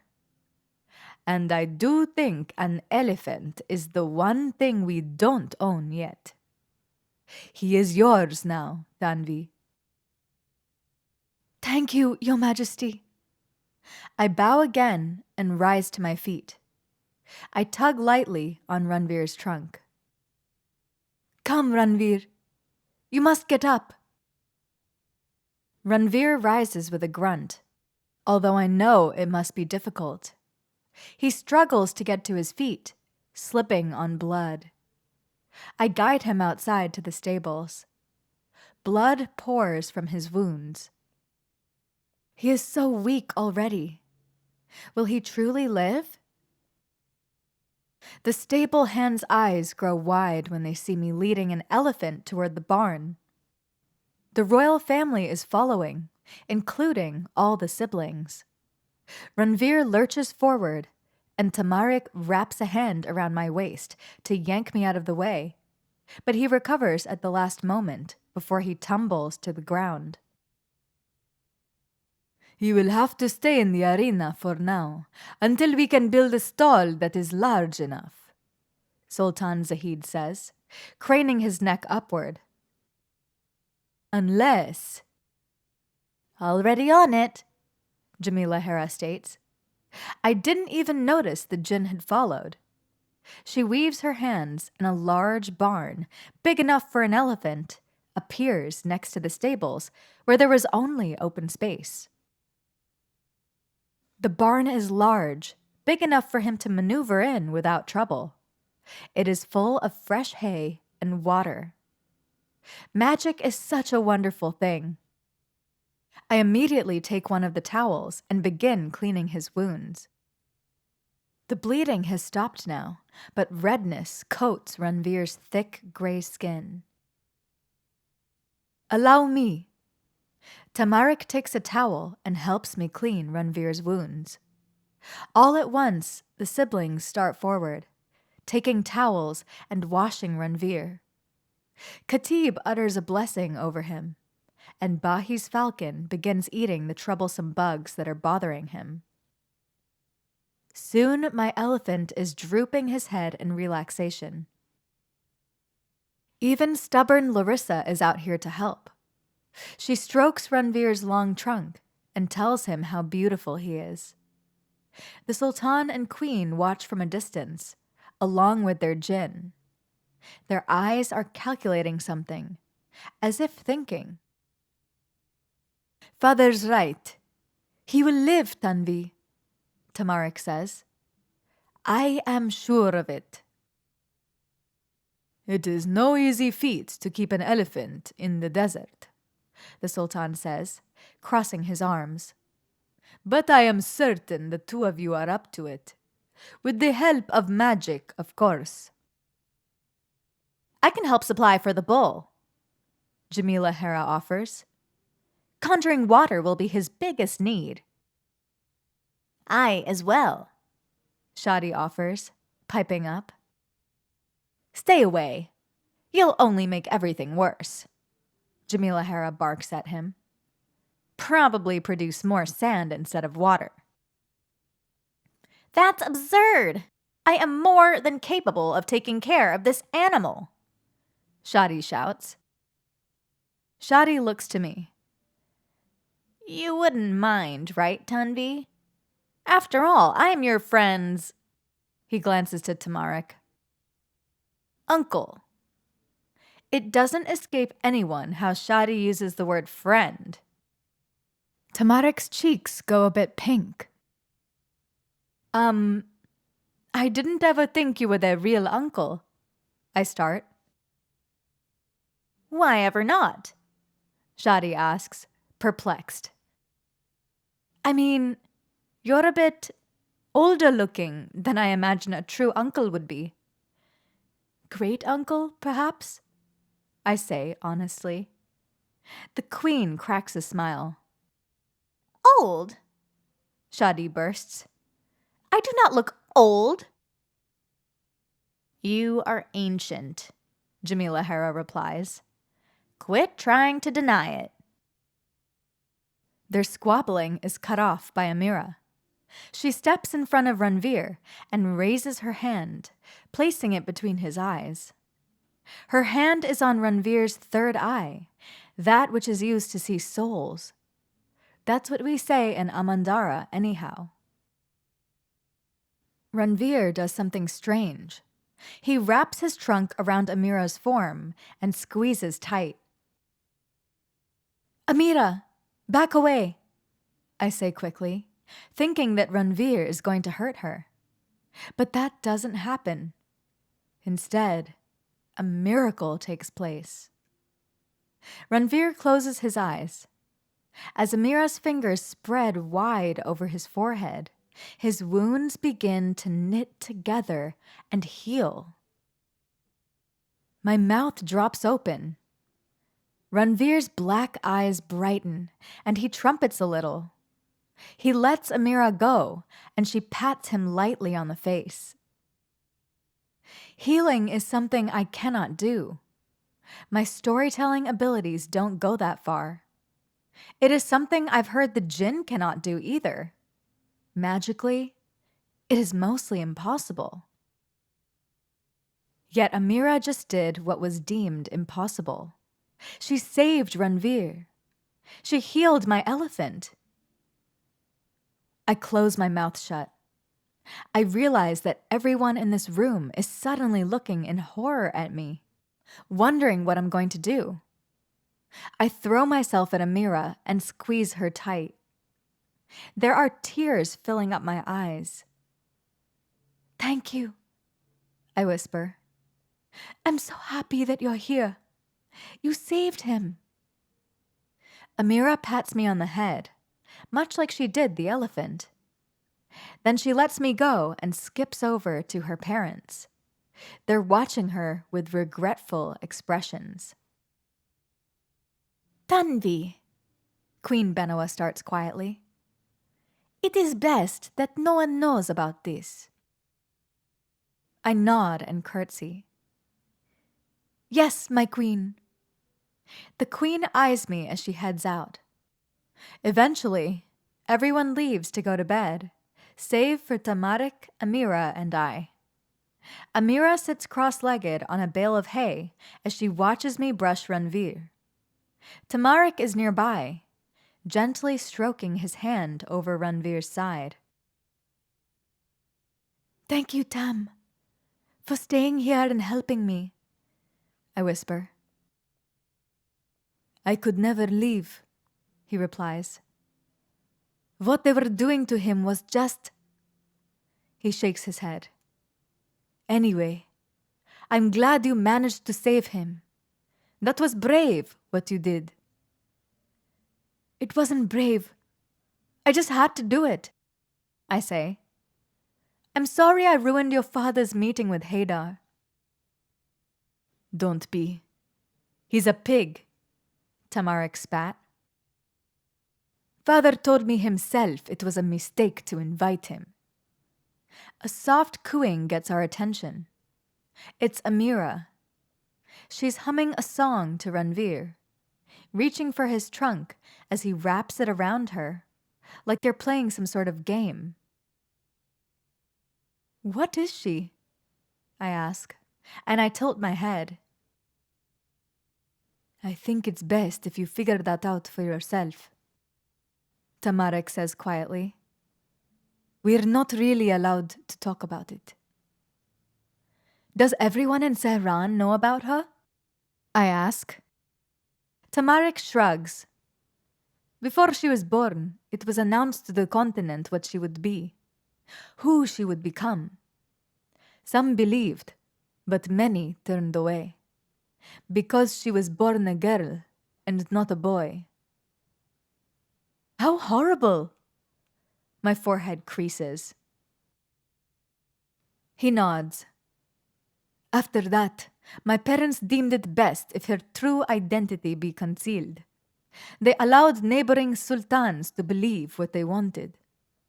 Yes, some do see her as who she is, but most deny, and will continue to do so until she takes her rightful place as what? Tamarik grimaces. You ask too many questions. Just let it be for now. I know when to keep silent. It's not my place to know. I continue brushing Ranveer, but my mind is full of unanswered questions. My suspicions about her were correct. Amira isn't just a princess. She is so much more. The stars are glimmering overhead when we finally exit the barn. Ranveer has fallen asleep, and Amira had to be carried up to her room by Tamarik after she dozed off on one of the bales. He came back, though I did not know why. For some reason, Tamarik refused to leave my side until I was ready for bed as well. Do you think he'll be all right?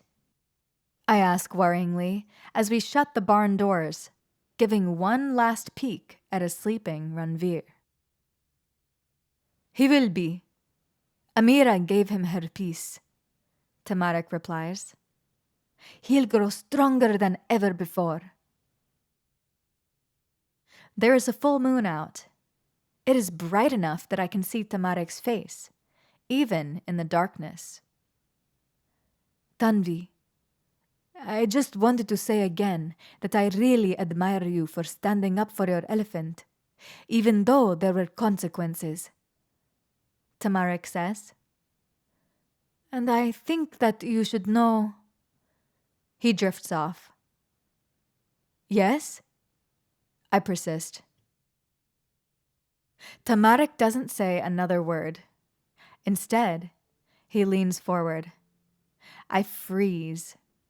I can see every flaw and perfect imperfection as his face comes close to mine. Our lips are nearly touching. Something breaks us apart. A woman's shrill screaming coming from the kitchens. Tamarik reels back from me with a start, and a fresh gust of disappointment washes over me. I pay close attention to the screams. They're accompanied by sounds of low growls. Some sort of creature is loose in the palace. I pale. Ranveer and the horses are safe, locked away in the stables, but there are many people inside the palace, including Amira. Could it be a monster? You must go. Tamarik grabs my shoulders and spins me around. Hurry back to the servants' quarters. Don't linger here. Where are you going? I ask as Tamarik runs in the other direction. Tamarik doesn't answer. He hurries off toward the kitchens to confront whatever's lurking about. I gulp. The servants' quarters aren't far, but I'm not worried about myself. I have to make sure Amira will be safe. I continue into the palace halls. They're dark and quiet. The screams have died down, but the lack of noise only makes me more anxious. It means no one has managed to find whatever's lurking about. I hear growls near the steps up to the royal chambers. I swing around. The noise is coming from a monster right in front of me. It's a jackal, a large one, bigger than any I've ever seen, nearly the size of a small horse. It's got brown, mottled fur and teeth that could easily crunch bones into dust. The canine's lip is raised as it stalks the palace, close to the ground. It's going up the steps and heading for Amira's room. I can't let it get up there. I open my mouth, planning to utter a story that'll stop the jackal's heart. Tanvi, wait! I hear Tamarik shout somewhere nearby. How did he get up here so quickly? Did he follow? The jackal is alerted by the sound. His head whips around, and his killer gaze focuses on me. He starts running at me, teeth bared. I find that I lose my voice. Stop! The queen comes running in from around the corner, arms thrown high. I'm left gaping as the queen skids to her knees in front of the jackal. She throws her arms around the creature's neck and says, "There now, be still." What the hell is going on? The queen grabs the animal by his scruff. She drags him behind her into a room nearby. I recognize it as Caspir's room. Compelled by curiosity, I follow. From underneath Caspir's bed, the queen pulls out a collar and chains. She chains the jackal up to the wall, fastening the iron collar around his neck. The queen looks up at the moon through the window. It's starting to get lower in the sky. The jackal still growls, his lip raised and hair standing on end, though he looks more irritated than angry. He bites at the chain, demanding to be set free. But then a large black cloud settles over the falling moon, and something changes. The jackal's features meld and form until they're human, not animal. Where a jackal was, a naked boy now is. I nearly fall over in shock when I realize that it's Caspir. Footsteps behind me. I turn around and see that Tamarik and Bahi have shown up. Their faces are relieved when they see that Caspir is here. Tamarik digs in the wardrobe and quickly throws Caspir a pair of pants, which he pulls on. Afterward, Caspir leans against the wall, holding his head like he's dazed. The queen moves forward and unfastens the collar from him. Caspir gets up slowly. "I did it again, didn't I?" "You went after Tanvi," Tamarik says, leaning against the wall, arms crossed, one leg propped up. "Oh," Caspir grins pleasantly. "Sorry, Tanvi." My mouth is gaping. "You're a were-jackal, yeah," Caspir says shyly. "Have been since I was a pup. Haven't killed anyone yet, though. I mean, as a jackal, anyway." "You caused a real mess out there this time," Tamarik complains. "People are in an uproar." "I was only having fun," Caspir argues. "I'm getting better at controlling it. A few more times, and I should be able to keep my own thoughts." "Yes, well, you gave poor Ubon a heart attack and ate all the meat you could in the salt stores," Queen Benua says bluntly. "Is that why my mouth is so dry?" Caspir smacks his lips. "Still hungry, though." "Caspir, you've got to start being careful," the queen says. I hear worry in her voice. "Why won't you just wear the collar and stay put like I've asked? It'll keep you safe." "I don't want to wear it, mother." Caspir's nose wrinkles. "We should just take him out into the desert and let him run," Bahi suggests. We'll find him in the morning with the horses. The desert isn't safe, the queen says. Neither is keeping him here any longer, Tamarik points out. The queen sighs.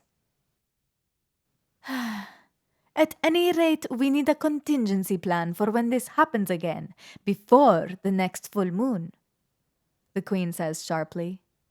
I will be speaking to your father about this. You scared us tonight, Caspir.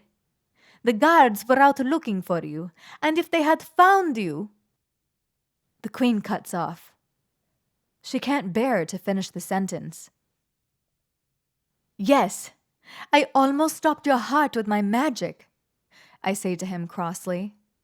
Please warn me next time before any of you turn into beasts. Nah, the rest of us are normal. It's only Caspir, Bahi says. Normal must be a flexible thing for this family, because they are certainly not normal. I didn't mean to scare anyone. I'm sorry. Caspir hangs his head. He seems truly remorseful. Queen Benoa clasps her hands together. There's nothing to be sorry for.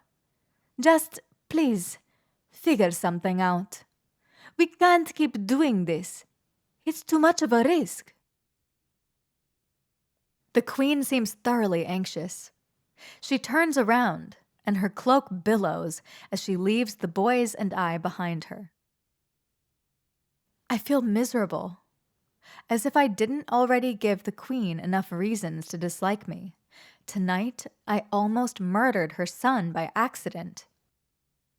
Caspir looks sadder than I do, though. He frowns and says, I don't want to wear the collar. I can't believe she wants to chain me up. It's not like that, Kaz. She just doesn't want you to be a pincushion for the guards, Tamarik offers. I wince at that pleasant image. Tam always explains things so eloquently. Yes, but she knows I hate being chained. I'm not a dog. Caspir scratches his head, and it looks like a jackal itching his ears. I have problems with things like that. What do you mean, if you don't mind me asking? I say. Mother found me, Caspir says. I can't remember my parents or where I came from. Only that the town I ended up in used to keep me in a cage and show me off for coin. I couldn't much control transforming back then, so they used me for entertainment. Chained me up and laughed at me, likes to throw rocks. Caspir drops his head. I was only 3 or so when she rescued me. Stole me from my cage and took me home. I'm impressed. And she did this in a whole town of people? Under the cover of night, yes, and by herself. She snuck me inside her mantle as a tiny jackal pup. I remember biting her by accident, but I was only playing. Caspir laughs. Imagine the look on my father's face when she brought me home. I think, if I remember right, he threw me a raw steak, and that's when I decided I liked him. Caspir's expression becomes hard. But I don't like chains. And after Mother rescued me, I swore I'd never use them unless I had to. The collar is a new addition. It's only here because I've gotten too big to handle. We're not going to put the collar on you. That's just for emergencies, Tamarik says, and he claps a hand on Caspir's shoulder. I'll talk to Father too. See if we can't come up with something. I sure hope so. Caspir seems defeated. Don't worry. Tamarik shakes his brother's shoulder. All will be well. Tamarik and Bahi help Caspir into bed. It seems like the change takes a lot out of him. After he's been put to bed, the brothers head off, presumably to speak with the Sultan. I stay with Caspir a little while longer. I want to apologize. I'm sorry that I nearly killed you, and that I saw you without clothes, I say. It must have been embarrassing. Caspir grins. Ah, no, Tanvi. I'm more animal than human. It doesn't bother me to be nude. And if I'm not mistaken, I think you're more interested in my brother. I turn red, but don't admit it out loud. I change the subject and say, Are there others like you in the city? He shakes his head. Not in the city. It gets lonely being the only person like me. I think that's what I'm doing when I transform. I'm looking for them. My pack. Sympathy blooms in my chest. I'm sorry. It's all right. He yawns. I just wish I knew where they were, where I came from. I want to know if I was stolen or if my pack just gave me up. I'd like to search Serran to see if there's anyone else out there like me. Caspir takes on a sad face. But that probably won't happen. I have duties to the Sultanate, and Mother likes to keep me close. Ashana is my home, as much as I don't belong here. You do belong here, Caspir, and you're wanted. I head for the door. Try to get some sleep. I will. I hear snores before the door is fully shut.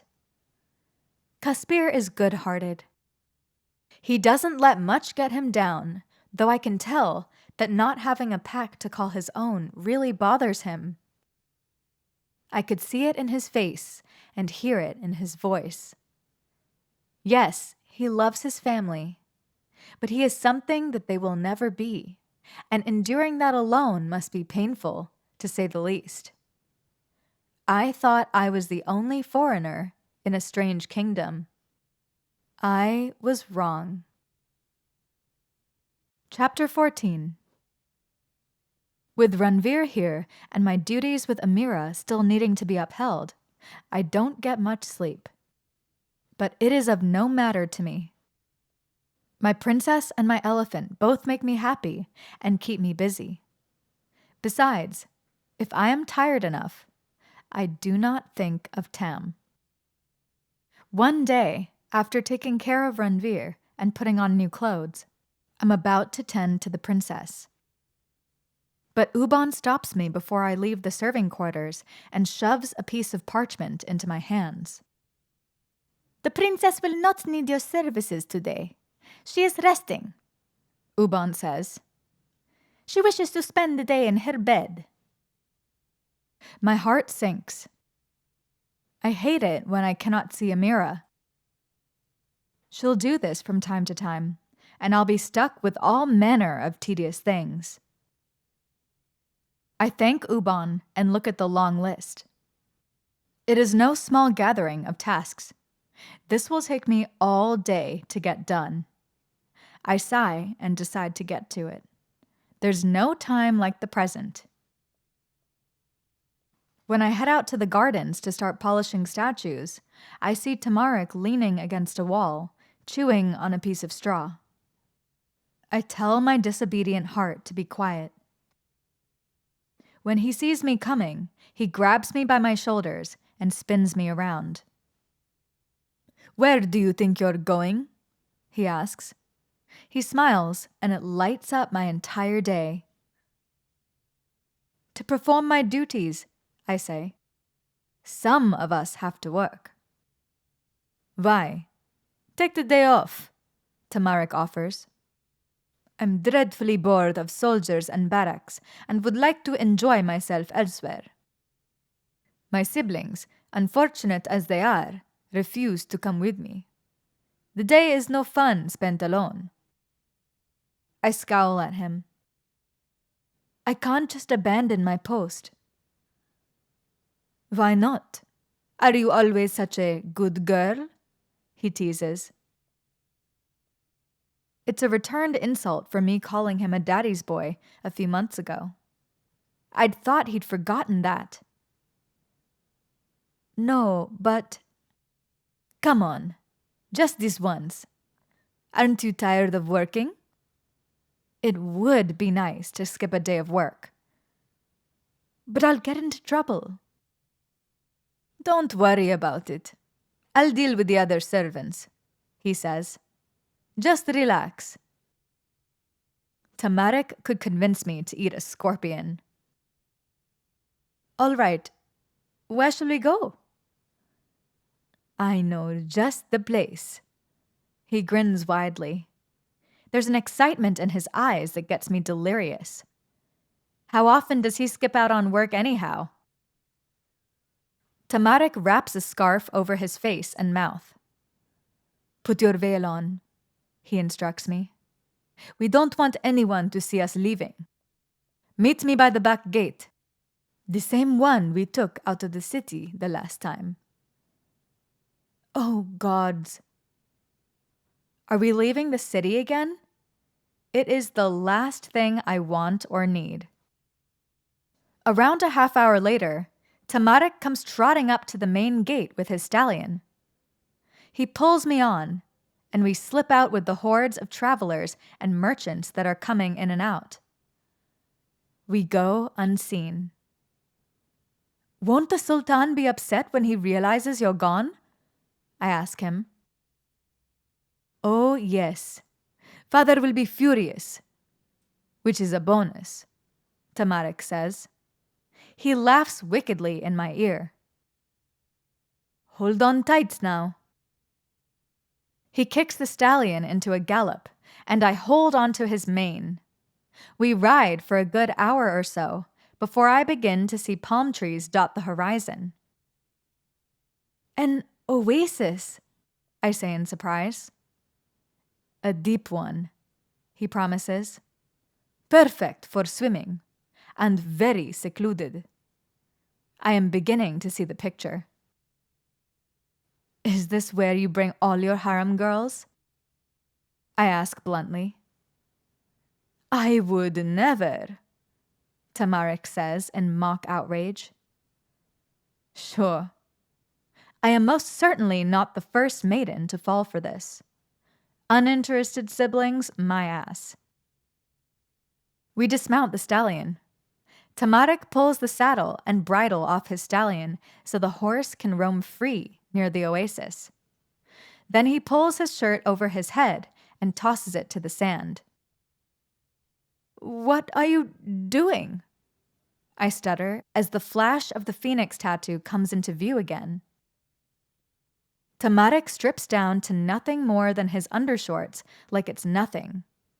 He has no regards for modesty. I have a very hard time not looking downward and checking what's there. Going swimming, obviously, he says. He dives into the oasis, then comes up for air, shaking out his black locks. Care to join? The sun is really hot, and so is the sand. I'm melting out here. But I'm not about to take my clothes off for this cur, so I take my sandals off and jump in with my loose pants and tight top instead. The water is shaded by the palm trees and cool. It feels amazing on my skin. I'm surprised you're a girl that likes to get her clothes wet, Tamarik says as I backpedal around him. Some have jumped in with nothing at all. So you have brought other girls out here, I accuse. He smirks. Only the ones I really like. I'm certain. I roll my eyes and float on my back. This reminds me of the pools back in Parbai. Oh, how I miss home. I stand in the oasis. As I do, I say, And Tanvi waved her hand, and stallions made of water rose up out of the ripples, stampeding all around her in a furious display. The water does as I asked. A few stallions, 3 or so, form in the water and gallop upon its surface.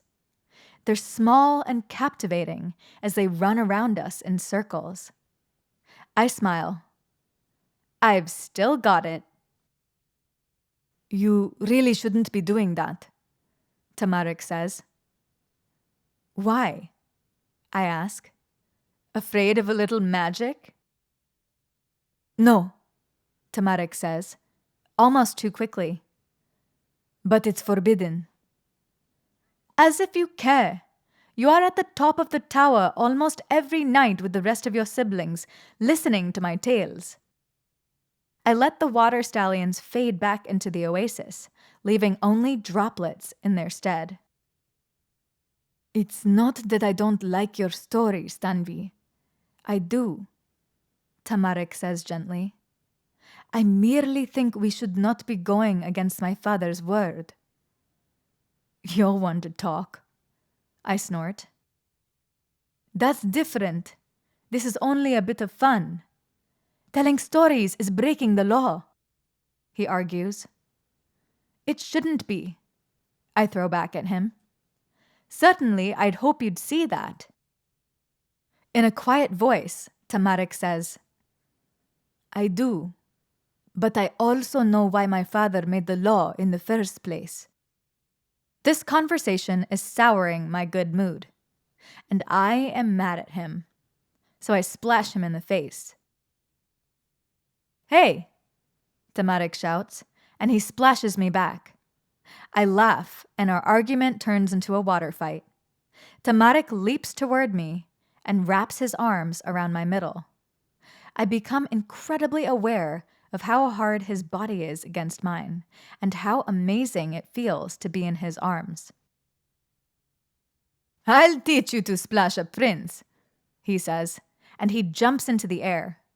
I scream before Tamarik drags me underwater. I open my eyes and look across the oasis at him. I notice, for the first time, that his dark eyes contain small flecks of gold, and they're dazzling. Tamarik grabs my hand and pulls me up to the surface. I'm choking on water. I spit it out and notice that he's laughing. He's still holding my hand. You're such a brute, I say. I push him away and swim up to shore. I pull myself onto the sand. He sits beside me as we let our legs dangle in the water. There's a bit of silence. Tamarik's laughter fades, and he says something that I'm desperate to hear. Tanvi, we can be different out here, he suggests. It doesn't have to be like it is back in Ashana. A million fantasies play through my mind. Perhaps he is right. There are no titles, no judgments or rules out here in this oasis. This place is ours. And here, we can be anything we want to be. We can even be equals. But then I think of all I have lost. How much I miss the people that I love, who used to exist in this world and are now gone. And I shake my head. No, we can't, Tam. His mouth becomes a thin line, and he looks away. But he doesn't say anything. Yet he doesn't have to. His feelings become obvious as the morning goes on, and we continue to swim and talk. We've hardly touched, never shared a single kiss, or admitted any feelings out loud. Yet the reality of what is, and what can never be, is excruciating to both deny and admit. Around lunchtime, we hear hoofbeats. We look up and see that it's Ahmed and Caspir on top of their mares. Caspir seems pleasant, but Ahmed is irritated. It is hardly a surprise that we have found you here, Tam. Ahmed states blandly. Though I have to say, it's disappointing that you've lured Tanvi into your trap. It's hardly anything, Ahmed. Tamarik throws a pebble at him, and it misses. We were only swimming. Yes, and I notice you are barely wearing clothes, as usual, Ahmed says. Tanvi should be applauded for keeping hers on. I would hardly let him do such a thing. I am a woman of honor, I tell Ahmed. Though, to be fair, as much as I've heard about Tam getting around, it is a miracle of Rura that he hasn't impregnated any girls yet. And I'm partially lying. It would only take so much from Tamarik to convince my morals to fall by the wayside in place of him claiming me. The thought is scary to admit to myself. I've been out in the sun too long. Ahmed's expression doesn't change. I trust you, Tanvi, though I admit I do not trust my brother with your honor. He pauses. Though I do confess I'd believe I'd make an excellent uncle, should something happen, Ahmed says. I realize that Ahmed is trying to protect me. I find it endearing and cute at the same time I find it bothersome.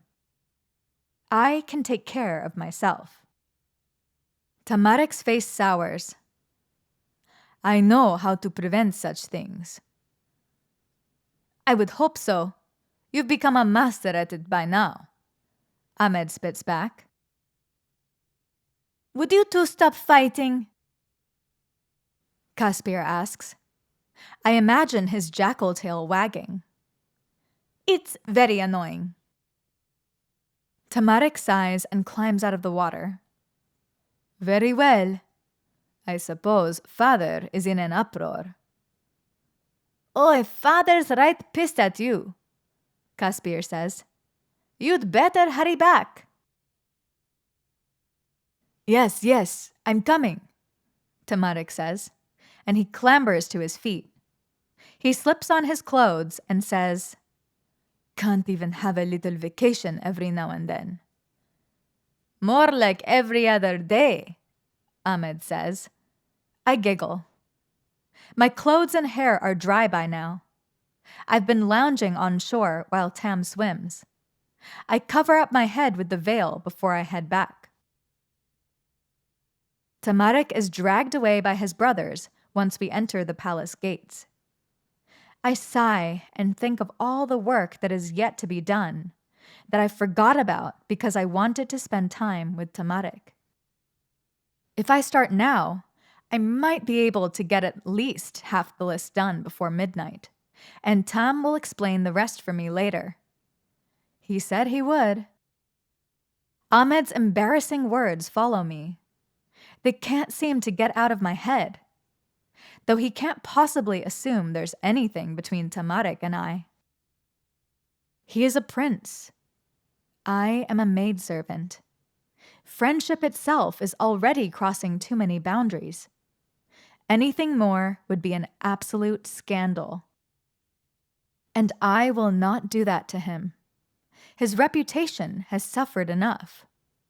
Not to mention, I will not be known as one more girl who has fallen victim to the Mad Stallion's charms. It crosses my mind that he doesn't even know my true name.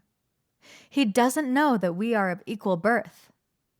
Perhaps in another life, if I still had my title, things would be easier. But they're not. This morning was perfect and wonderful. I only wish that I could repeat it over and over again and remember the golden sparks that were in Tamarik's eyes forever. I'm wrapped up in my thoughts. I don't notice someone's vice-like grip around my wrist until it's too late. I give a cry of pain as someone wrenches me around to face them. It's Duad, the servant master. I've been fortunate enough not to cross him yet, but it seems that ends today. He grabs onto my wrist with one meaty hand, twisting it painfully, while he clings to a leather switch in the other. He's going to break my arm. Where have you been, girl?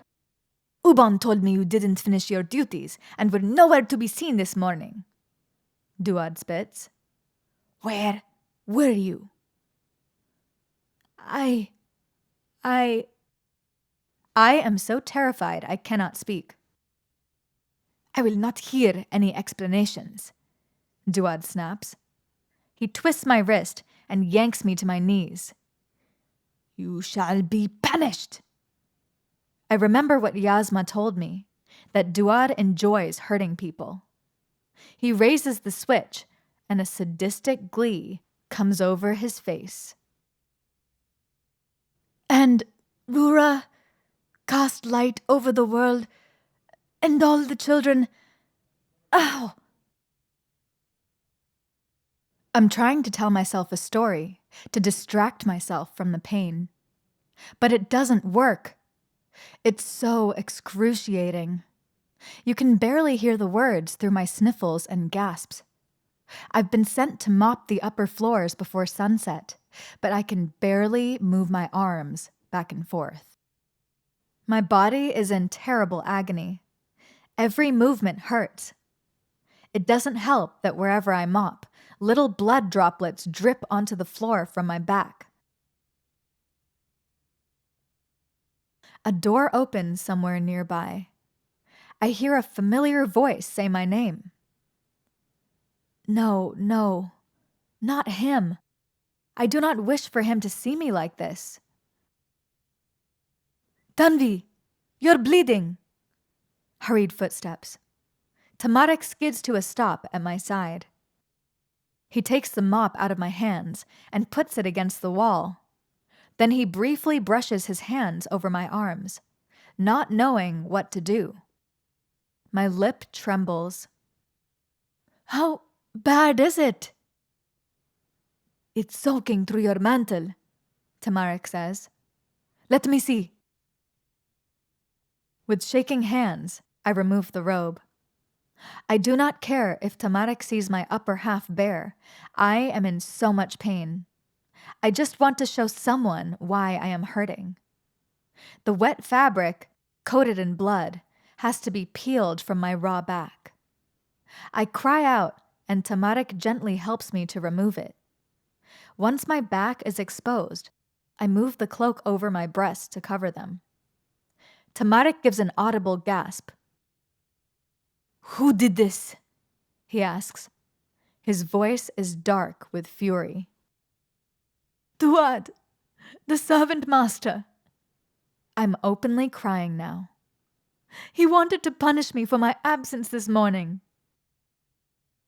I'm sorry, Tanvi. This is my fault.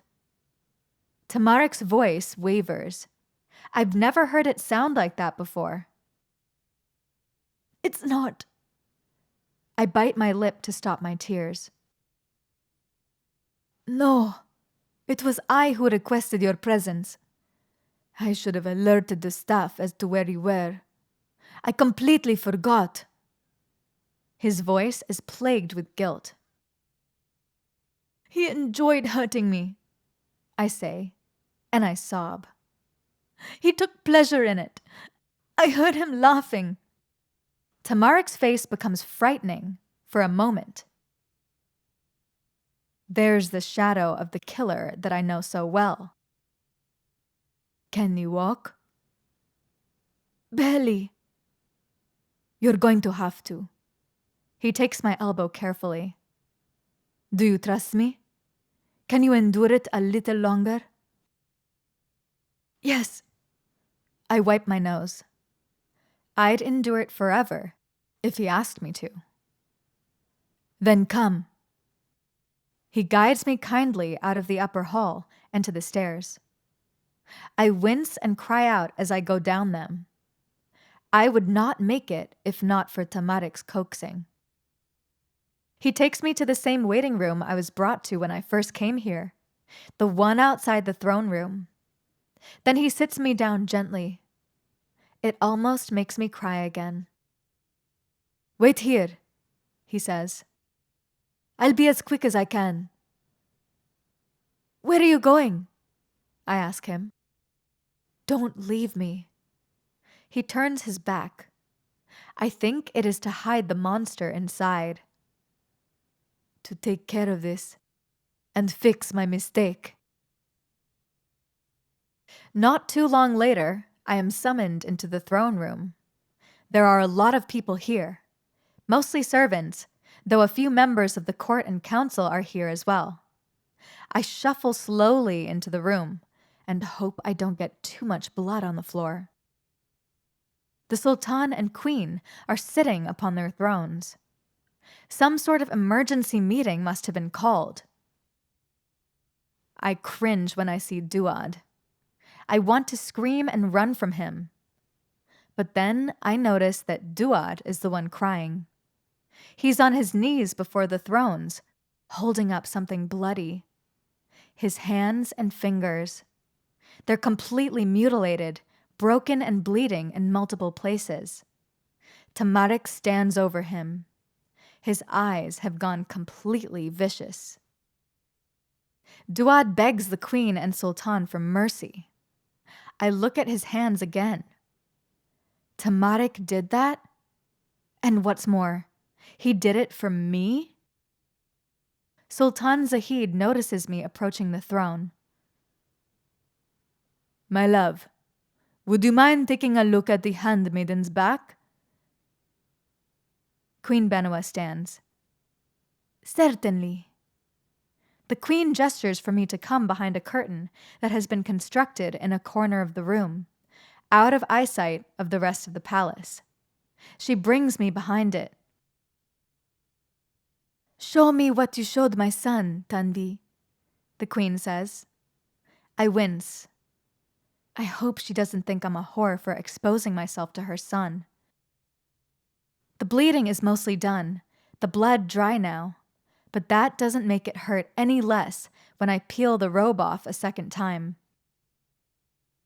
I glance over my shoulder. The Queen's expression hardens when she witnesses my back. Very well. Come. I slip the robe back on and hobble after her. I keep my head down and stay close to Tam. He's abandoned Duad in the middle of the room and is waiting for me. I feel safe when he is by my side again. The poor girl's flesh is so mutilated, it's sure to scar, the Queen says harshly. If the muscle reconstructs properly, that is. The court begins to babble in outrage. Duad's beady eyes look around, searching for someone to save him. But she deserved to be punished. My arrangement was just, he shouts. This is but a girl.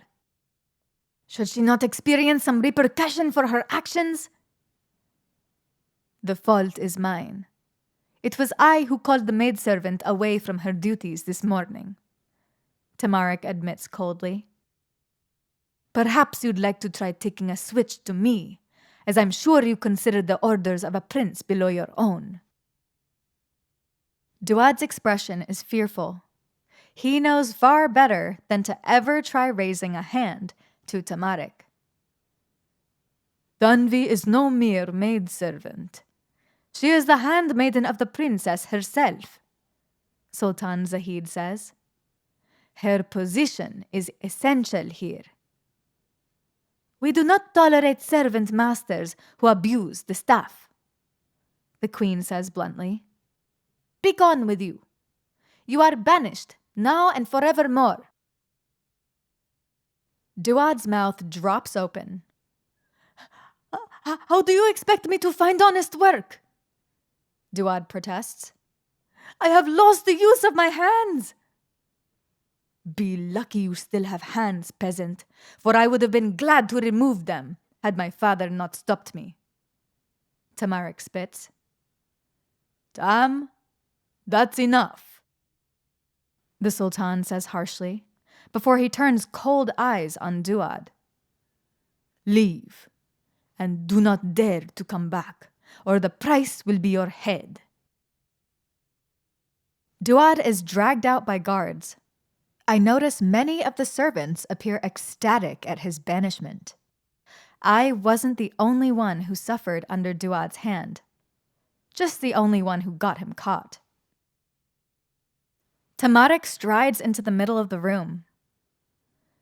"Let it be known that anyone who harms the maidservant Tanvi will have to answer to me," he says in a deadly tone. "And next time, I will not be so gentle." There are meek mutters, and the people disperse. The Sultan summons his son to him with merely a commanding glance. Sultan Zahid gets off his throne and heads into a room off to the left. Tamarik sullenly follows, and the door slams shut behind him. I hear raised voices. "Come," the queen says quietly, paying no attention to her husband and son. "Amira will heal you." I follow in the queen's wake. She doesn't talk to me, but that's just as well. Responding would be difficult. Amira seems refreshed after her day-long nap. When she sees me, she hops out of bed. Her face looks concerned. She makes soft noises as she approaches. "She needs you, Amira," the queen says. I drop the robe. It falls to the ground with a sickening, slick sound. It feels good to not wear it any longer, even though I'm just standing around with a pair of pants. Duad reduced my top to tatters when he beat me. I feel Amira's hand on my back, but it doesn't sting. The pain is gone. I reach around. Where there was once ruined flesh is now clean skin. When Amira is done healing my back, she goes to her wardrobe and opens it up. She takes down a white mantle and drapes it over my shoulders to cover me. "Thank you, Amira," I say, and I let out a sigh of relief. I don't think I could have bared the pain a moment longer. The queen stares at me. "You'll have to lay low for a while. Convince others that your back is still healing. I can have your things moved to the room across from Amira's. I do not wish for you to be far from the princess again. You are not to leave the royal quarters for a month." "Yes, my queen." I avert my eyes. After today, I don't want to be more than a few steps away from Amira at all times. And Tam. I feel protected around him. Even though his mistake cost me today, I don't blame him. "You need to rest. I'll have food sent up." The queen makes for the door. "And Tanvi?" I look up. Holding her strong gaze is too hard, so I have to rip it away. Her tone is flat and commanding. "Do not allow my son to enchant you so easily again." She leaves, and my cheeks burn. Her words bore into me harder than the switch did. Amira looks at me and lets out a soft coo. "Tam?" I sigh and nod. "Yes, Amira. Tam." Chapter 15. My new room is 10 times grander than my previous one, and the royal quarters are elaborate. I am given nicer clothes, nicer things, a bigger part of the palace to roam. Still, I feel like this place is a prison. The stable hands, directed by Samir, are ordered to take care of Ranveer while I rest. The queen hardly lets me out of her sight lately. She's locked me up like one of her children. Not that it's boring around here, by any means. The royal family keeps me plenty entertained. I'm working on mending one of Amira's dresses in her room. The princess is with her mother, practicing some sort of dancing. I love watching the queen and princess dance. It's something they're both very good at, and they obviously love it so. I just wish I wasn't so clumsy, so I could join them. I am completely uncoordinated. From around the corner, I hear the sultan scream. It is a funny sound. Ak! What is that? It's a crab. Can I keep it? Hannah asks. Hannah is always bringing home new pets. The royal quarters are starting to look like a zoo. Where on earth did you get a crab in the desert? The sultan screeches. I laugh under my breath and continue my work. Such outbursts are common around here. Queen Benua and Amira hurry out of the room to see what's going on. I put the finishing touches on the dress before I fold it up and put it away. It's later in the day, about sunset. I'm hungry, but the queen usually has food brought up to me these days. I find a nice meal waiting for me on my bed. I finish it and plan to end my evening with a stroll. Maybe if I'm lucky, I'll see Tamarik. He's never around the royal quarters. Too many people to keep an eye on him around here. But instead, I see someone I do not intend, nor want to see. Jafir is sneaking out of Larissa's room, and she's waving goodbye with a sickening, besotted smile. I am about to lose all sense and start screaming at her, but Zara beats me to it. She comes out behind a potted plant, which she is hiding behind, and takes a deep breath. There are bags under Zara's eyes, and she looks sleepy, but that doesn't stop her from roaring at Larissa in full force. You've got a lot of nerve bringing him up here, Zara tells her sister. Larissa turns around and narrows her eyes. Mind your own business. It is none of your concern. It is my business. I swear to Al-Shams, if I see him again, I'll tell mother and father you lost your virginity to him, and father will remove his head from his shoulders, Zara shouts. Larissa's mouth drops open. You wouldn't dare! Try me. Zara's eyes narrow. If you tell them I've been with Jafir, then I'll tell them you've been sneaking out at night to hunt murderers and rapists, Larissa shouts. My eyebrows raise. This is something I did not know. Zara's mouth gapes open. Larissa smirks in victory. Ha! Caught you. You think you're grown, Larissa, but you have a lot to learn, Zara says lowly. Says the one who can't even get a boy to even look at her. You're just jealous, Larissa sneers back. Zara rolls her eyes. If I had a man like Jafir, I would be celibate the rest of my life. Tom sleeps around with girls, Larissa argues. Why can't I do as I please, as a woman? It's not fair. Tom shouldn't be doing it either. There's just no controlling him, Zara hisses. Well, there's no controlling me either, Larissa shoots back happily. I'll take pleasure where I can, when I can. And someday, father will see reason, and Jafir and I will be wed. I have to suppress a snort. Sultan Zahid would no sooner permit Larissa to marry Jafir than he would give up the keys to his kingdom. I do not know why you wish to chain yourself to such a deplorable piece of filth, Zara says viciously. But go ahead and bury yourself in future misery. See if I care. Larissa swaggers off. I shake my head. She's 14. Even in this day and age, when people typically marry, that's just too young to get involved in a relationship with a man who is not adamant about protecting you.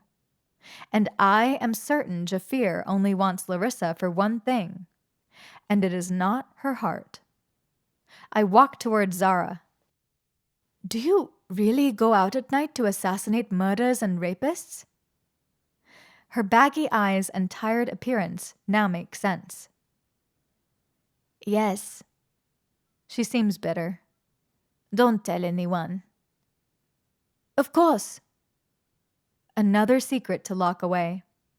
For all of Queen Benua's attempts to keep her daughter out of danger, it seems Zara is determined to do work as a vigilante assassin where she can. There's the sound of light footsteps again. Even now, I know it's Tam. My ears intimately know every sound he makes. My heart lifts as he approaches. Tamarik thumbs at Larissa's haughty exit. What's bothering her? Zara punches him in the arm, hard. You're a bad influence. Ow! Tamarik shouts. What was that for? You started all this, Zara says, and she walks off. Tamarik gives me an outraged look. What did I do this time? I believe Zara blames you for encouraging Larissa to be promiscuous with the wrong people, I say, before I hurriedly add. Not that it is your fault. She makes her own choices. Tamarik rubs his arm. I never wanted my siblings to follow in my footsteps. The opposite way would be much preferable. Well, then why don't you act like it? I ask. He shrugs. I'm a do-as-I-say kind of person, not a do-as-I-do. That is most apparent. I roll my eyes. I try to step around him, but he blocks my way. I have to get ready for tonight's story, I remind him in a low undertone. Your siblings will be disappointed. No stories tonight, Tamarik speaks softly. Tonight is for us. That is, if you care to join me. For us? What does he mean? The Queen told me not to allow Tam to talk me so easily into things. But what can I do? He's trapped me under his spell. I'm curious to see what you have in mind. I raise an eyebrow. He jerks his head. Follow me. Curiosity has me compelled to follow. I trail Tamarik up more stairs until I realize that he is leading me to his room. Oh, Rura, does he mean to sleep with me? I don't think I can say yes to that. At the same time, I don't think I can say no. Gods help me. My mouth has gone dry by the time we enter, but to my surprise and relief, Tamarik doesn't lead me to the bed. Instead, he walks toward the balcony and jumps onto the ledge. Tamarik, what are you? I scream as he jumps off the edge. I run to the balcony and look down. I expect to watch him fall to his death, but instead, he rises up to meet me. He's sitting on a carpet that is floating in midair. You ass! I hold my chest. You nearly did me in right there. He snickers. Should I mean to cause my death, Tanvi? I would do it without you watching. That's hardly comforting. I pay more attention to the rug that is holding him up. One of its tassels weaves back and forth, as if waving. A magic carpet, I say in awe. Does it really fly? And yes, his name is Sajad. Tamarik offers a hand to me. Would you like a ride? Would I ever? Without hesitation, I take Tamarik's hand and he pulls me onto the carpet. I stumble and nearly fall off the edge, but Tamarik catches me. Careful, Tamarik whispers in my ear, and my stomach flip-flops. He pats the carpet and says, all right, Sajad. Let's see what you can do. I'm blown backward as the carpet shoots forward. I give a squeal of exhilaration as I land against Tamarik's chest. The flying carpet whizzes through the air, climbing over the towers of the palace and spiraling toward the sky. The night is dazzling, full of diamonds against velvet black. The city of Ashana appears below us as a tiny town, and the vast desert is a great sea of golden sand, turned inky in the night. The lights of the city fade behind us as Sajad races forward, and my braid whips behind me. I feel utterly weightless and truly free. Is this how a bird feels when they're flying over the world? I shiver from the cold wind. Tamarik puts his arms around me for warmth. Better? Yes, I say, breathless. I shiver again, but for different reasons. Tamarik whispers in my ear. I have an idea. What is the one place in the world you wish you could go? An urge of homesickness fills me. Amandara, I whisper. It's the one place I wish I could return to. Tell a story about it, he says. Right now. Imagine that we're there. All right. I close my eyes and feel the cool breeze kiss my face. And as Tamarik and Tanvi flew through the sky, they found themselves no longer in Sairan, but in Amandara, in its lush jungles and hot air, listening to the sounds of the tiger, the deer, and the monkey. I can smell the jungle, feel the change of the air, and hear the sounds the animals make in the brush. When I open my eyes again, I let out a small cry of joy, for we're no longer soaring over the desert. Amandara's lush jungles and beautiful mountains are all around us. The sight brings tears to my eyes. The magic of the carpet and of my words have transported us here. By Rura, I hope we can get back. I don't know if I have enough magic. Aye. Tamarik wipes his face with the front of his sleeve. It's more humid here than I imagined. I laugh. It'll be a long way back if my magic fails. It's not a bother. I wish to see the world. He leans back against the carpet. And it's healthy every now and then to give my family a heart attack. They're likely to think we've run off together. Would that be such a bad thing? I shake my head. He's such a scoundrel. Tamarik indicates the carpet to slow down. Sajad floats over a crystal pool in the middle of the jungle, which is juxtaposed by a waterfall that's flowing down a mountain to our left. The carpet levitates, spinning in slow circles. I look around, taking in the beauty of it.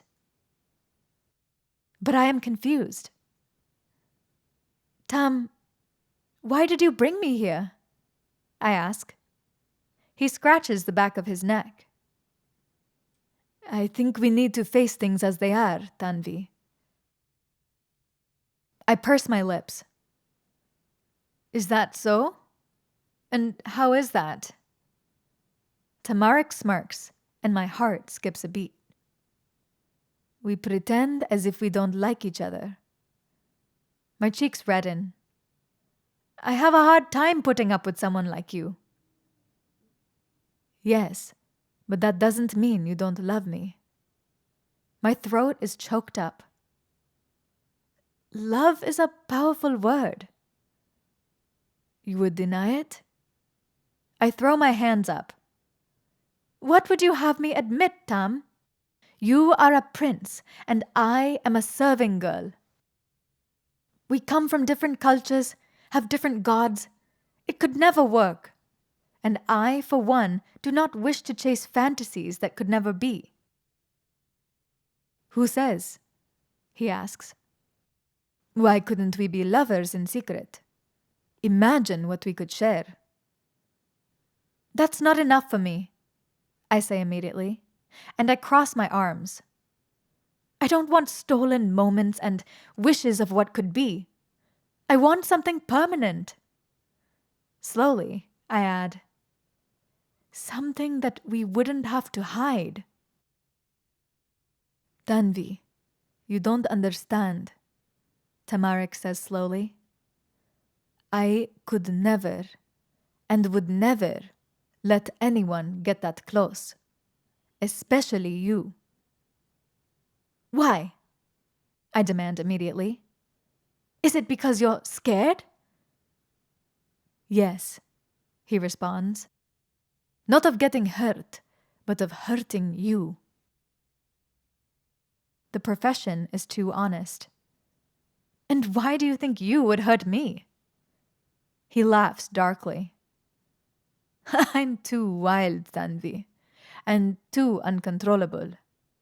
You've seen me lose myself one too many times. You know what I say is true. His episodes have gotten worse in the past months. He has them nearly every day. But I do not care. You're afraid of yourself, and that's all there is to it, I say. So what if I am? His voice hardens. You would be too if you lived inside my head. I know Tamarik is broken and that I am in love with a broken man. I know it is not my responsibility to piece him back together. I cannot fix him. At the same time, I cannot stay away. You never said if you loved me, I tell him. I feel this conversation is very one-sided. Tamarik stares at me. Then he puts 2 hands on either sides of my face and pulls me in to kiss him. When my lips touch his, the feeling is incredible. It's nothing like kissing Vihan. I banish the memory of it. This is soft and warm and full of light.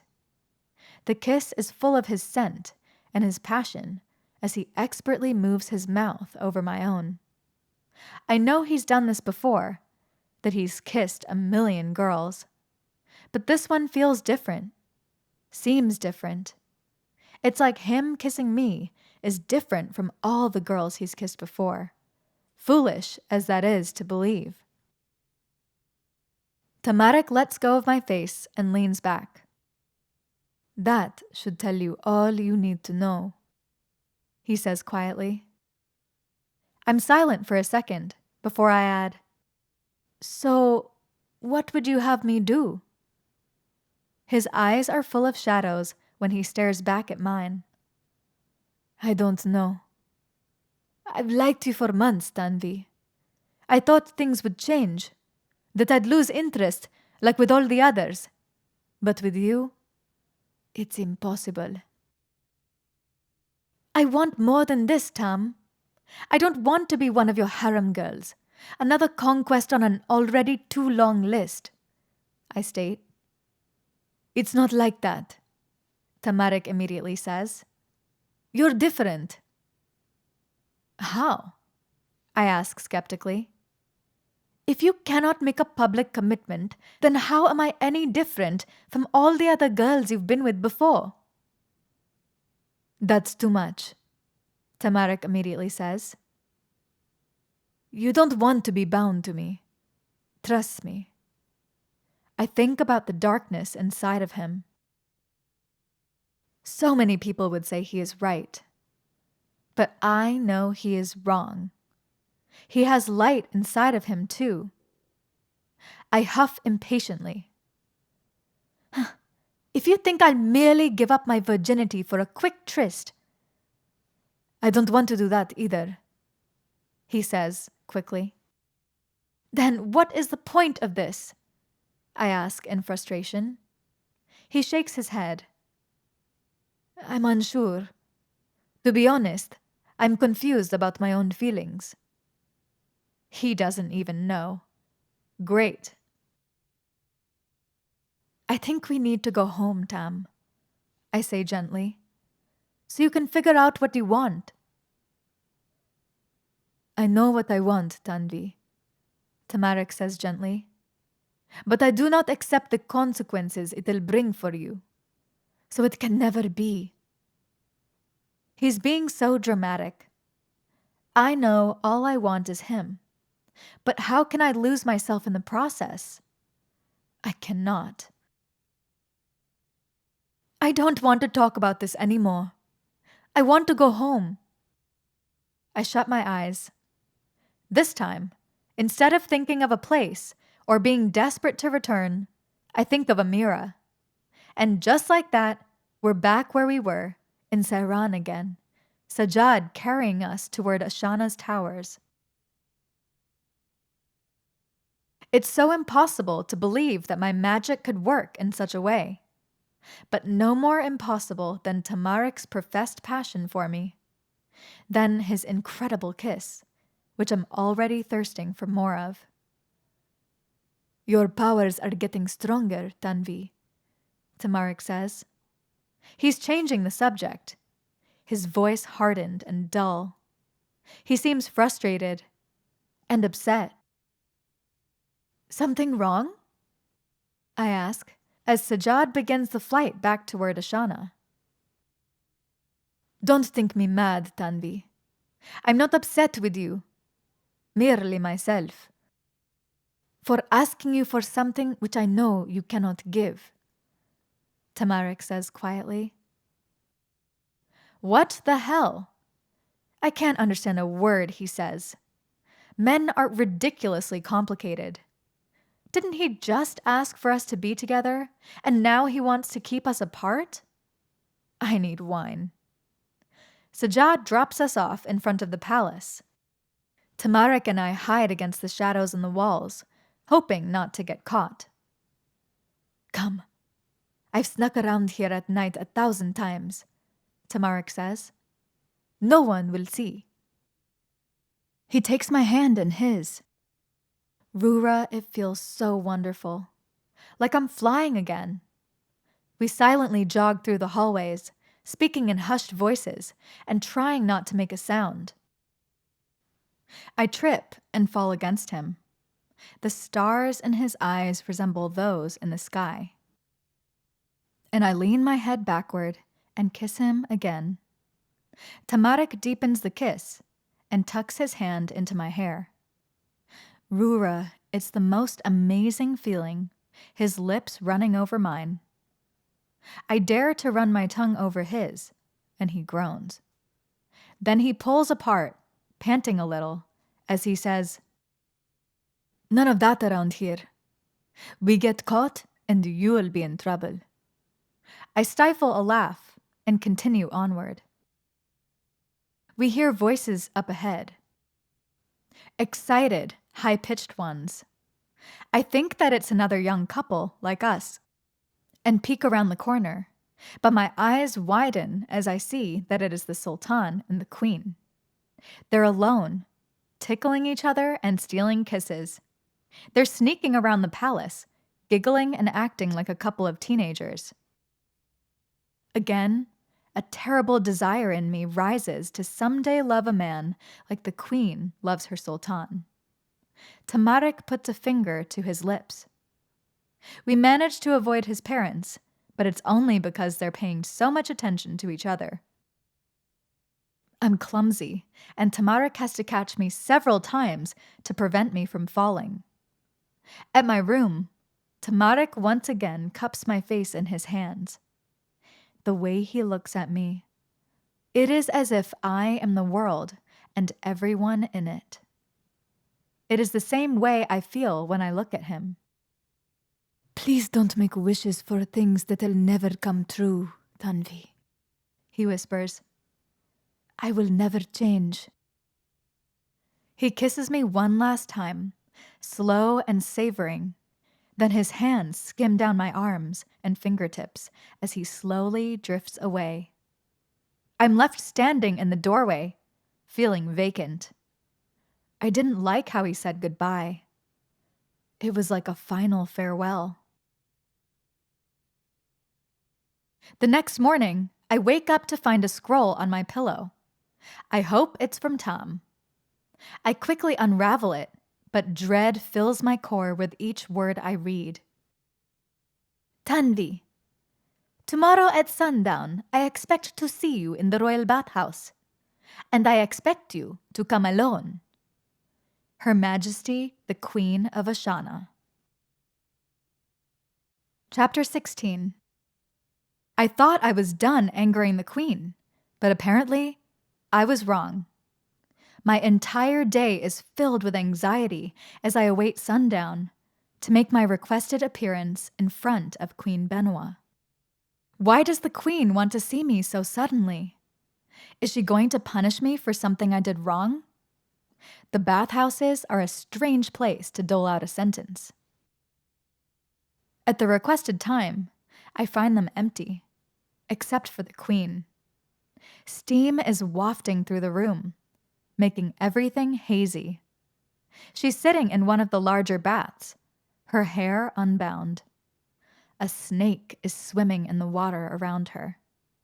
I can smell eucalyptus oils and jasmine. The Queen is naked, but I feel much more vulnerable than she in this moment. Even without clothes, she seems commanding and powerful. She makes me frightened and impressed she can exude that much grace, wearing nothing but that authoritative look in her eyes. I realize that I want to become her very much. It seems that you can't seem to stay out of trouble, Tanvi, the Queen says. I told you to stay in the royal quarters. I also told you not to allow my son to sway your decisions. Both orders you chose to ignore. She knows Tam and I left last night. All the breath leaves my lungs. She gives me a disapproving glance. You seem intent to defy me. A few more instances of disobedience, and you'll have earned a life sentence. I make a small, shrugging movement. That would be fine with me. Truth be told, Your Majesty, I don't want to leave. The Queen raises an eyebrow. Join me in the bath. Everything that is hidden will be laid bare. There will be no secrets you can hide from me here. I'm not one to deny an order from a queen, especially not her. Even when there's a snake in the water. I quickly strip off my clothes and step into the bath. The water is boiling. It practically burns my skin. How can she handle it? I refuse to show any discomfort. I take the seat directly opposite her. In this way, it feels like we are equals. I hold her eyes and do not avert my gaze. The snake stays away from me, thankfully, and remains near her. She notices my boldness. You took a risk last night. You disobeyed me, and you involved my son. I didn't mean to. I know it was not your idea, Tanvi. And I don't believe it is wrong for my son to have feelings, Queen Benoit says. I am merely questioning why. She briefly looks away for a moment. When you are married, you make sacrifices. Stories meant much to me when I was young. They meant a lot to my husband as well, once upon a time. But as you get older, you find that a man's past becomes his present, and his demons won't go away. And as a wife, you will do whatever it takes to vanquish those demons for the one you love. I believe you understand what I mean. I think of Tam, and I do. I really do. My queen, I question. Why am I here? She doesn't hesitate. You are not yet a mother, so you cannot understand. I have raised my children in a land that would take any and every opportunity to kill them. I have clung them to my breast and prayed to Al-Shams that they will not be taken away. But there are no promises. I will do whatever it takes to keep them safe. She sits taller. I need to know if you are with us or against us. And trust me when I say that you do not want me as an enemy. I gulp. No. Making Queen Benua my enemy would be the worst possible mistake I could make. If I was to ever harm her family, she'd hunt me down, no matter what hole I hid in, and destroy me for it. You can trust me, I insist. I won't betray you. How can I know? She raises an eyebrow. I have faced betrayal many times over the years. Once, it nearly cost me my husband. I paid a heavy price for putting trust in the wrong person. How can I be sure you want to do the same? Amira, I say instantly. I love her. She's changed me. The queen's eyes flicker downward. Yes. She has a way of doing that to people. She locks her gaze on me again. Do you know who she is? I shake my head. I'm not sure. She's different. Human, but not so. But she's not a jinn or any other creature I can place. She's completely herself. The only one of her there will ever be. Her expression remains passive. It's surprising to me you haven't figured it out by now. But it won't take you too much longer to realize. The queen shakes her head. Ruku has been dead for many years now, but his memory still haunts us as if he is still alive. You must understand. We were willing to go to any lengths to make sure he never came back, including silencing anyone who might, in the slightest way, be anything like him. Her face seems to replay the ghosts of years gone by. It's like watching her relive whatever she went through. A thing I can't understand, but is still hard to witness. You thought I was like him, I say, realizing. You believed I would become the next Ruku. I once thought that. It is the reason I wanted you gone at first, Queen Benua says. But it didn't take me very long to see that you, thank Al-Shams, are nothing like him. I practically sigh in relief. It's a very large weight off my shoulders to know that I don't resemble the man who threw an entire realm into hell. A question pops out before I can stop it. Why do you hate me so much? I ask. You are so hard on me. You treat me differently than the other servants. Why? Because, the queen starts. When I was young, I was a lot like you. I hitch a breath. What? And I don't hate you, Tanvi. Far from it, the queen says. But I remember the destruction that I caused due to my own strong will, and I see it in you. The admission is shocking. Me? Like the queen? Impossible. She's so strong and brave. She's ruthless. I am nothing. Once, everything was stolen from me. My husband and I had to take our lives back by force. she says lowly. You are like I was. You are not afraid. A woman like you is powerful and cunning. She has the power to create or destroy. She reaches out to her snake. It winds itself around her wrist and up her arm before becoming the diamond serpent necklace. Magic. Of course. Most likely a present from Shadi. You are a force that can't be stopped, the queen continues. Your magic only makes you more dangerous. Too many women are willing to cower behind their husbands and hide away from the world. You and I are not that way. We demand what we will from life. Damn the consequences. I can't believe you think of me so highly, I say, aghast.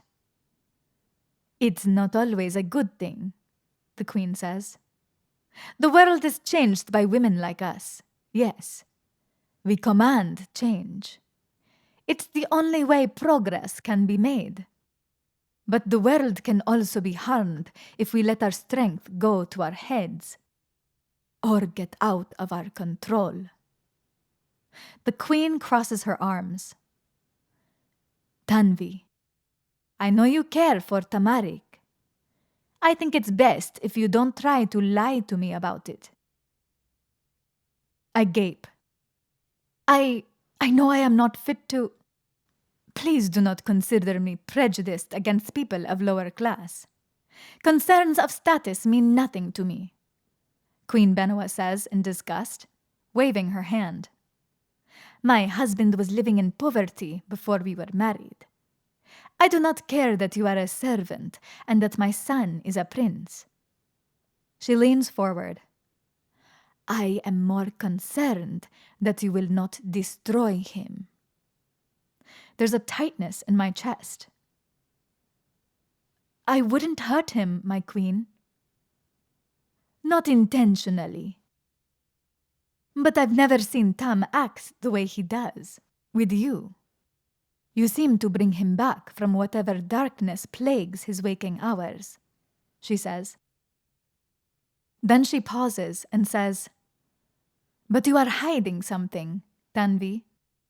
I am certain of it.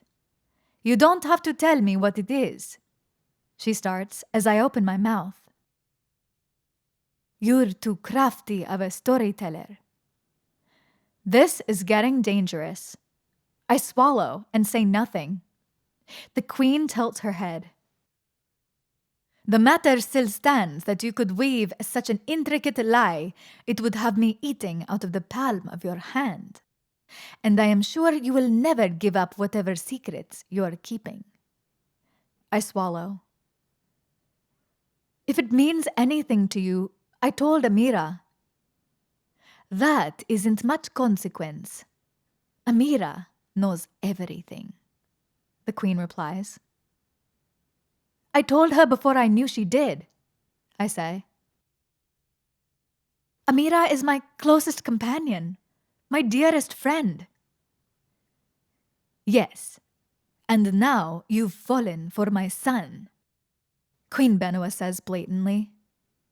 There's no point in trying to deny it. I don't know how it happened. The tears are welling up in my eyes and pooling over my lids, running down my face. He was everything I hated, everything I despised.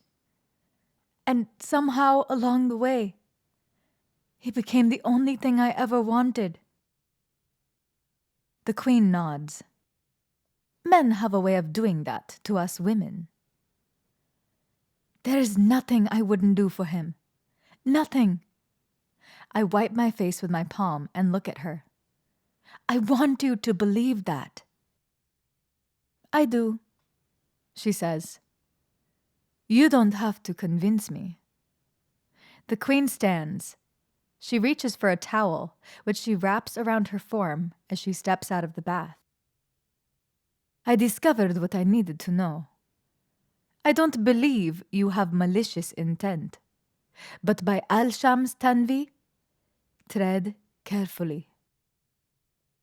She stares at me and says, Tamarik doesn't need to be broken any more than he already is. A shattered feeling comes over me. I stare at the water as I hear the soft footsteps of the queen walking away. My queen? She turns around. Yes. I hold my breath as I ask the question. I was told you had the opportunity to become ruler of all Seran, and you said no. Why? Queen Benua looks down and she laughs lowly. I don't know if you've noticed, Tanvi, but I am far too attached to power. The large door shuts behind her. The water is still hot, but has grown cold. The queen has given me a lot to think about. Chapter 17. I'm awoken from my sleep one morning by the sound of wailing. Someone is weeping and doing so terribly. Groggily, I fall out of bed and slip on my clothes, wondering what on earth is going on. A person must have died. It is the only explanation for such an awful sound. I put on my clothes and hurry to the source of the desperate noise. It's coming from one of the sitting rooms off of the gardens. It's Larissa. She's on her knees, tears streaming down her face. The queen is holding her, rocking her back and forth. The sultan looks furious. Guards and soldiers march out of the room, arms at the ready. Bring him to me. I want his head, the sultan roars. Amira is there, but looking on at a distance. I stand next to her, to have something to do and appear unseen.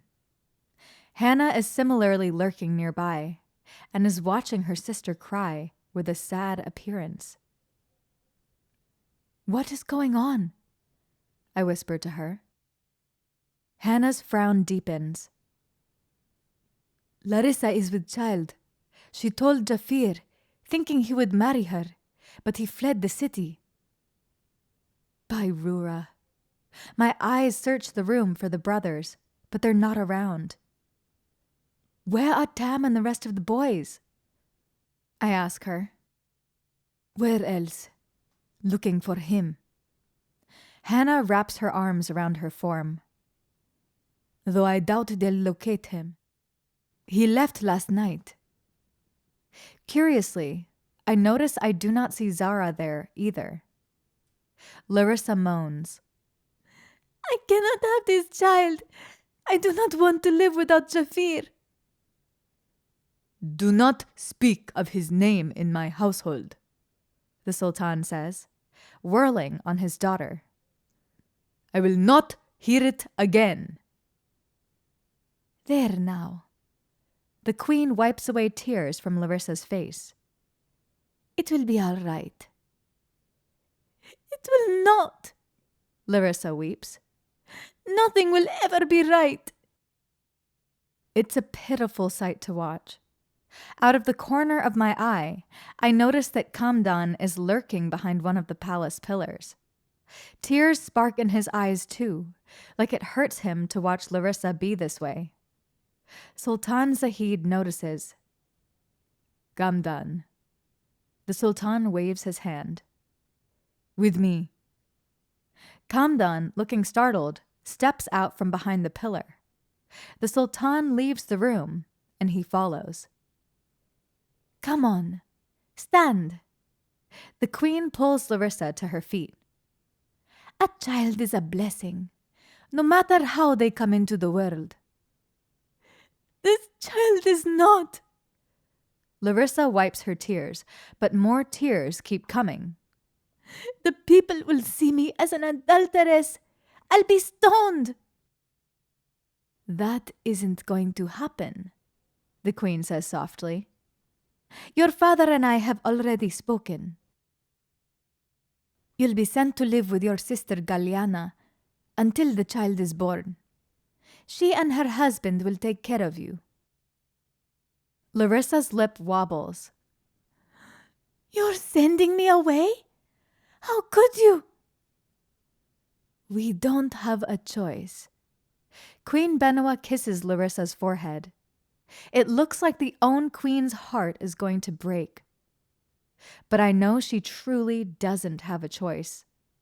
The people in Ashana are more open-minded than most places in Sairan, but the Onari is still followed here. Even a princess isn't exempt from the penalties of being with a man outside of marriage, and a pregnancy is impossible to hide. Getting her out of the city is the only way to protect her. After a few moments, Sultan Zahid comes back, Kamdan in tow. Shadi has already sent word to Galyana, and she has agreed, he says to his wife. Then his eyes fall upon Larissa. I've asked Kamdan to go with you. He's more than willing. Larissa looks at Kamdan. Her gaze is still watery. Kamdan doesn't say anything. He's too shy. Larissa sniffs. Fine. But I want nothing to do with this baby after it's born. We'll discuss that when the time comes, the Sultan says softly. Larissa runs out of the room, wailing again. Kamdan, at a loss for anything else to do, follows. I'm left standing awkwardly around. The queen collapses on a couch with a hand over her eyes.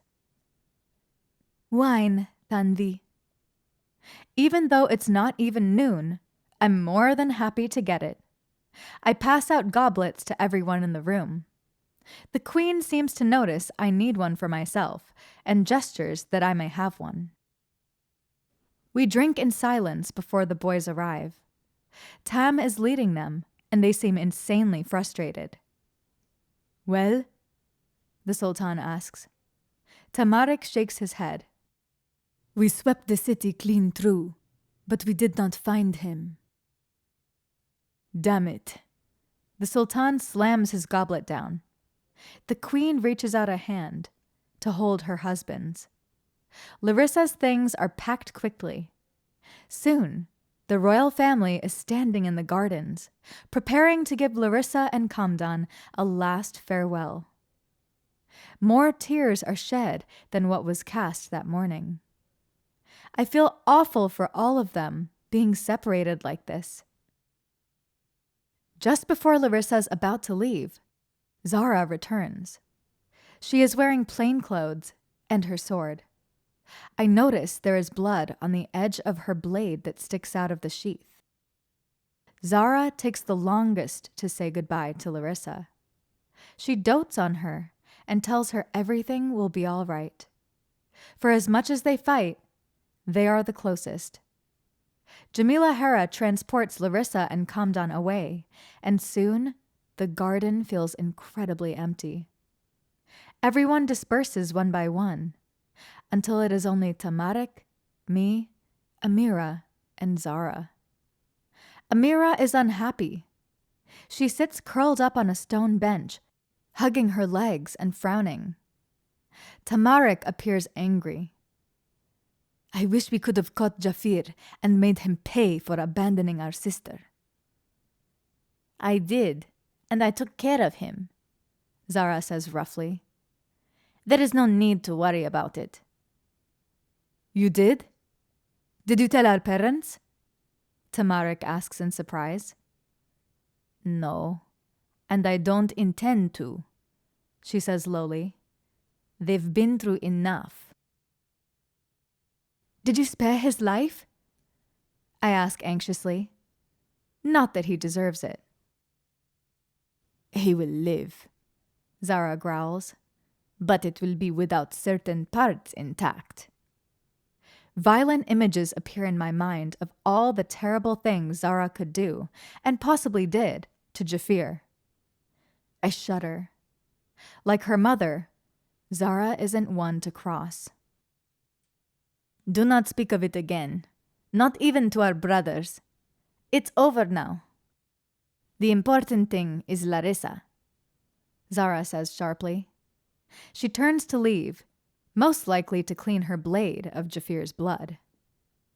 Amira hops off the bench to follow her. I don't know what she's going to do. Work her magic on Zara again, most likely. She needs her right now. I scrape my foot against the ground. What an awful assortment of events. Yes. I don't intend for the same thing to happen with us, Tamarik states. I look at the ground. I don't either. There's a bit of silence. Then Tamarik says, Not that it would. Not in that way.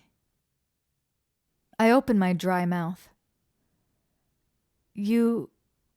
I wish you could see what we do together in my dreams, I say. The gold in his eyes flashes hungrily. Then you'd want it just as bad.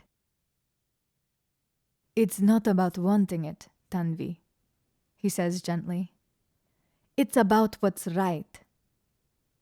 I don't respond, just look at him, our gazes connecting. Despite his words and his best intentions, in that moment, Tamarik leans in to steal a kiss. But when his lips touch mine, I don't feel it. Instead, I'm subjected to flashes of light, a vision that encompasses me completely. I see a little boy, scared and alone. Blood, men, and corpses. The laughter of monsters against vile acts. The little boy crying out for help, unable to escape. And the Sultan's face, reaching out to the little child cowering in the rubble. Tamarik's rampant emotions, his episodes, his lust for death. Everything becomes clear. His reaction when I nearly was raped by the bandits that night suddenly makes perfect sense. Tamarik breaks away from me suddenly, ending the kiss. His face has gone pale white.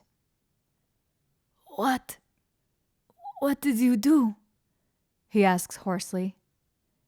You were inside my head. I'm sorry, I begin. I didn't mean to. It was my magic. It only happens to people I'm close to, and by accident. You saw my memories, he accuses immediately. You know what happened. Yes, but Tam, I start. What? He asks nastily. I look up at him. I can only see memories if people want me to. Tamarik's face clears for a moment before he masks his pain with a visage of darkness and rage. Perfect. That's just great. Glad you finally know what's wrong with me. Tam! I reach out for him, but he turns his back on me and leaves. He slams the door shut behind him. The sound makes me fall to my knees with the harshness of it.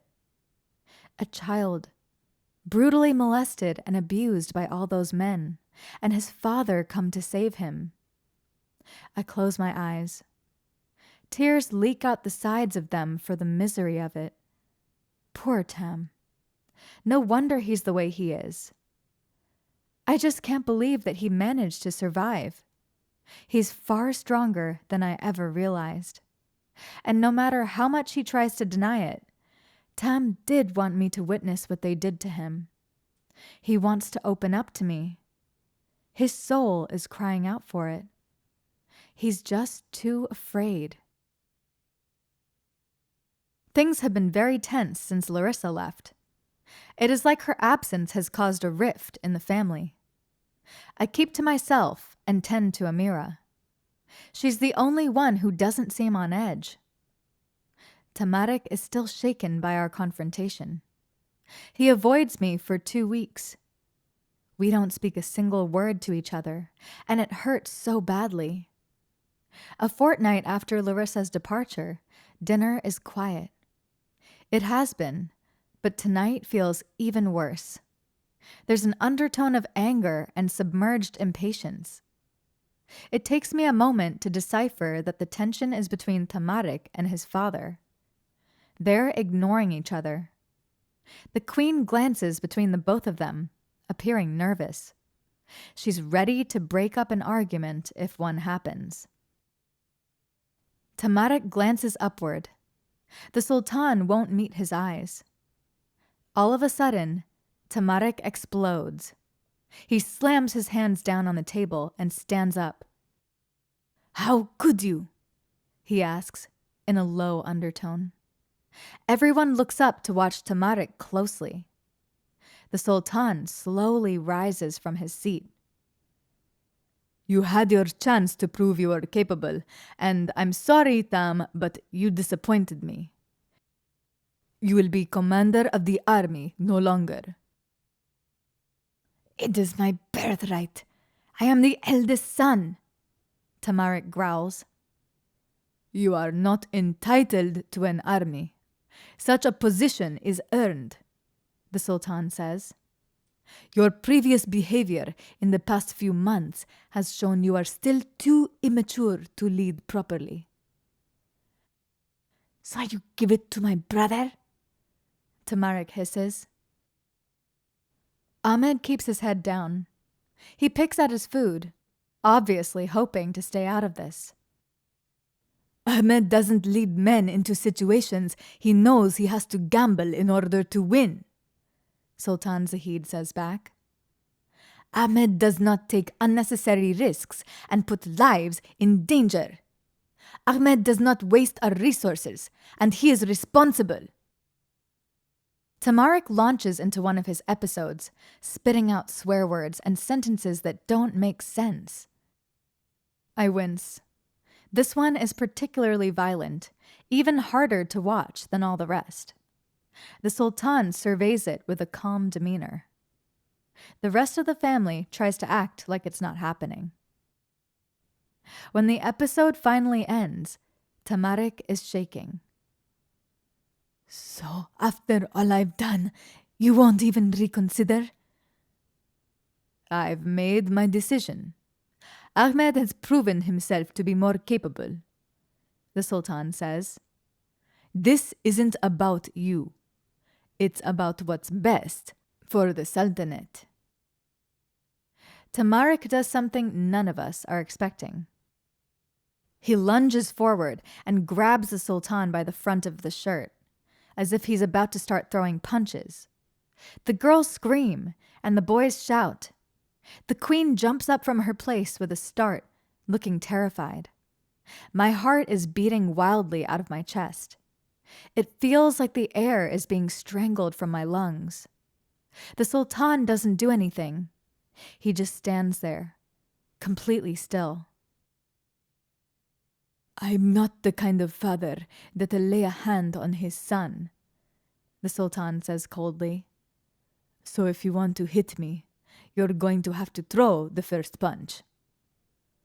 The utter rage and agony slowly drains out of Tamarik's eyes as he realizes what he's doing. Slowly, he lets his father go and backs away with a horrified expression, his hands fisted in his hair. He doesn't look like a grown man. He looks like the scared little boy I saw in my vision. Tamarik bolts. "I can't stay here any longer." He runs out. There are shouts and cries to come back, but he doesn't listen. No. No, no, no. This can't be happening. Amira starts crying. Tears are streaming down her face, her mouth wide open as she starts to sob, the weak sounds turning into screams. "Tam!" she cries. "Come back!" I have to calm her down. I try putting my arms around her, but she flails out of them. I hear the hoofbeats of Tamarik's stallion far below as he runs out of the city. It takes me, Hannah, and Zara to drag Amira back into her bedroom. I do everything I know to help her relax, but nothing works. All she does is weep and ask for Tam. My heart hurts with her. I know how she feels. I want Tam too.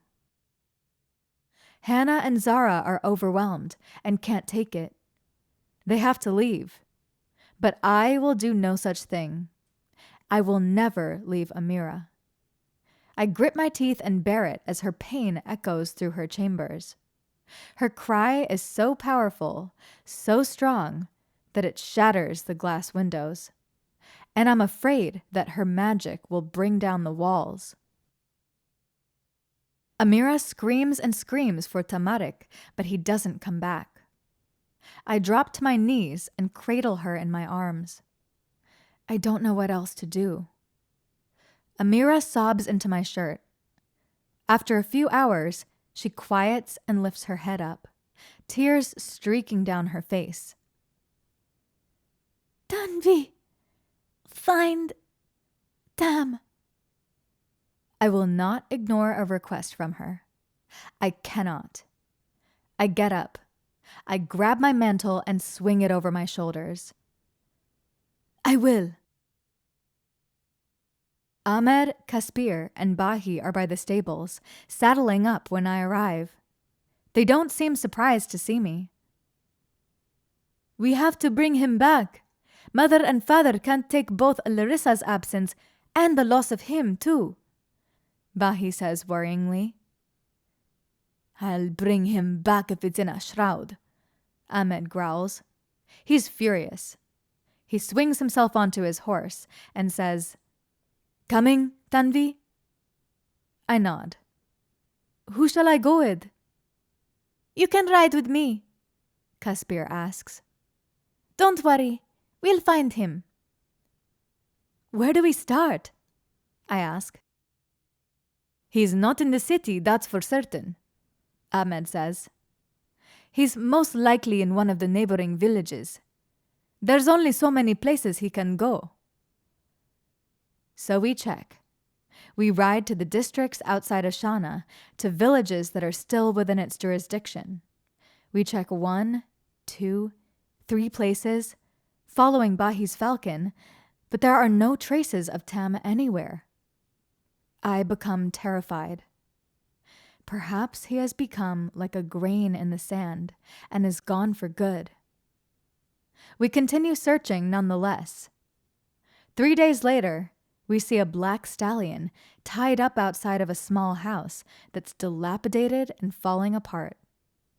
We enter without knocking. Tam is inside, alone, sitting at a table and drinking. The house is dirty and a hovel, and he is most certainly drunk. My heart sighs with relief and beats with an undeniable rage that he made me and all of us so worried. He's selfish. Ahmed goes to stomp inside, but Bahi puts a hand on his shoulder and tells him to calm down. Bahi says, Is this house yours? I bought it years ago, Tamarik says dully. Just in case. Just in case what? Ahmed asks nastily. In case you didn't get your way and felt the need to abandon your family? Tamarik shoots him a harsh glare. You'd better watch your tongue. What? Are you going to attack me too? Ahmed shouts. Go ahead and hit me, Tam. I'm young. I'll get back up.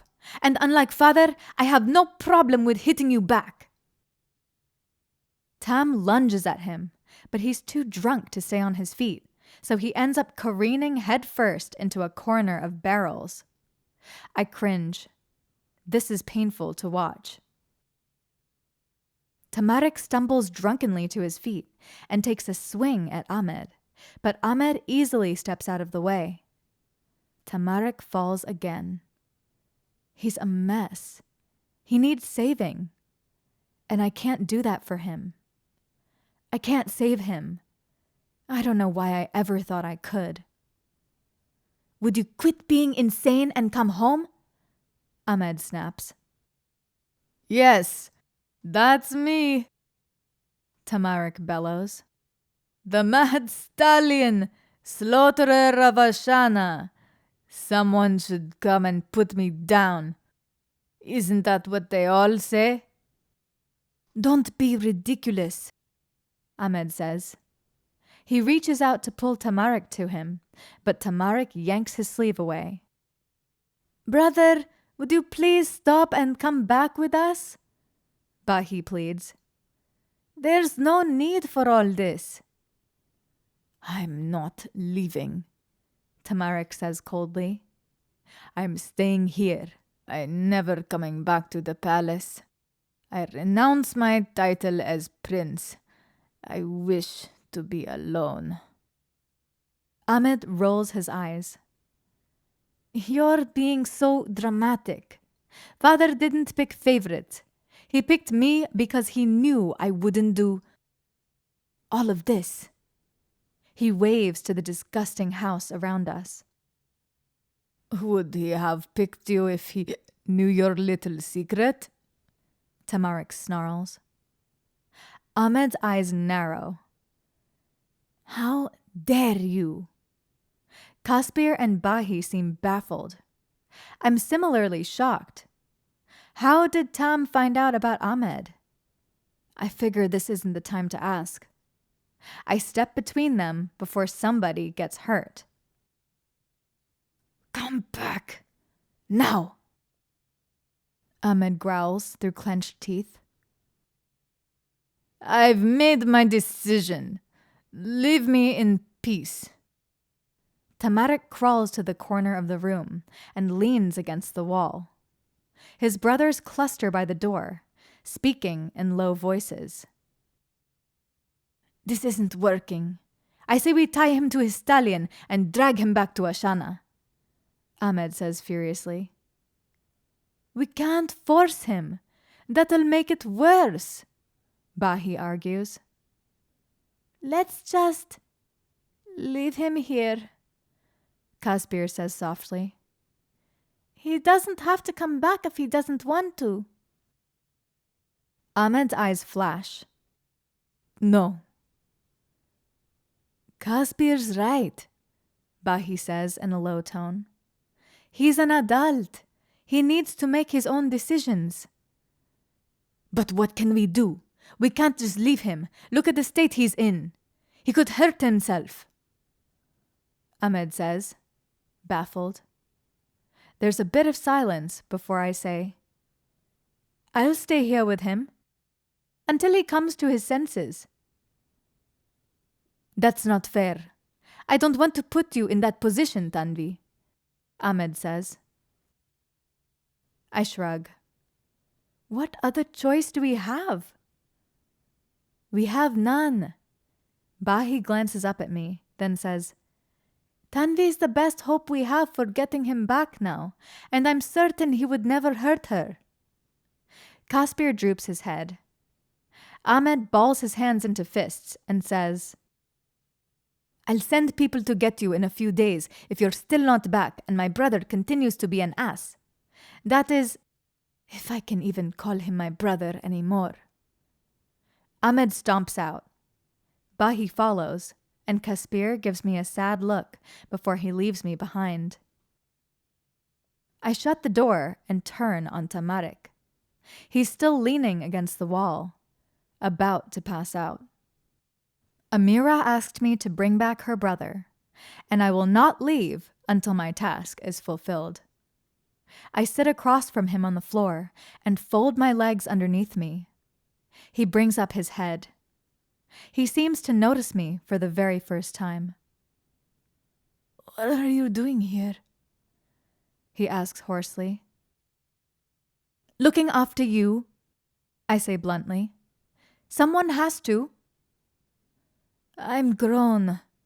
I don't need anyone to look after me. He is so wrong. Tam, why won't you come home? Don't you understand? I can't go back home. Watery tears start rising in his eyes. They come down his cheeks, touching his trembling lips. Now that his brothers are gone, and he no longer has to pretend to be the angry warrior, the true feelings come out. Why? It is hard to see him cry, but I must be strong. I'm getting to the bottom of this. I almost hit my father, Tamarik says, agonized. He's done nothing but love and support me my entire miserable life, and I turned on him. What kind of monster would do that? He shakes his head and takes another long drink. He probably never wants to see my face again. I just made the worst mistake of my life. He's not upset with you, Tam. He just wants you to come home, I insist. I can't face him ever again. I'm too ashamed. You'll get over it, I say. Please, come back. Your family misses you. With Larissa gone, they can't handle another absence. You don't understand. If I'm crazy enough to try and hurt my father, what makes you think I want to lose my temper and do the same to you? The same to other people I care about? He shouts. I've told you before, you need to stay away from me. Everyone I love needs to stay away from me. You would never hit me, I say, shocked. That's not who you are. And you hesitated. You didn't hit the Sultan, even though he dared you to. I don't believe you have it in you to do it, Tam. You still kept control. Barely. He buries his head in his arms. Leave me. Like hell. I grind my teeth. I'm bound to Amira. I'm bound to you. If you want to live in poverty for the rest of your life and never go back to Ashana because you're too afraid to face everyone, fine. I let out a huff. But I'm not leaving you. So I guess I better get used to living in squalor. Tamarik gives an impatient noise. You only love me because I'm here. Because you know I will never leave. That I'm incapable. I don't love you because you're never going to leave me. What does that mean? Nothing, I shout. I love you for the person you are, Tam. You're brave and loyal, and you love everyone more than you love yourself, despite your act of trying to convince everyone what a gigantic jackass you are. Those things about you wouldn't change, no matter if we were together or not. It's not an act, Tamarik mumbles. He's pouting. I continue on my tirade, ignoring him. So you'll never leave. That's the oath you made in the first place. All it means is that you're too weak to stand up for yourself and demand something better than what you think you deserve. I will always stay by your side, Tam, through war and death and sickness and whatever hellish things the gods decide to let us endure in this life. I draw myself up taller. But so help me, Tam, I will not put up with bad behavior from you. I'm a human being. I have feelings and wants and dreams just like you, Tam.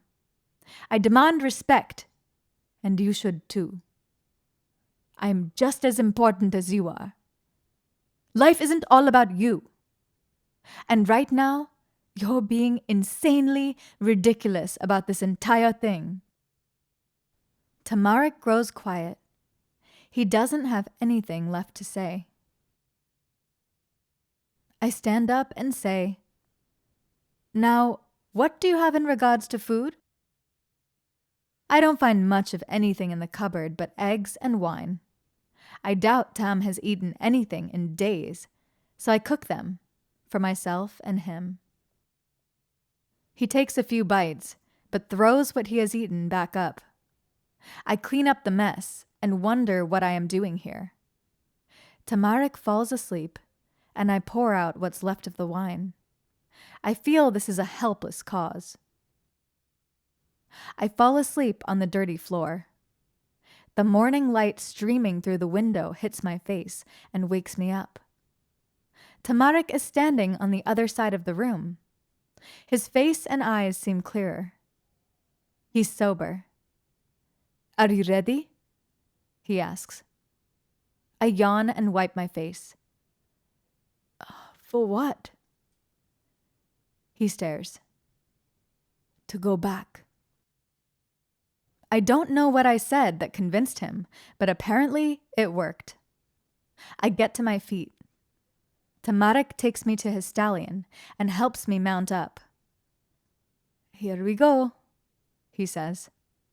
Quietly, he adds, "I don't know how I'm going to face my father." "You have to," I say. "You can't avoid him forever." "What if he hates me? What if he no longer wants me to be his son?"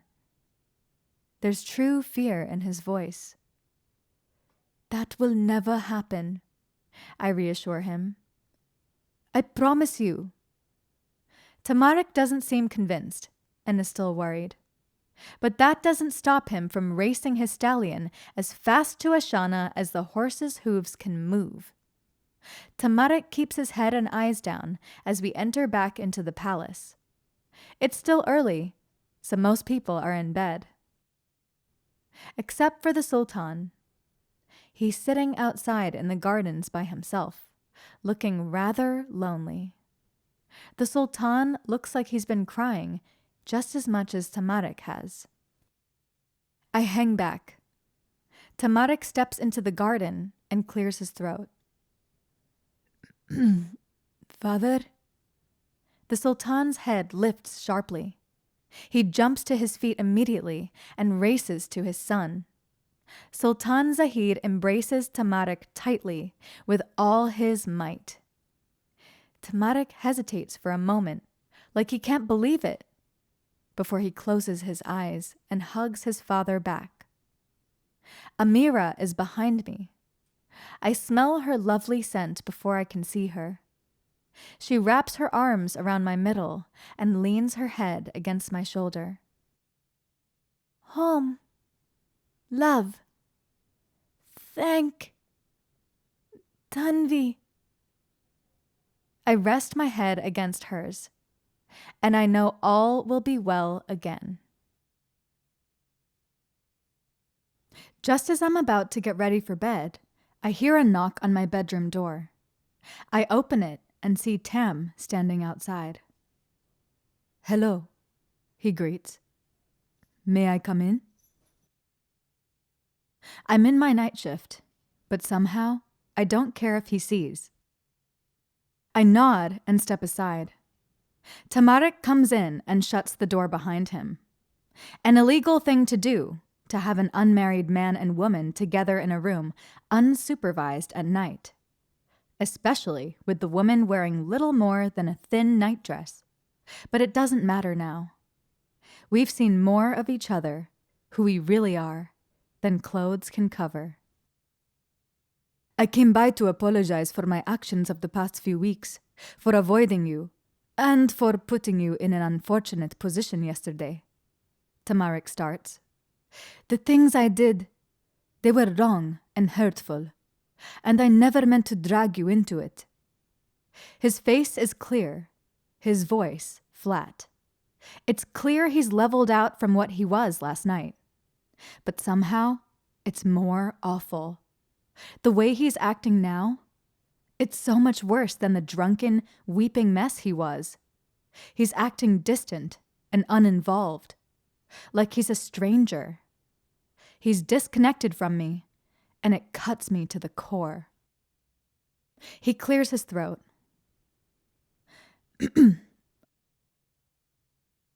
"I also wanted to let you know that I've apologized to Ahmed as well. My comment about him was uncalled for." I nod. "How did you find out?" "I walked in on him and Saeed recently," he says. I don't think it's wrong, but I disapprove, merely because I'm worried about what will happen to him if word gets out. That is his decision to make, I say gently. I know. Tamarik looks away from me. The movement is harsh for me to endure. But, as I said, I'm sorry that I put you through so much yesterday. It's all right, Tam, I say. You needed help. He swallows. Yes, well, I hope you're not the one who offers it next time. What is that supposed to mean? I snap, immediately offended. Tamarik takes a deep breath, being careful. I want you to keep your distance from me. I'm going to lose my mind. Really? Well, I'm glad that's not something within your control. Don't you understand? I don't want to put you in that situation again, Tamarik says forcefully. I don't want you chasing after me and sleeping on a dirty floor. I don't want you pleading with me to see sense while I'm still in one of my bad places. I don't want to drag you down with me. Love is messy. It's dirty and filthy and being in the most terrible of places with someone when they're at their absolute worst, I say. And it is. I know what true devotion is now. I wouldn't have done all that for Vihan, but I willingly do it for Tam. Love is too powerful a word, he says. You are right. We are too different. Our gods and cultures keep us apart, yes, but there is more than that. We could never work, and it is because of me. I hate him. He's using my own words against me. Hasn't he realized I've changed my mind? You admitted you love me, I accuse. I don't love. That's just a coward's excuse for being too afraid to take the risk. I throw the words in his face. The way he stares at me, it's like my heart is breaking and on fire all at the same time. His voice is starting to break and stutter. It doesn't change anything. We still can't be together. Why? You know why. My eyes are burning. I don't want to admit they're tears. You say you don't love, or rather, you don't allow yourself to love. But I don't think you have a choice this time. Love is a choice. It's not just feelings. He takes a step forward, closing the gap between us, and I hold my breath. You don't want someone like me. I'm a monster. I'm too broken. I enjoy killing, Tanvi. You know it, and I know it. I'm a killer. Worse than that, a murderer. I don't care. The rest of your family has taken lives. Not like me. They do it for necessity, to protect other people. I do it for the pleasure. He sucks in a breath. I knew I had to stay as far away from you as I could the day you saw me torture the servant master that hurt you. You saw the look in my eyes. You didn't have to say anything. You realized how haunted I am. He shakes his head. I'm not going to allow someone damaged like me to ruin someone beautiful like you. I narrow my eyes. You ruined me the moment you walked into my life. The cruelest thing you ever did was introduce yourself to me. Don't you understand? I'm wrecked now. I didn't mean to make you fall in love with me. It doesn't matter. You did. And stop trying to be a martyr. I'm no saint, I snap. And I don't need protecting.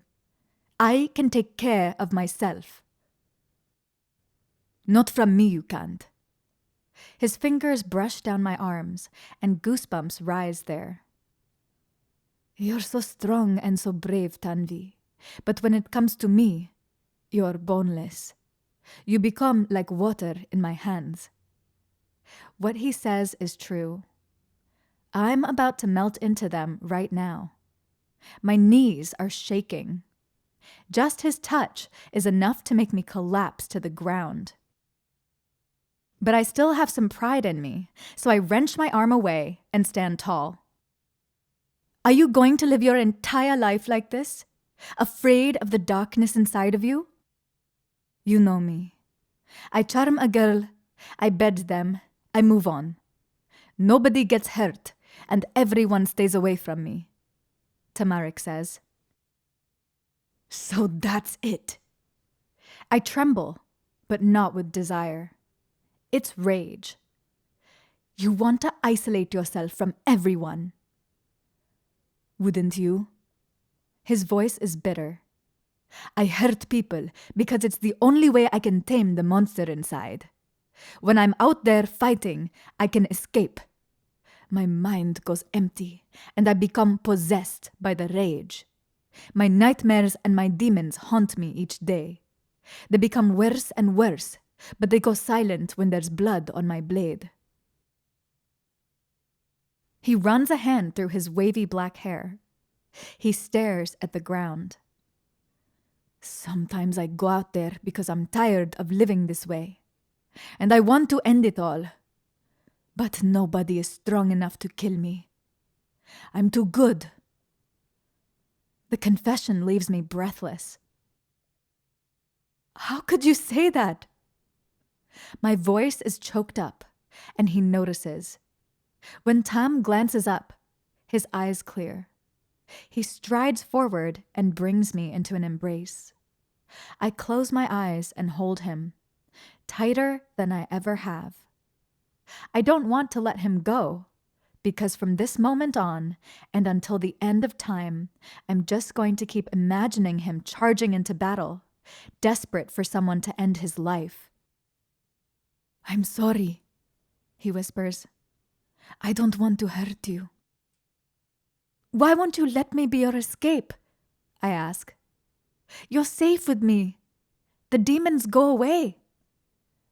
Because eventually they'll take you too. You can only ward away what I am for so long. That's not you. I take a shuddering breath. I know it. I've seen the good in you, the real person you are. Your entire family has. Amira knows. Amira is the only one who understands. She isn't trying to change me. You don't need to change. I rip away from him. I'm getting so frustrated. You merely need to be who you are. I wrap my arms around myself and turn toward him. If you saw what I saw, you'd know. I understand. I know there are cultural and marital obligations that prevent us from ever being what we dream of becoming. I sigh. But it doesn't mean never. One night, Tam. Please. That's all I ask. He's backing away. I'm losing him. We're defined by the choices we make, Tanvi. And I have a choice not to go through with this. For your sake, not mine. No, I whisper. Now there are tears glittering on my cheeks. You might have a choice, but I knew I didn't from the first time I saw you. Tam can't control himself anymore. His body has lost all self-control. Or maybe it's his heart. He lunges forward and grabs me. Tam pulls me tightly to his body and wraps one hand around my waist while he entwines the other in my hair. He pulls my head back and plants a deep and raw kiss on my mouth. Relief fills up my stomach, though it is short-lived, and I open my mouth to let him in. His tongue crosses with mine as he hungrily ravishes my lips, kissing me like he's never kissed anyone before, like he's been away for 1,000 years, like he thinks our cursed love can go on forever. The wings in my stomach are fluttering so quickly, I feel like I'm going to be lifted off the ground. Still kissing me, Tamarik puts his hands on my waist and throws me roughly onto a desk, like I'm some sort of weightless doll. I rip open his shirt, but he pins my wrists overhead with one hand firmly and feels my breast with another. This is it. I'm finally getting my wish. One night. Better make it count. Something to last me the rest of my life. Tanvi, he whispers, and just now I notice there are tears dotting his eyelashes. Is it possible he wants this just as badly as me? He lets go of my wrists and moves his hands over my upper body, planting painful and pleasurable kisses on my neck and shoulders. I wrap my arms around him and dig my fingernails into his back, just to make sure he's still here, and this isn't just a dream like all the others. Tam starts lifting my skirts, bunching them up in a hurry. My heartbeat quickens, and I lose all sense of reasoning. But then I make a mistake. When I start to undo the ties that fasten his pants, Tamarik seems to come too. The clearness in his eyes dies and becomes cloudy again. He looks at me, and the passion is gone, replaced by fear. But even worse is the horror, like he realizes what he's done.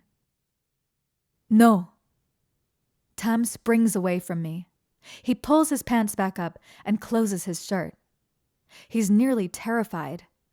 He's once again the damaged little boy that his father found crying under a pile of wreckage nearly 20 years ago.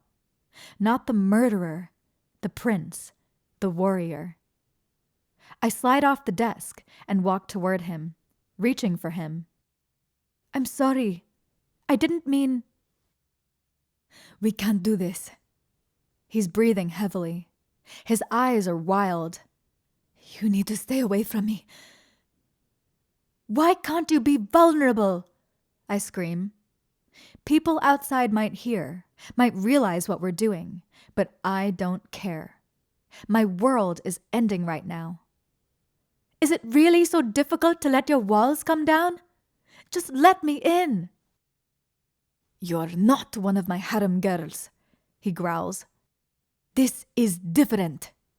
I wanted us to do this the right way. Make it special. Tam, what are you talking about? I ask gently, but he's babbling, rambling again. I can barely make out the words. He's having another one of his episodes. They seem to be tormenting him endlessly lately.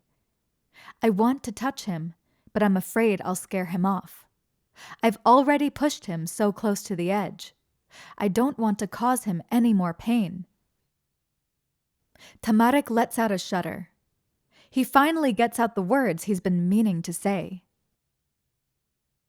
Tanvi, if I let you unravel me, I'm going to crumble, and I won't be able to put back the pieces. You'll have to fix me. And you can't. You can't. He stumbles toward the door, punching a wardrobe. His back is turned to me. You could shatter me. With one touch, you could, and that's what I'm afraid of. Tam takes one last breath before he leaves. It was never about wanting you, Tanvi. And it was never about love, either. An icy coldness, penetrated by a sick, nauseous feeling, crawls over my gut and takes root when Tamarik is gone from my sight. The very feeling, it's like death. But I'd say it isn't death, since maybe death is loss of feeling. No. This is pure agony. The moment when you wish to die because it'd be far less painful, but your heart insists on beating stubbornly on anyways. He's torn me right in two. He won't admit he loves me, even though it's obvious. Even though I need to hear him say those words. All I have left is Tam. I've given him everything, though I never meant to. My heart did it in secret, without telling me. Now it's betrayed me. I've fallen for a man I can never have, because he will never let me in. I start to cry. Bawling would be a more appropriate word, but I have to do it quietly so I don't get into trouble. I put my hand over my mouth and flee the room, going to the only place I have left. I run to Amira. Chapter 18. Amira is sitting cross-legged at the end of her bed, weaving her hands and performing a seated dance when I come flying into her room. I launch myself at her and land in her arms. I bury my face in her shoulder and weep. Tam doesn't want me. Amira, I feel like I'm falling apart. Amira pats my back and strokes my hair. She starts singing a little song as she rocks me back and forth. Something happy. I pull away from her and wipe my eyes. I don't know what I'm going to do, I gasp. I love him. Amira puts her hands on my cheeks and strokes them with her thumbs. You are perfect, she stutters. No need, Tam, for your worth. You no need to be anything but what you are.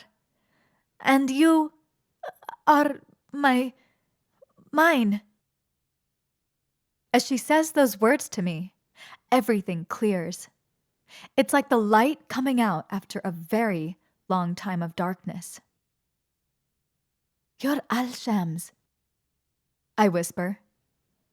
Aren't you? Amira doesn't say anything, just smiles again and strokes my hair. I realize I am in the service of a god, a true god.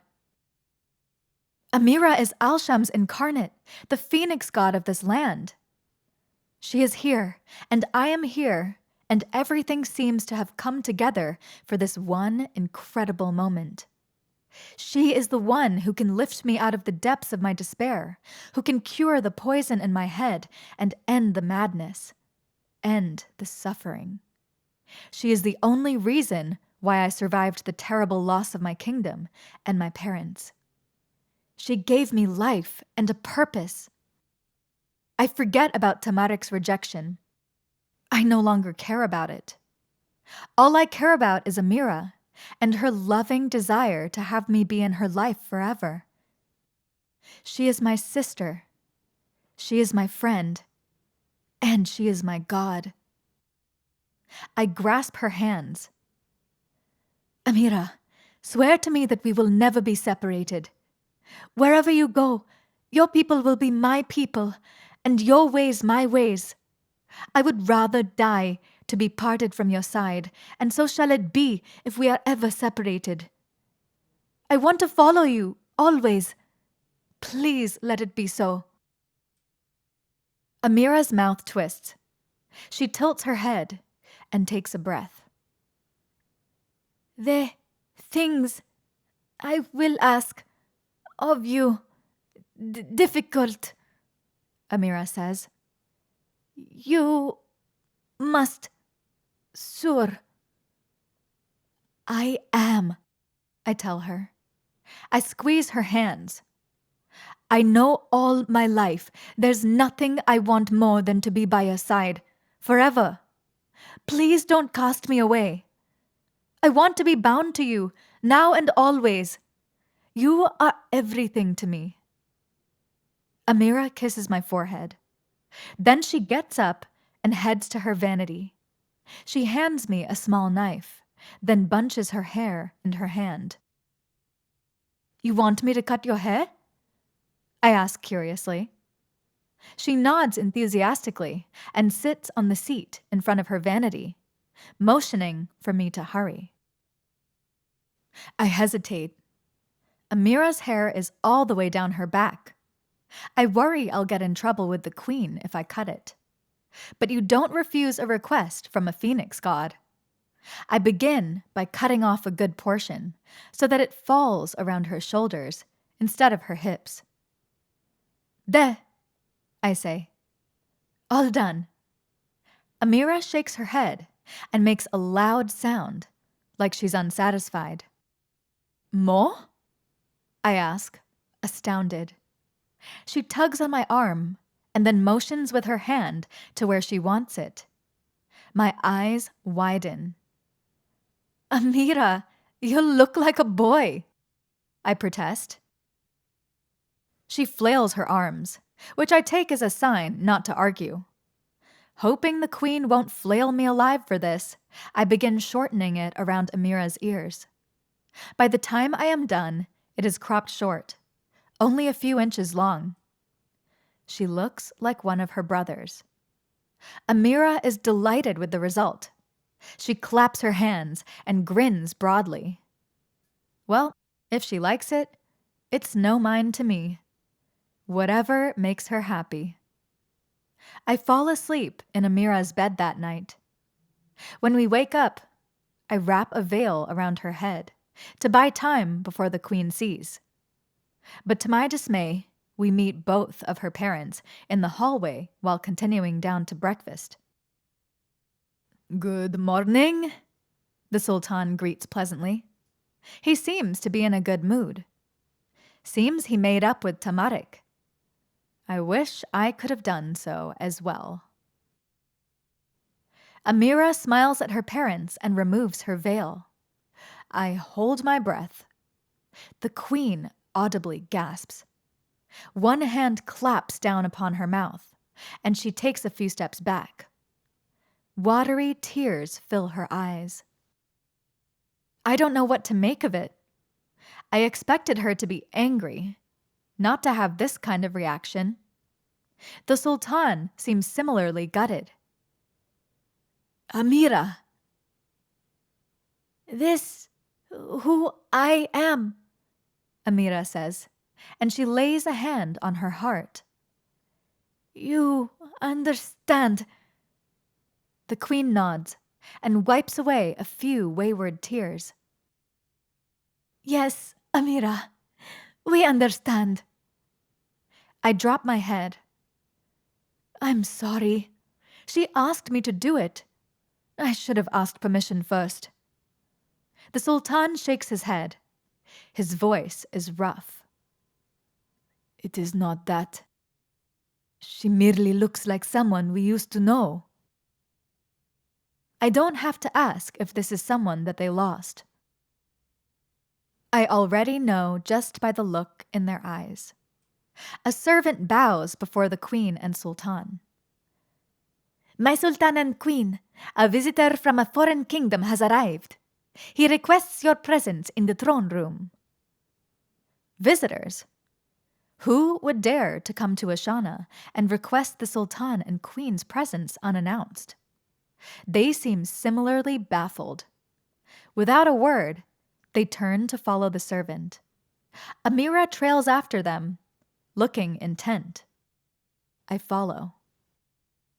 When I enter the throne room, my eyesight first goes to Tam. He's leaning against the wall, his leg propped up against it, and his arms crossed. His siblings are clustered around him, looking curious. Seeing him still hurts, but I ignore the feeling. Then my eyes go to the figure in the middle of the room, and it's like the floor drops out from under me. My heart stops beating when I see who is standing there. Vihan. He's still alive. "Tanvi!" he exclaims. Vihan runs toward me with open arms, picking me up into a hug. The embrace feels rigid and strange. When he puts his mouth upon mine to kiss me, I become stiff. It's like I've forgotten everything about him. What is the meaning of this? Tamarik asks angrily. Vihan puts me down and turns toward Tam. The Queen and Sultan, along with everyone else in the room, are staring with open mouths. I apologize. I let my emotions get the best of me, Vihan explains, brushing off his coat. I am Prince Vihan from Amandara, and I have spent months searching for my betrothed. I am only happy to have found her. Your betrothed? Tamarik asks scathingly. Tanvi, what is he talking about? The Queen asks. It is no use. I have been found out. Amira squeezes my hand for support. I take a deep breath and sigh before I step forward and speak to the floor. I am Princess Tanvihara from the city of Parbai. I am the last remaining heir of the Viagra dynasty. The room is so quiet. Nobody even dares to blink. When it becomes clear that no one is going to say anything, I decide to explain. My voice wobbles as I speak. The enemies of my people, the Rishu Empire, have been warring against us for years. They staged an attack on my city when we believed the war was over. They killed my parents and took over the palace. I believed they vanquished my family's legacy forever. But they didn't, Vihan says triumphantly.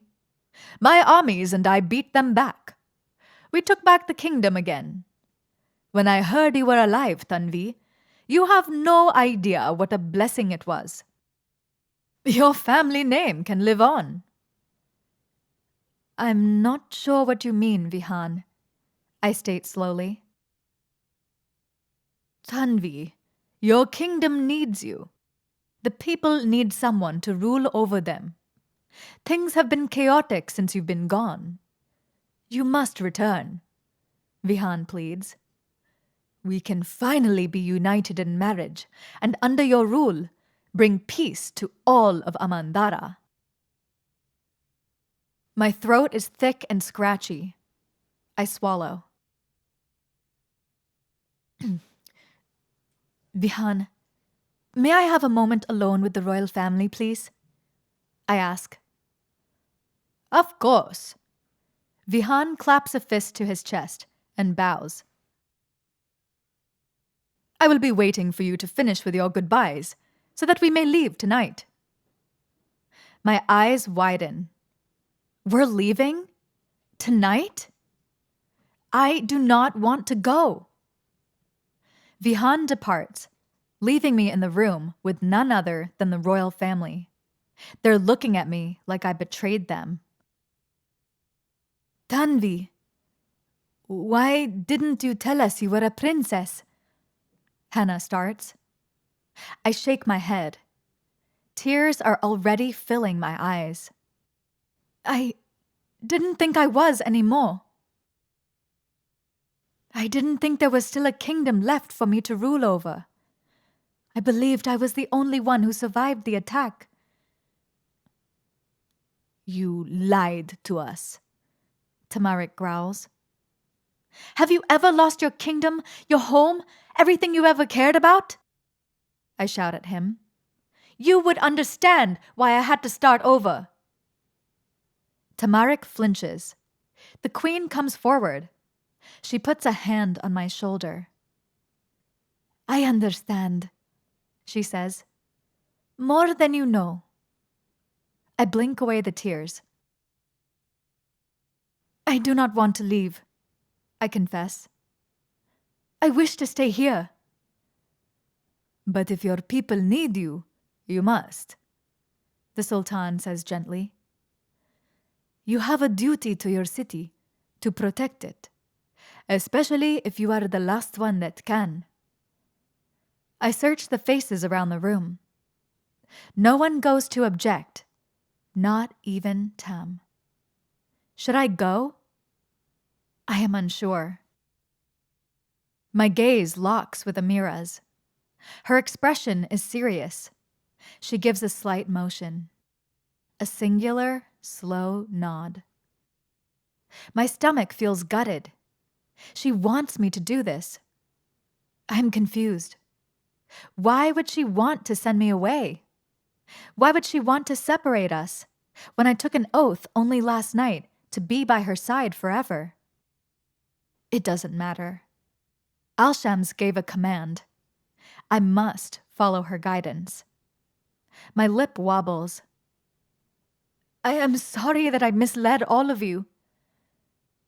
It is understandable why you did, the queen replies. But now you must do what has to be done. You must go home. Home is here. Home is with Amira, with Tam, with all of them. I cannot bear to leave it. But the Sultan is right. I need to leave. The people of Parbai need me. It would be selfish to deny them their rightful queen after the loss of my parents. They've already been without me for so long. I wipe my face. I won't forget you. I start. Any of you. I turn around and run out of the room before I start bawling in front of them. Amira's nod keeps replaying in my mind. Amira told me the things she would ask of me would be difficult, but I never fathomed they would be this heartbreakingly impossible. Chapter 19. It took us several weeks to cross the desert and return to my home country. I am distant from Vihan, not talkative. I don't want anything to do with him. I don't want to do anything except be by myself and weep for what I have lost. Parbai looks different since the siege. It is still being rebuilt. The palace I roam now and roamed all my childhood cannot compare to the walls of Ashana. How ironic. When I was in Ashana, all I longed for was Amandara. And now that I am here, all I wish is to go back. I set Ranveer free in the jungles of Amandara once we reached the border. He was an undomesticated elephant once. He does not deserve to be ridden and tamed. He is a wild animal. He deserves to be free. Though to set him loose broke my heart in two. I've already lost Amira, lost Tam, but I chose all those losses because they were the right thing to do, and giving Ranveer a better life was the right thing to do, even though he was the last piece of my father I had left. For all Vihan's talk of needing me here, I'm not asked to do much of anything. He's taken it upon himself to give himself the title of Maharaja, as he saved the city. He hasn't even gone so far as to organize my coronation yet, so that I properly have some power. I won't have any say in how things are run until we are married. The thought makes my skin crawl. I don't want to be married to Vihan. I want to be married to... I cast the thought away. Those are childish fantasies now. I need to face reality. You've been here nearly a month now, and still, I cannot seem to make you happy. Vihan is staring at me. I'm sitting on a long pillow that's been placed on the window seat, my arms wrapped around my curled legs, head resting against my knees. My happiness is not a concern, I tell him. What matters is that I am here.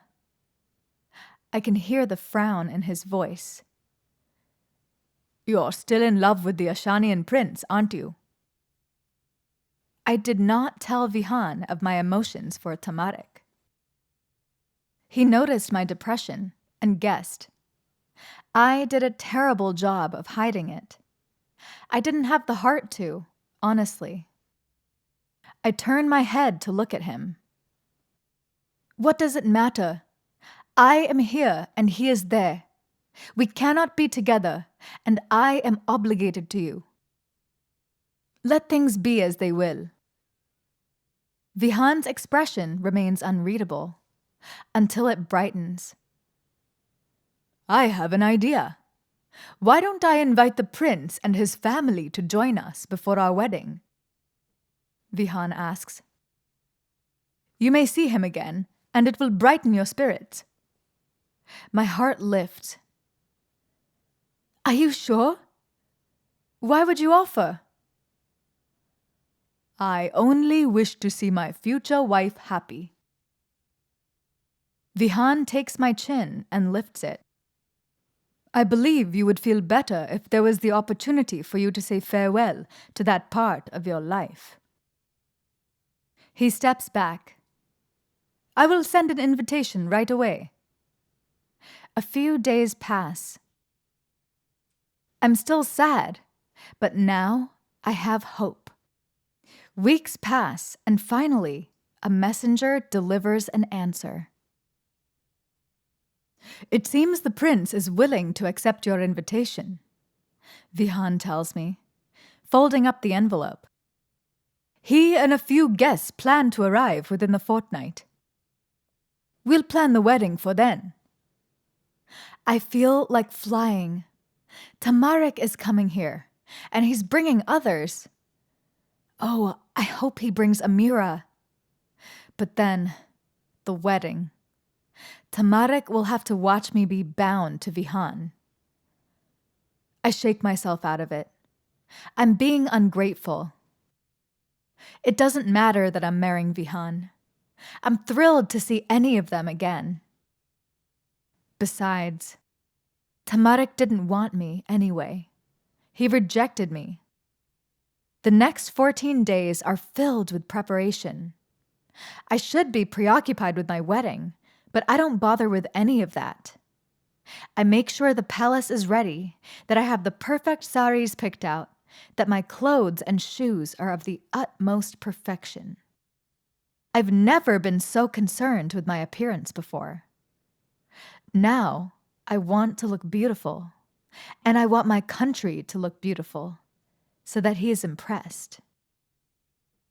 The announcement of Prince Tamarik's arrival in Amandara has me horribly flustered. I run to the balcony and look down to see Tamarik dismounting his stallion. The past few months have changed him. He doesn't look any different, but I can tell. Something is morose about him. Shattered. You can see it by the look in his eyes. He's traveled here with a few others. Kasbir, Bahi, and his father. Amira isn't with him. That breaks my heart, but at the same time, I know if she were to come, I wouldn't be able to stay here. I want to run into his arms. And I find that I'm scared to face him at the same time. I can't control my emotions. I'll make a fool of myself if I rush down to greet him now. Vihan drains any sort of desire right out of the air. If he comes with me to greet Tamarik, I'm more likely to behave. I don't want to lose myself when I come face to face with the Stallion of Ashana. I wrench myself away from watching Tamarik and search the palace instead for my husband-to-be. I hear Vihan having a conversation with someone in the delegation room. My lord, I beg your pardon for asking, but why not kill Princess Tanvi? It would minimize the threat to your rule. I press myself against the wall and hold steady to listen. My heart is beating against my chest. I cannot get rid of her. She alone holds the claim to the throne. The people would revolt if a Viagra was not in control of the dynasty. Vihan claims. It has been this way for thousands of years and will continue. It hardly matters. The Rishu Empire has agreed to ally themselves to you. The people would hardly stand a chance, the voice says. That is true, Vihan starts. But a good ruler earns allegiance, not takes it. And I knew there was little chance in me gaining the throne until the Maharaja was dealt with. Assassinating him would have made me look suspicious. I press a hand to my mouth to keep from crying out. Vihan allied himself with the Rishu Empire and turned on us. He killed my parents. He betrayed me. He betrayed my kingdom, our alliance, his king. If the princess ever discovers what you did, she will destroy you with her powers, the man says. You'd better be careful. All the more reason to keep her around. Her magic is powerful. It's a good tool to use against my enemies. With any luck, our children will inherit some of it. Then the dynasty will truly go unchallenged, and I may rule over all of Amandara. Do you think there's a chance of winning over her heart? She seems to have grown cold toward you, the man asks. Vihan pauses. Tonight, it will be dealt with. The object of her affection will be removed. Once Prince Tamarik has been slain, I will be there to comfort her, and she shall fall for me once again. You are taking a risk. The Sultanate of Ashana will wage war with you for killing their eldest son. Well, Vihan chuckles. That is just an added bonus. The spoils of Ashana were a wonder to behold last time I was there. I should love to make another visit, but with an army in tow this time. He wishes to go to war for Ashana's riches, the filthy cur. I will not allow it. Do you have the poison ready? Vihan asks. The man nods. I hear a rustling of glass bottles. It's been enchanted by jinn from the east. The land of Sehran has more uses than we ever believed. The prince needn't not even take a sip to perish. He chuckles. How does it work? Vihan asks curiously. The poison is cursed. Pour it into his glass and speak his name over it.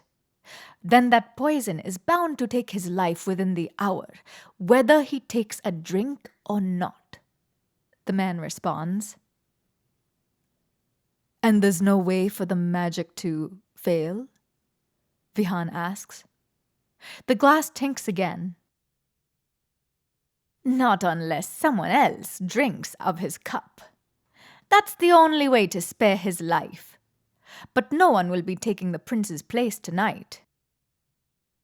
Vihan is going to kill Tamarik. I have to get out of here, to warn him. I go to leave, but before I can, I slam into the front of a very large man, one of Vihan's guards. I open my mouth to make up a story to escape, but too late. The guard slaps a large hand over my mouth, silencing me. I am helpless. I kick and scream, but it does nothing. The guard drags me into the room, where Vihan and his companion turn. I recognize the other man as Lakit, one of my father's advisors, the miserable traitor. Oh, that's disappointing, Vihan says as he notices me struggling against the guard's hold. I suppose you now know everything. I narrow my eyes at him. Lakit turns to Vihan and asks, Now what do we do? We carry on as planned for now, Vihan states bluntly. He points to the guard. Take the princess down to the dungeons and keep her there until the task has been done. The guard begins dragging me away. I bite down on his hand until it bleeds, but it does no good. He does not remove it, and his blood only filters into my mouth so that I gag. He takes me down a back passageway of the palace so that I am unseen and no one can help. The air becomes thicker, more humid as the light vanishes, and I'm dragged down into darkness. I hear the opening of a pit, and I'm thrown inside. I go tumbling head over heels into darkness as the door of the pit above me slams shut. I land in the dirt, face first. I can hear a trickle of water somewhere from above. It's damp and dark down here, and I'm ever so alone. I have to get out of here somehow. I have to save Tam before Vihan curses his drink and destines him for death. I scrabble upward. I can't see anything. My fingers probe the stone walls, but there's no way up as far as I can see. I'm trapped down here. Shaking, I fall to my knees. Is it possible that I could imagine myself again from one place to the other, as I did when Tamarik and I were riding Sajjad? It is then that I hear a voice in the darkness. Tanvi? My insides come alive with an unbelievable leap of hope. I scramble for something to light and come upon a thick branch, discarded in darkness. I whisper a story to light it, holding the makeshift torch in front of my face. Standing no more than a few feet in front of me are my parents. Chapter 20. I barely recognize them. They're covered in dirt, and their clothes are tattered rags. Father's beard is growing out of control, and mother's hair is tangled. But it is still them. They are alive. Mother! Father! I scream. I drop the branch, run at them, and throw myself into their arms. They embrace me tightly. Mother is sobbing tears of joy. Why are you here? I gasp through the tears. I am crying too. I thought you'd been killed. Vihan kidnapped us after the siege and healed our wounds before he threw us down here, Mother says. We've been in darkness for months. Why did he keep you alive? I ask. He planned to use us to bargain with you if you did not comply to come home, Father says. He knew you survived and has spent months looking for you. We were terrified as to what happened to you. I wipe my face and pull away from them. You needn't have worried. I was saved. This amazing family found me and took me in. And so I tell them. I tell them about Ashana and about the Sultan and the Queen. I tell them how I was a maidservant and about Amira. I tell them about all the friends I've made. Mostly, I tell them about Tamarik. By the time it ends, I'm crying again. Tamarik means everything to me, I tell them. Father, I love him. I love him and Vihan is going to kill him. Father's face is set in a grim line. Then we must do whatever we can to escape this cell before that happens. Though I don't know how we can. Your mother and I have tried everything, and it seems there is no way out of here. Vihan is an idiot. He's forgotten that I have magic, I say viciously. I take a deep breath. Then I utter, in a voice that is deep and powerful with rage. Tanvi summoned her magic. She gathered all the strength and power that was inside of her and used it to fuel her hatred toward Vihan as an escape. And the door came loose, and Tanvi and her parents found that they could leave easily. The door above us completely blasts off in a huge explosion. We have to duck away and shield our eyes from the falling dust and debris. When we look up, there's our escape. "Come quickly," Mother says. She climbs upward and goes through the hole first. Then I, then Father. There is a guard standing outside the door, the same one that dragged me down here. The guard starts toward me, but Father stops him. He tackles the man to the ground and knocks him out before taking his sword. "Let's go," Father says. "We must hurry." We escape the dungeons and emerge back into the palace. Several guards start toward us when we are noticed, but either I stop them with my magic or Father cuts them down with his sword. We run toward the music, the sounds of a party, climbing flight after flight. Mother and Father are weak, so they go slow. I do not abandon them, but urge them to hurry. There are people conversing above us and the smells of a feast. I take the steps 2 at a time up to the main balcony that overlooks the city below. When we break out into the party, several men and women gasp. A few people faint, while there are exclamations of disbelief. They are shocked that the Maharaja and his wife are still alive. I don't pay attention to them. Their muddled voices are coming out through a fog. The only thing I notice is Tamarik on the other side of the room, conversing with his brothers and his father and with Vihan. Vihan holds a goblet in his hand, which he passes to Tamarik. Neither of the men notice the ruckus that is going on where I am. Tamarik raises the goblet to his lips, about to take a drink. It is too late. He is already destined for death. I do the only thing that is left to do. There is no decision left for me to make. This one is easy. I charge forward, knocking guests aside. Several women and men go tumbling to the floor at my charge. People move out of the way as I run toward Tamarik. I skid to a stop at his side. His face and the faces of his brothers are frozen in shock. Without a word, I wrench the goblet out of his hand and tip it back. I drink the wine down, swallowing every last drop. I notice it tastes funny. "What are you doing?"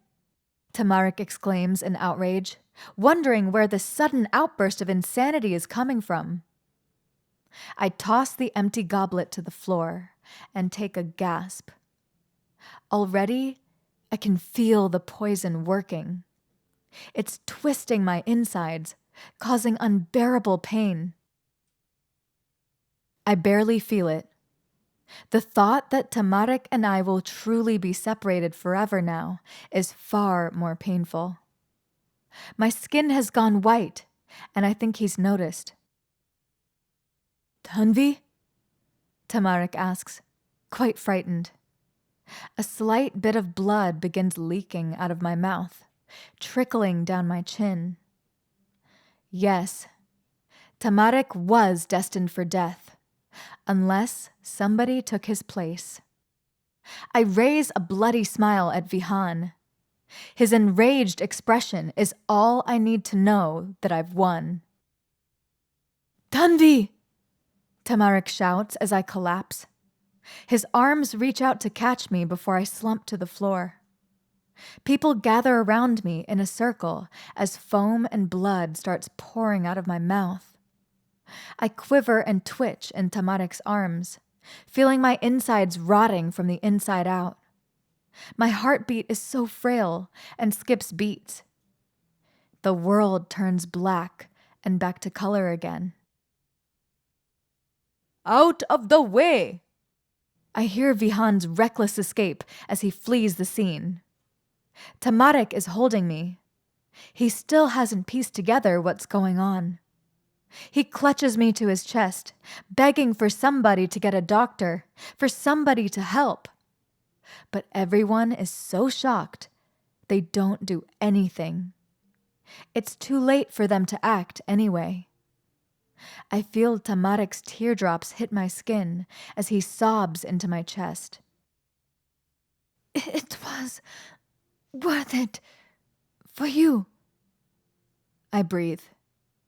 My lids begin to close, and my head lolls backward. Tamarik's eyes go even darker. He starts shaking me. Tanvi, no, don't go anywhere.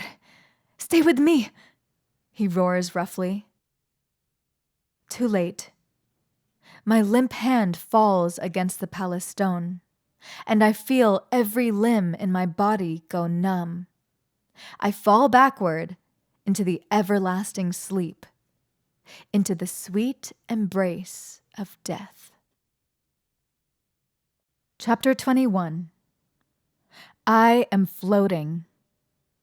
I am floating in a white space, suspended by nothing other than my thoughts as soft air and a gentle mist sweep around me. There is only blankness, softness. It is the most incredible feeling I've felt in all the world. I want nothing more than this, to exist in this comfortable peace forever. I feel a heat shining on me from above. I look up, and there is a soft yellow, gentle light coming from the heavens. It is beaming like the sun, calling me upward, and it whispers my name. I'm coming! I shout. I think myself upward, stretching out my hand. Slowly, I begin to float up. But as I'm about to let myself be encompassed by the ever-consuming love of the light, I hit a barrier. It is so thin. Not even glass. Just a tiny, filmy layer that is keeping me from reaching enlightenment. If I pressed even ever so lightly, I could break through it. I could rejoin the light. Then, a voice. You could go back. I turn around. Somehow, I'm no longer floating, but am on solid ground again. Amira is there. She stands across from me in a white dress with bare feet, looking more beautiful than she ever has. Her speech impediment is gone. She can speak freely with me now. My voice takes on a twinge of horror, something unfathomable in this new land. Go back? She nods slowly. You don't have to stay here, you know. It doesn't have to be your time. I knit my hands together. I'm so unsure. I don't want to leave. Amira shakes her head. No one ever wants to, she says. If you wish to go on, I can find other people to take your place, to do the things that were destined for you. She raises her chin. But no one will ever do them as well as you. The world does and does not need you. Yet I would ask that you return to Sehran as opposed to staying here. But that is a choice you have to make. My lip wobbles. I don't want to go back. I want to be with you. I am always with you, just not as completely as I am now, Amira replies. Amira told me that the things she would ask me to do would be difficult. Leaving Ashana was difficult. Agreeing to leave her and Tam was difficult. Now she's asking me to do the most difficult thing of all. She wants me to return to life instead of staying here in death with her, so I can serve other people. Though that life The one I just left? It is a worse death than this ultimate bliss. She is asking me to give up a new, perfect body and return to a corpse. It is the ultimate sacrifice that she can ask me to make. The gift of self. It is a sacrifice to continue to live in a world that is so cold. Much, much more of a sacrifice than death. Tears fill my eyes. I said I would always do as you asked, no matter what it may be, I reply, voice thick. If this is what you ask of me, then I shall go. Amira nods. It will not be forever, she whispers kindly, and I shall always be with you. She spreads her arms wide. As she does so, she transforms. The beautiful woman becomes a beautiful bird, large and strong and true. Her ruby feathers glisten against the whiteness of death, and fire emits from her gorgeous form. She flies toward me, and I give up my soul in surrender. The wings of the phoenix envelop me, and I let myself be absorbed by her passionate fire as the peace of death escapes me, and the pain of the world returns. I awaken with a ringing gasp. My eyes shoot open as if I were never dead. Amira is pressing her soft and warm lips to mine. A precious kiss from a beloved sister. When she breaks the kiss and sits up, she strokes my hair and smiles lovingly at me. My heart beats. My lungs breathe air. But this body is so much worse than the one I left. There is pain. There is discomfort. I can feel myself dying. I am marching toward death. Amira's eyes glimmer, and I am reminded that we will not be separated forever. Once again, my eyes drift open, though slowly this time. I can hear the sounds of the party around me, though they're submissive and quiet. The blood is drying on my face. Tamarik is sobbing. He clutches me to his chest and rocks me back and forth. Blood starts flowing again through my veins, giving new heat to my cold limbs. I can feel my heart beating as if it is brand new. Tam, I whisper weakly. My mouth is dry, tongue thick in my mouth. Tamarik's whole body freezes. He lifts his head to look at me, and disbelief shadows his face. Tanvi, he weeps. You're alive. Amira, the Sultan breathes. The one word is all it takes for an expression of gratefulness and love to cross through Tamarik's eyes. He embraces me even tighter. Sounds of relief and of joy cross through the crowd. Tanvi, I've been such a fool, Tamarik whispers in my ear. Please, marry me. I wrap my arms around him and nuzzle my head into the crook where his neck and shoulder meet. I will. Chapter 22. The night before my wedding is a night of splendor and bliss. It's been a few months since our return from Parbai, and Ashana has been in a flurry of preparations since the Sultan's announcement that his eldest son is to be wed. My parents reclaimed the throne and were able to run out the soldiers of the Rishu Empire.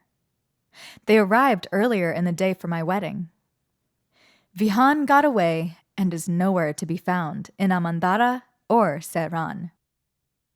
I am not troubled by it. How could he get in the way of love? He was defeated. I defeated him, and he shall never return to bother me. The gardens are being decorated in preparation for the wedding tomorrow. I'm outside helping to place candles and assort chairs. Amira is near me, as she always is, for she hasn't left my side since my return.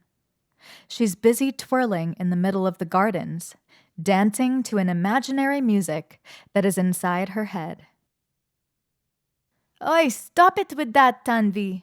You're supposed to be resting. Caspir shouts at me as I rearrange a bouquet for the millionth time. I just wanted to look nice, I say.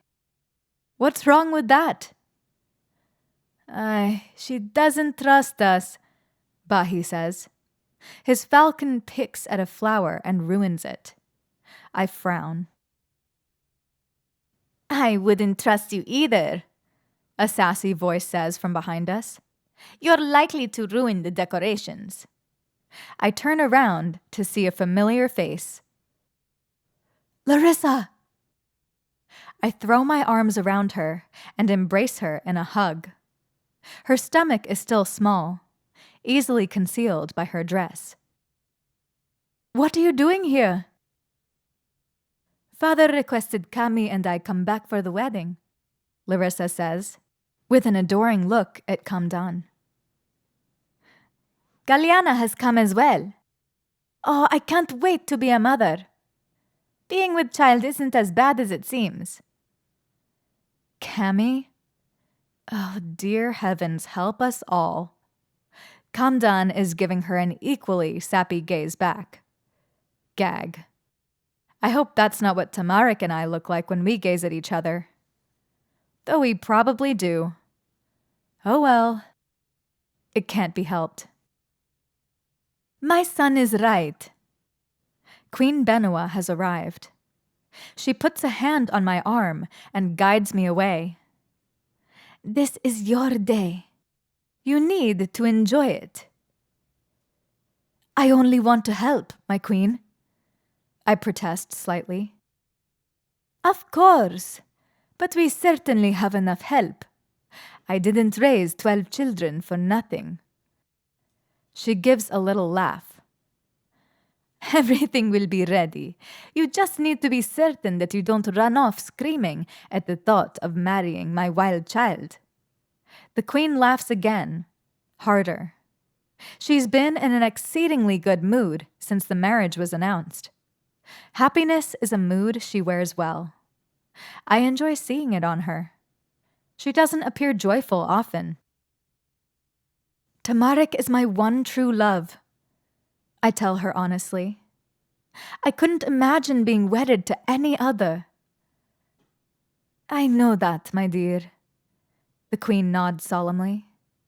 That is why you took a poison to spare his life. I would do it again, you know, I say softly. I wouldn't hesitate.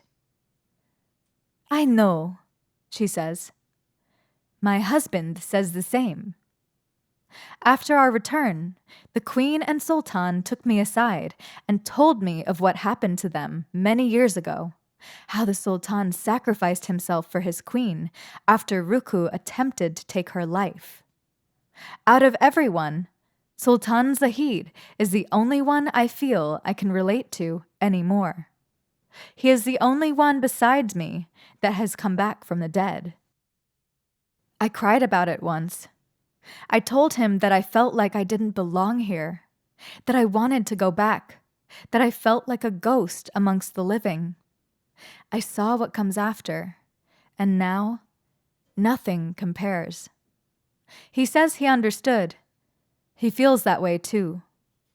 Though it's a secret he's never told anyone, not even his wife. You are worthy of my son, the queen continues, and she chuckles. I'm not too sure if he is worthy of you.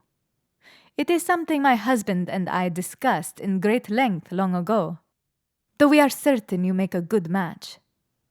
My mouth drops open. You mean you were trying to get us together all along? Not all along. And not only I, the queen says. My husband was in on the act as well. We decided to push Tamarik toward you after you stood up to Sultan Haydar. Confusion runs through my head. Why? The queen takes my hand. We were quite worried about Tamarik before you came along, but it seems you were the only one able to tame his wild heart, she says gently. We thought his behavior would one day leave him for dead. We truly believed you saved his life. The confession from the queen is heart-wrenching. Thank you, I say, for changing your mind about me. I did nothing. It was you who did all the work, she says. She smiles.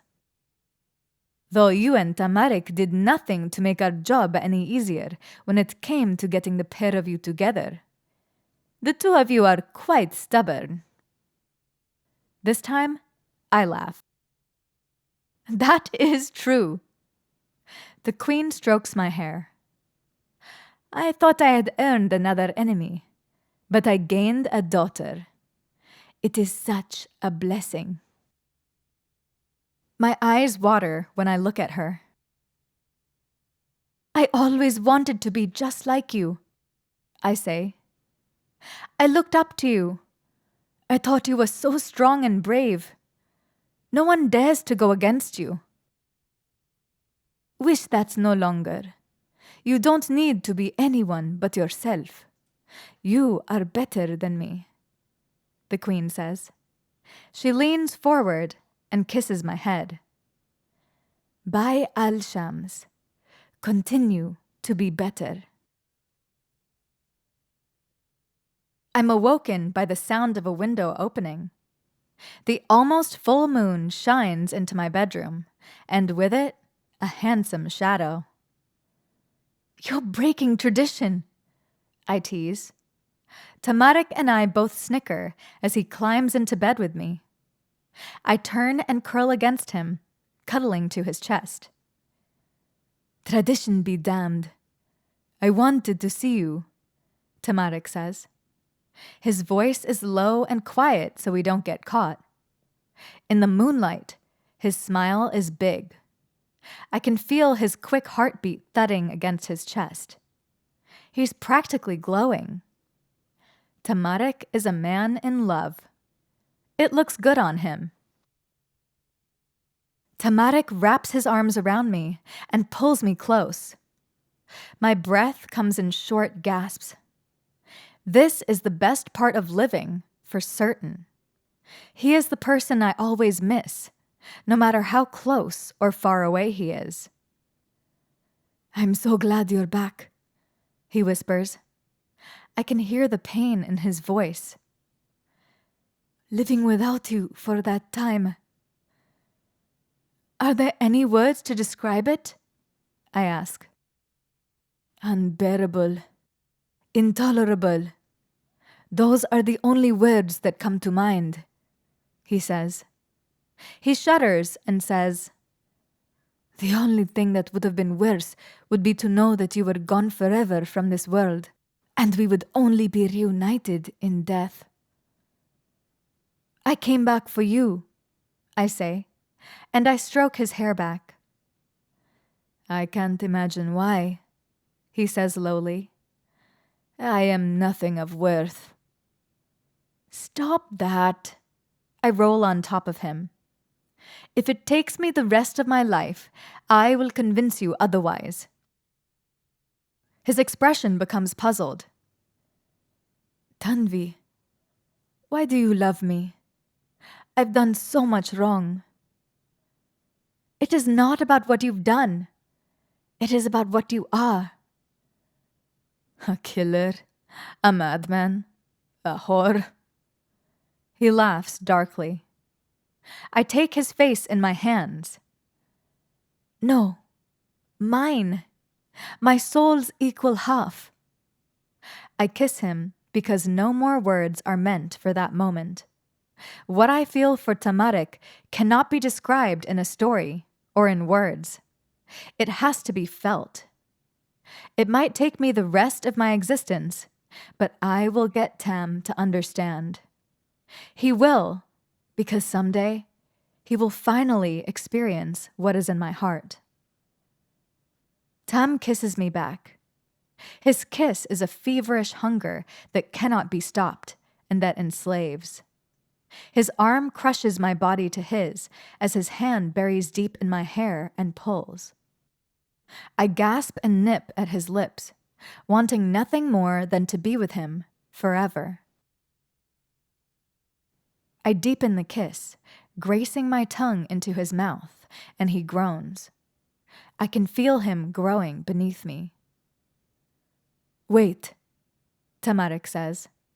He pulls away from me and says, "There will be plenty of time for that. On our wedding night." I don't want to wait. I want it now. I despise my virginity. I have no patience for such silly things since my return from death. But it is only one more night, and Tamarik, lover of women, wants to be chaste for once in his life. Which is a miracle in itself, so I hold back. "If you wish to preserve my purity, you'd better go," I say lowly, "because I don't think I'll be able to hold myself off much longer." He smirks. "As you wish." He slides out from under me and stands. He squeezes my hand in his. "One more night, Tanvi. Then you shall be mine." "One more night," I promise. Tam slips out the window again, and I let out a longing sigh. I close my eyes, intending to get to sleep as soon as possible so that tomorrow can be here already. But I'm so excited, I have trouble slipping off. I'm getting married. I can hardly believe it. I'm in a land of half sleep when I hear the window open again. I think it's Tam, and I get excited. I open my eyes, hoping that he's changed his mind. But it's not Tamarik. I realize with a terrible shock that it's Vihan. How did he get in here? How did he get past the guards?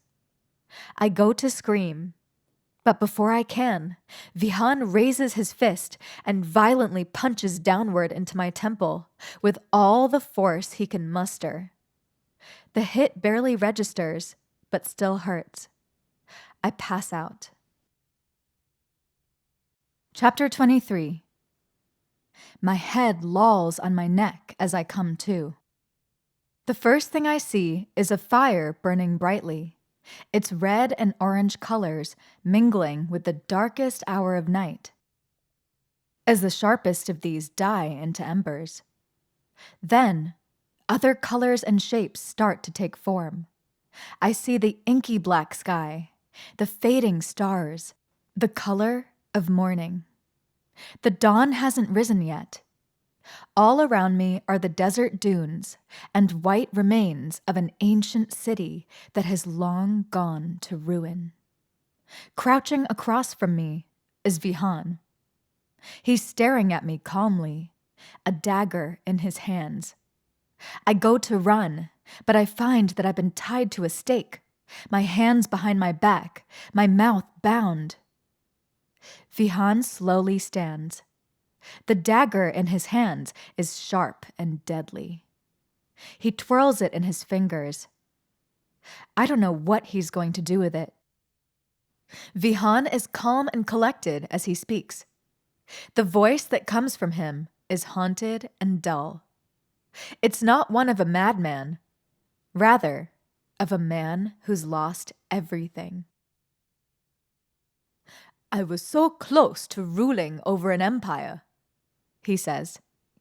"So close to having more power in Amandara than I ever dreamed of. And you took it away, Tanvi. You took our chance at ultimate power away for the opportunity to be wed to a deranged foreign prince."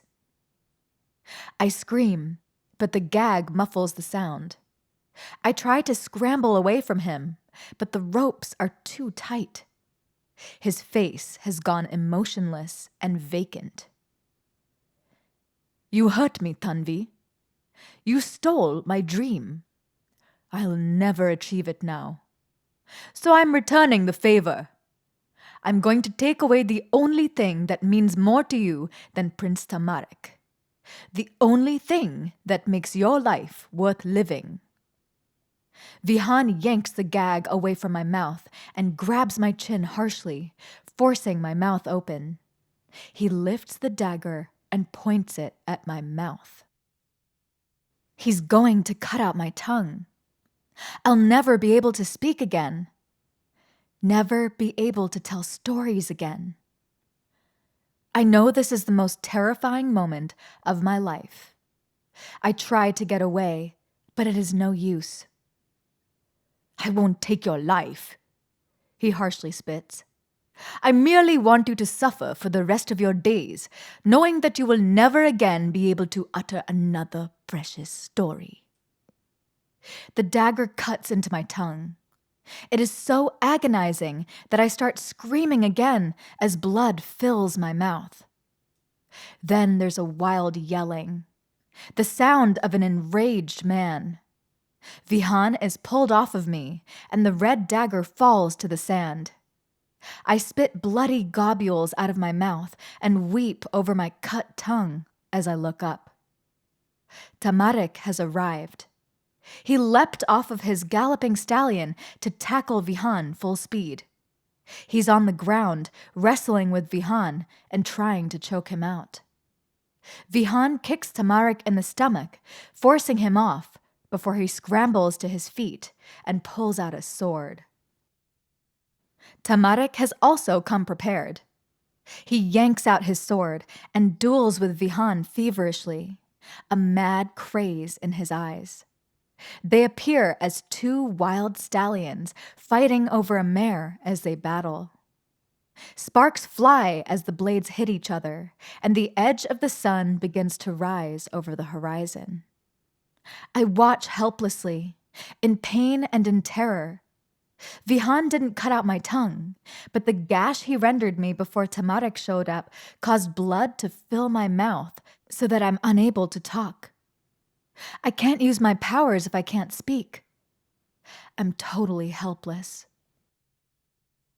The blows the two men deliver each other are so harsh, the iron of their blades chip.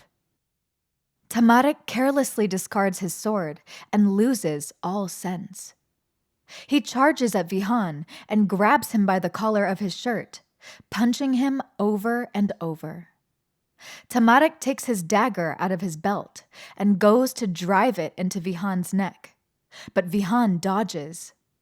He drops his own sword and punches Tamarik away, diving for his own dagger, which is still drying with my blood. The two men begin a knife fight that is horrifying for me to watch. Too many times, Vihan comes too close. Then it happens. Tamarik's insane bloodlust causes him to move too quickly against Vihan's careful movements. Vihan raises the dagger and plunges it into Tamarik's heart. My own stops beating. I cannot think. I cannot feel. These are useless endeavors to me. Tamarik's eyes widen in shock, and slowly he goes down.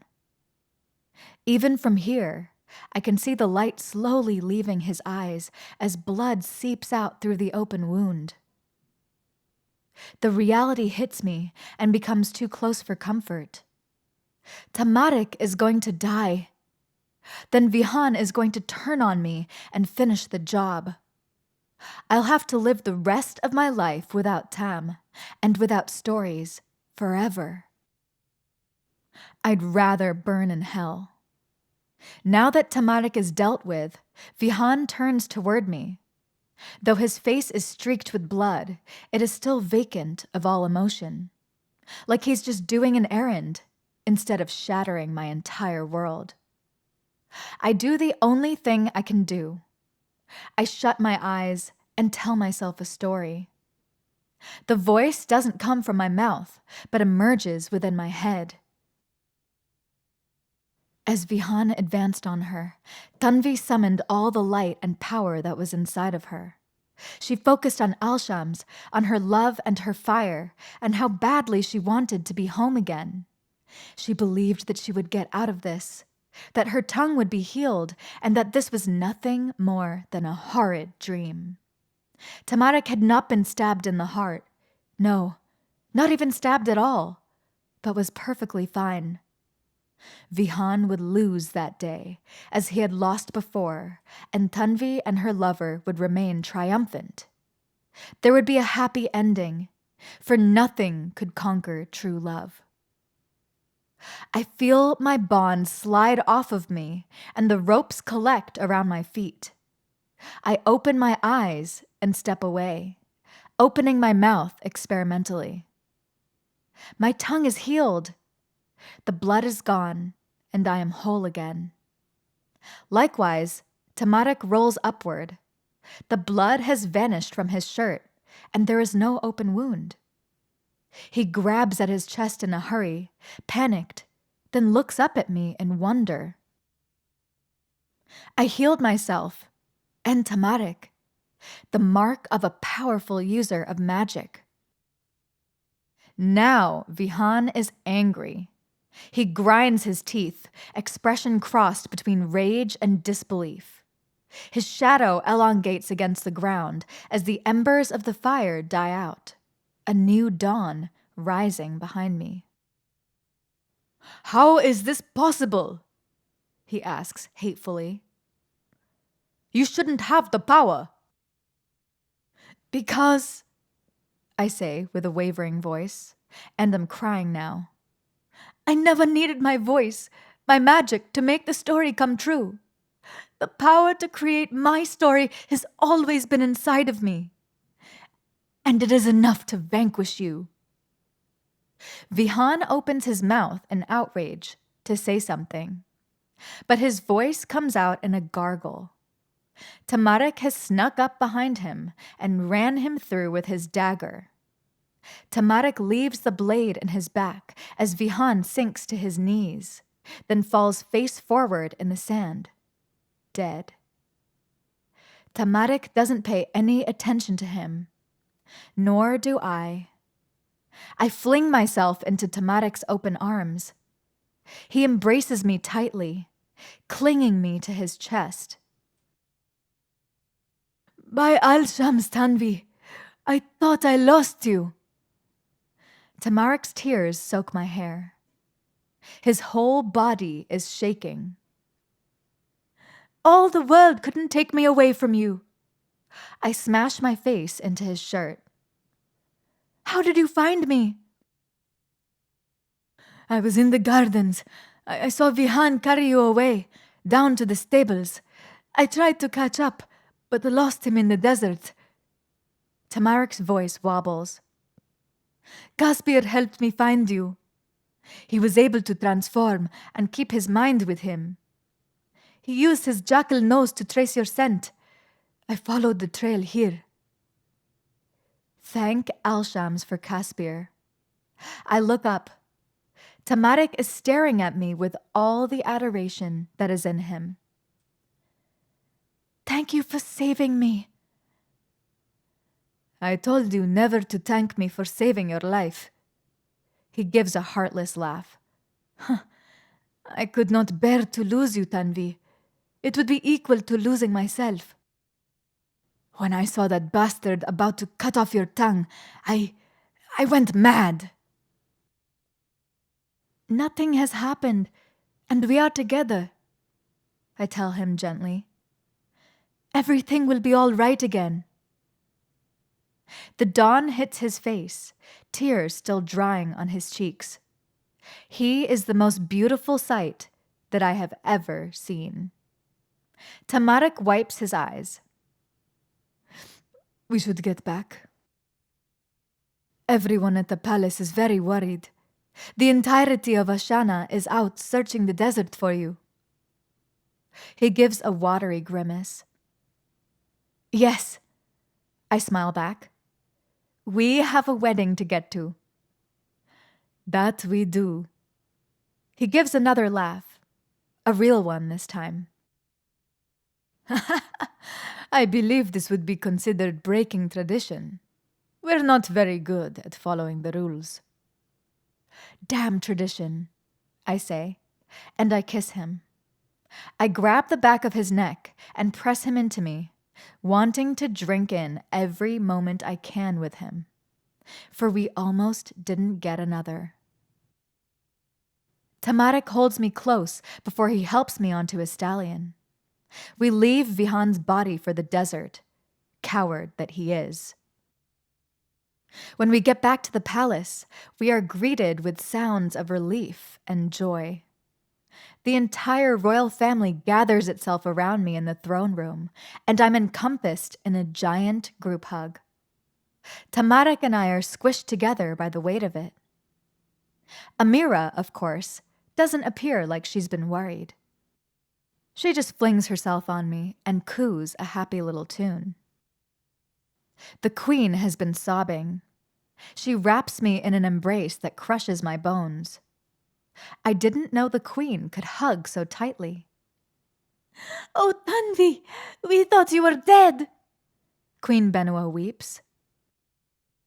That's the Benua I know, Shadi quips, and the Sultan nods solemnly. She smacks both of them in the arm, roughly. What happened? Zara asks. Tamarik and I quickly retell the story. As I get to the part about how I healed Tam and myself, eyes widen. I cannot blame them. I didn't think that I had that much power myself. I look at Caspir. Kaz, thank you so much. Without your powers, Tam probably never would have found me. Caspir grins widely. Well, couldn't let my new sister be taken by some sorry bastard, now could I? Are you able to change now without any problems? I ask curiously. Oh, yes. I found I can transform any time now, and keep myself as I do it, Caspir replies. Seems like the sense of urgency made it happen. It was do or let you die. There was no choice. Sultan Zahid comes forward. Tanvi, this was supposed to be a wedding gift, but circumstances being what they are. He takes a deep breath. I want you to know that I've written a decree making storytelling legal again. Stories are now allowed in Ashana, as they always should have been. A huge smile lights up my face. I can hardly believe it. The siblings cheer around me. So please, feel free to tell stories out in the open in the palace now, and not in hiding, the Sultan adds. We'd really like our tower back. My mouth drops open. The siblings around me have similar reactions. You know about that? Of course we know. Known since the first night you snuck out into the desert to do it, the Sultan says, with a wayward glance at Tam.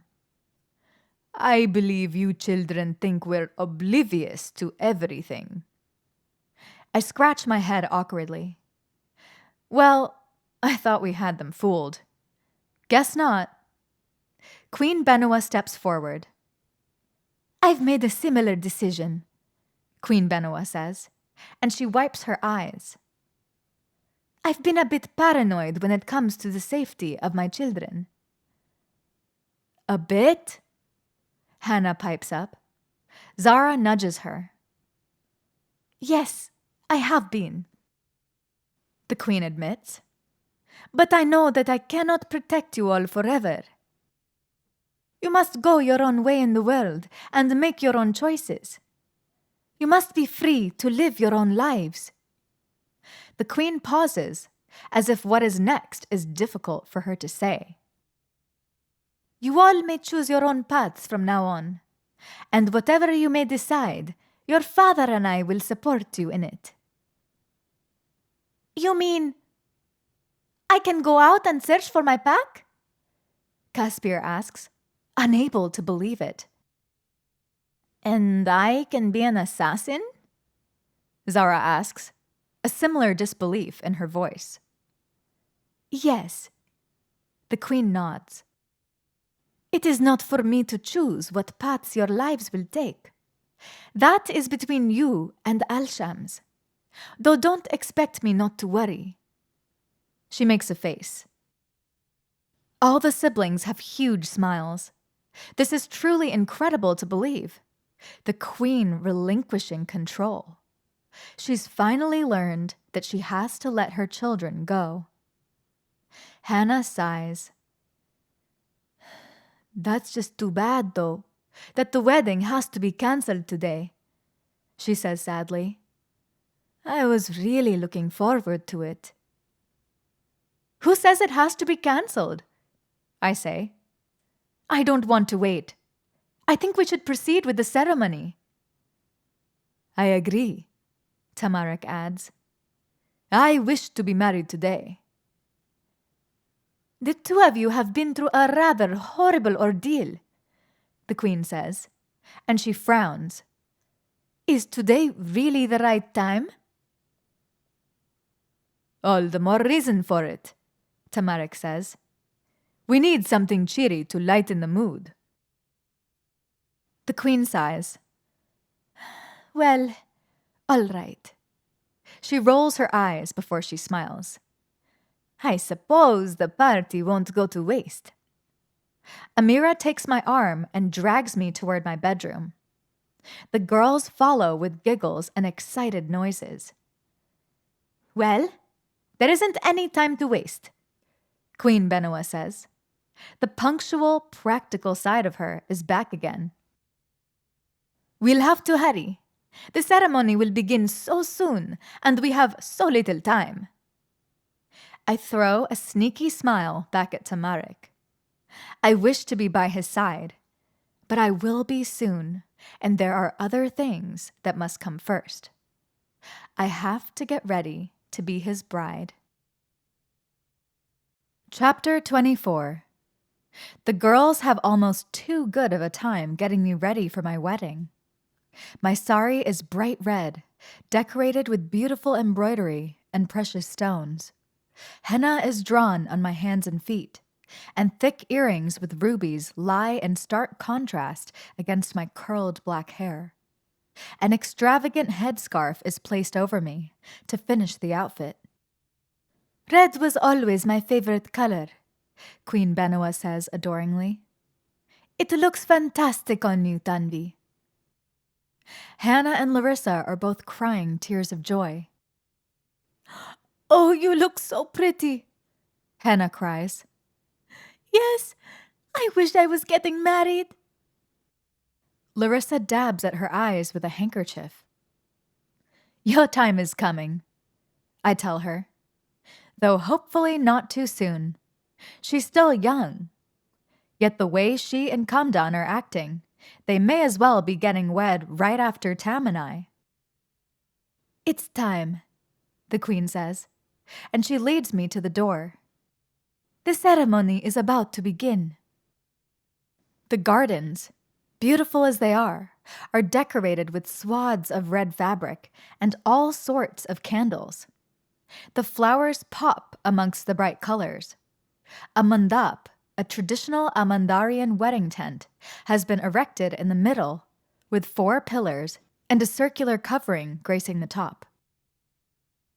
Tam and I decided to combine our cultures in a united ceremony, honoring both the traditions of Amandara and Seran. A traditional wedding in Amandara lasts for 3 days, but we chose to keep it to 1, merely because I cannot wait to get my hands on Tamarik. My parents beam as they walk me down the aisle, ready to give me away. Mother is crying. I know she's been waiting for this day to come for some time. My eyes spot Tamarik. He is waiting for me at the end of the aisle, dressed in a long red coat that matches my dress. He looks handsome, so incredible. I can hardly believe that this is happening. I only imagined this moment in dreams and in secret parts of the day. I must be still asleep. Even so, I hope I never wake up. I take my place beside Tamarik, under the mandap. The chanting of the Onari begins in the background by Khatib. He is marrying us. I look at Amira, who has weaved flowers in her short hair. She stares back at me lovingly, like she is proud. In that moment, I realize that this is not a dream. I am the creator of my own story, and I brought this story to life. My love for Tam, my passion for him, made my dream come true.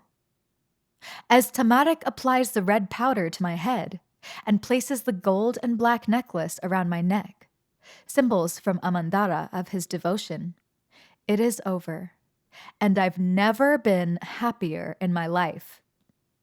I am his, and he is mine, now and forever.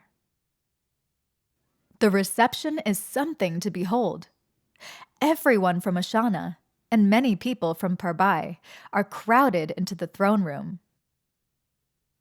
Music that is somehow not truly Saharanian or truly Amandarian, but a mixture of both, plays so loudly that I can hardly hear myself think. There's dancing and feasting and so much drinking that I feel drunk even though I haven't taken a sip. Tamarik is dancing with me. I know I've never felt this wonderful. I can't wait until this reception is over, he whispers, and he nips at my ear. Nor can I say. This is incredible. I am his wife now. Out of all the women that came before, he chose me. I was the only one who was able to tame the Stallion of Ashana. We sit down to have another course that the chefs brought out. For some reason, I'm starving. As we're eating, the queen scurries over to me with a steaming mug in her hands. Here, poor daughter, drink this, Queen Benawa says, and she shoves it into my hands. You look parched. I take a few sips and find I like the taste. This is quite good, I say. What is it? It's a fertility tea. The queen beams. For conception. Oh. I place it gently aside. Thank you. I eye my new husband. Tamarik gives me a sheepish look back, which is all the confirmation I need that we're on the same page. Tamarik and I definitely aren't ready for children yet. He needs to work on himself first, as do I. Sultan Zahid arrives. He looks tired from chasing his wife around all evening. My love, what are you doing? He asks, staring at the tea. Just trying to give them a little help, she offers. They don't need it. The Sultan reaches down and, thankfully, takes away the tea, placing it on another table nearby. Leave them be.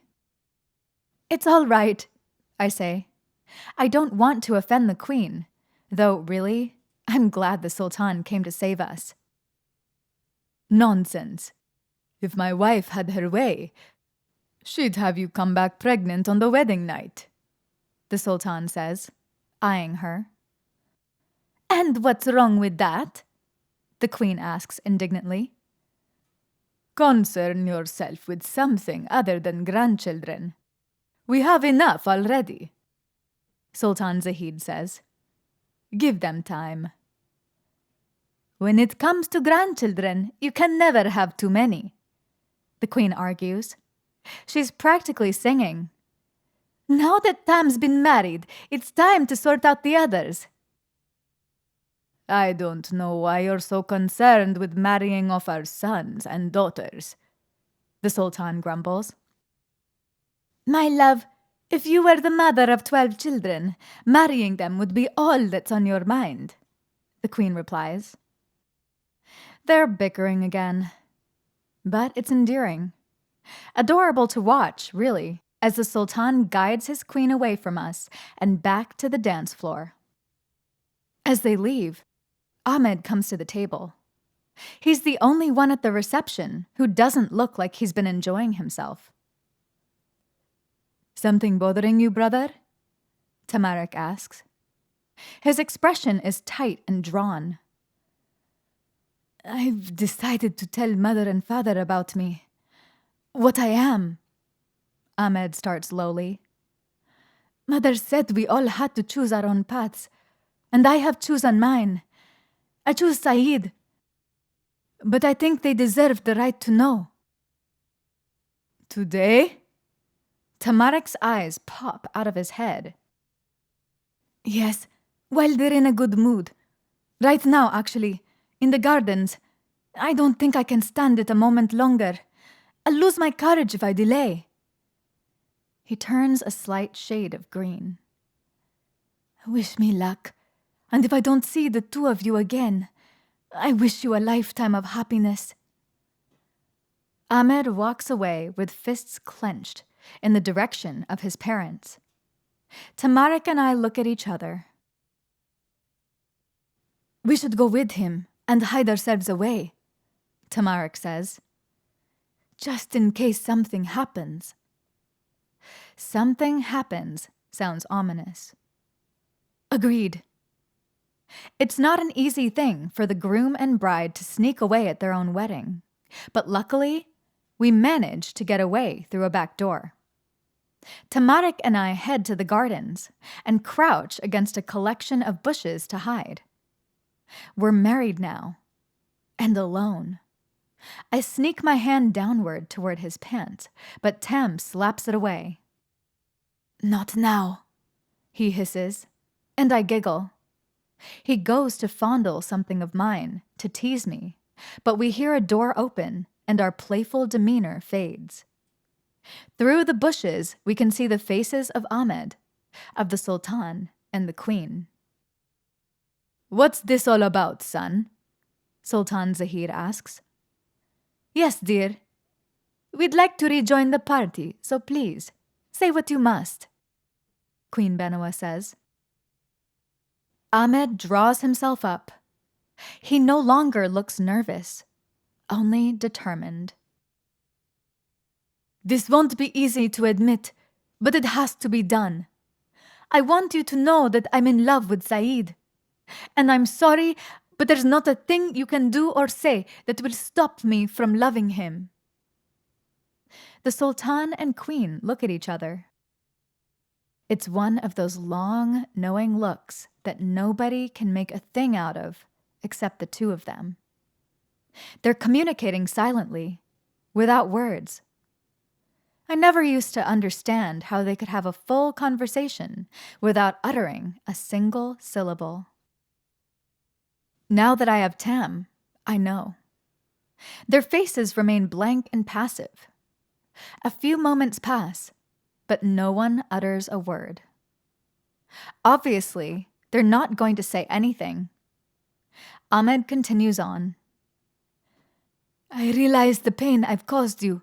If I could change and be someone different, force myself to love a woman like I... Ahmed's breath catches, and he stutters.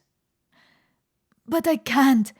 I've tried so long, for too many years, and it's tearing me apart. I can't live like this any longer.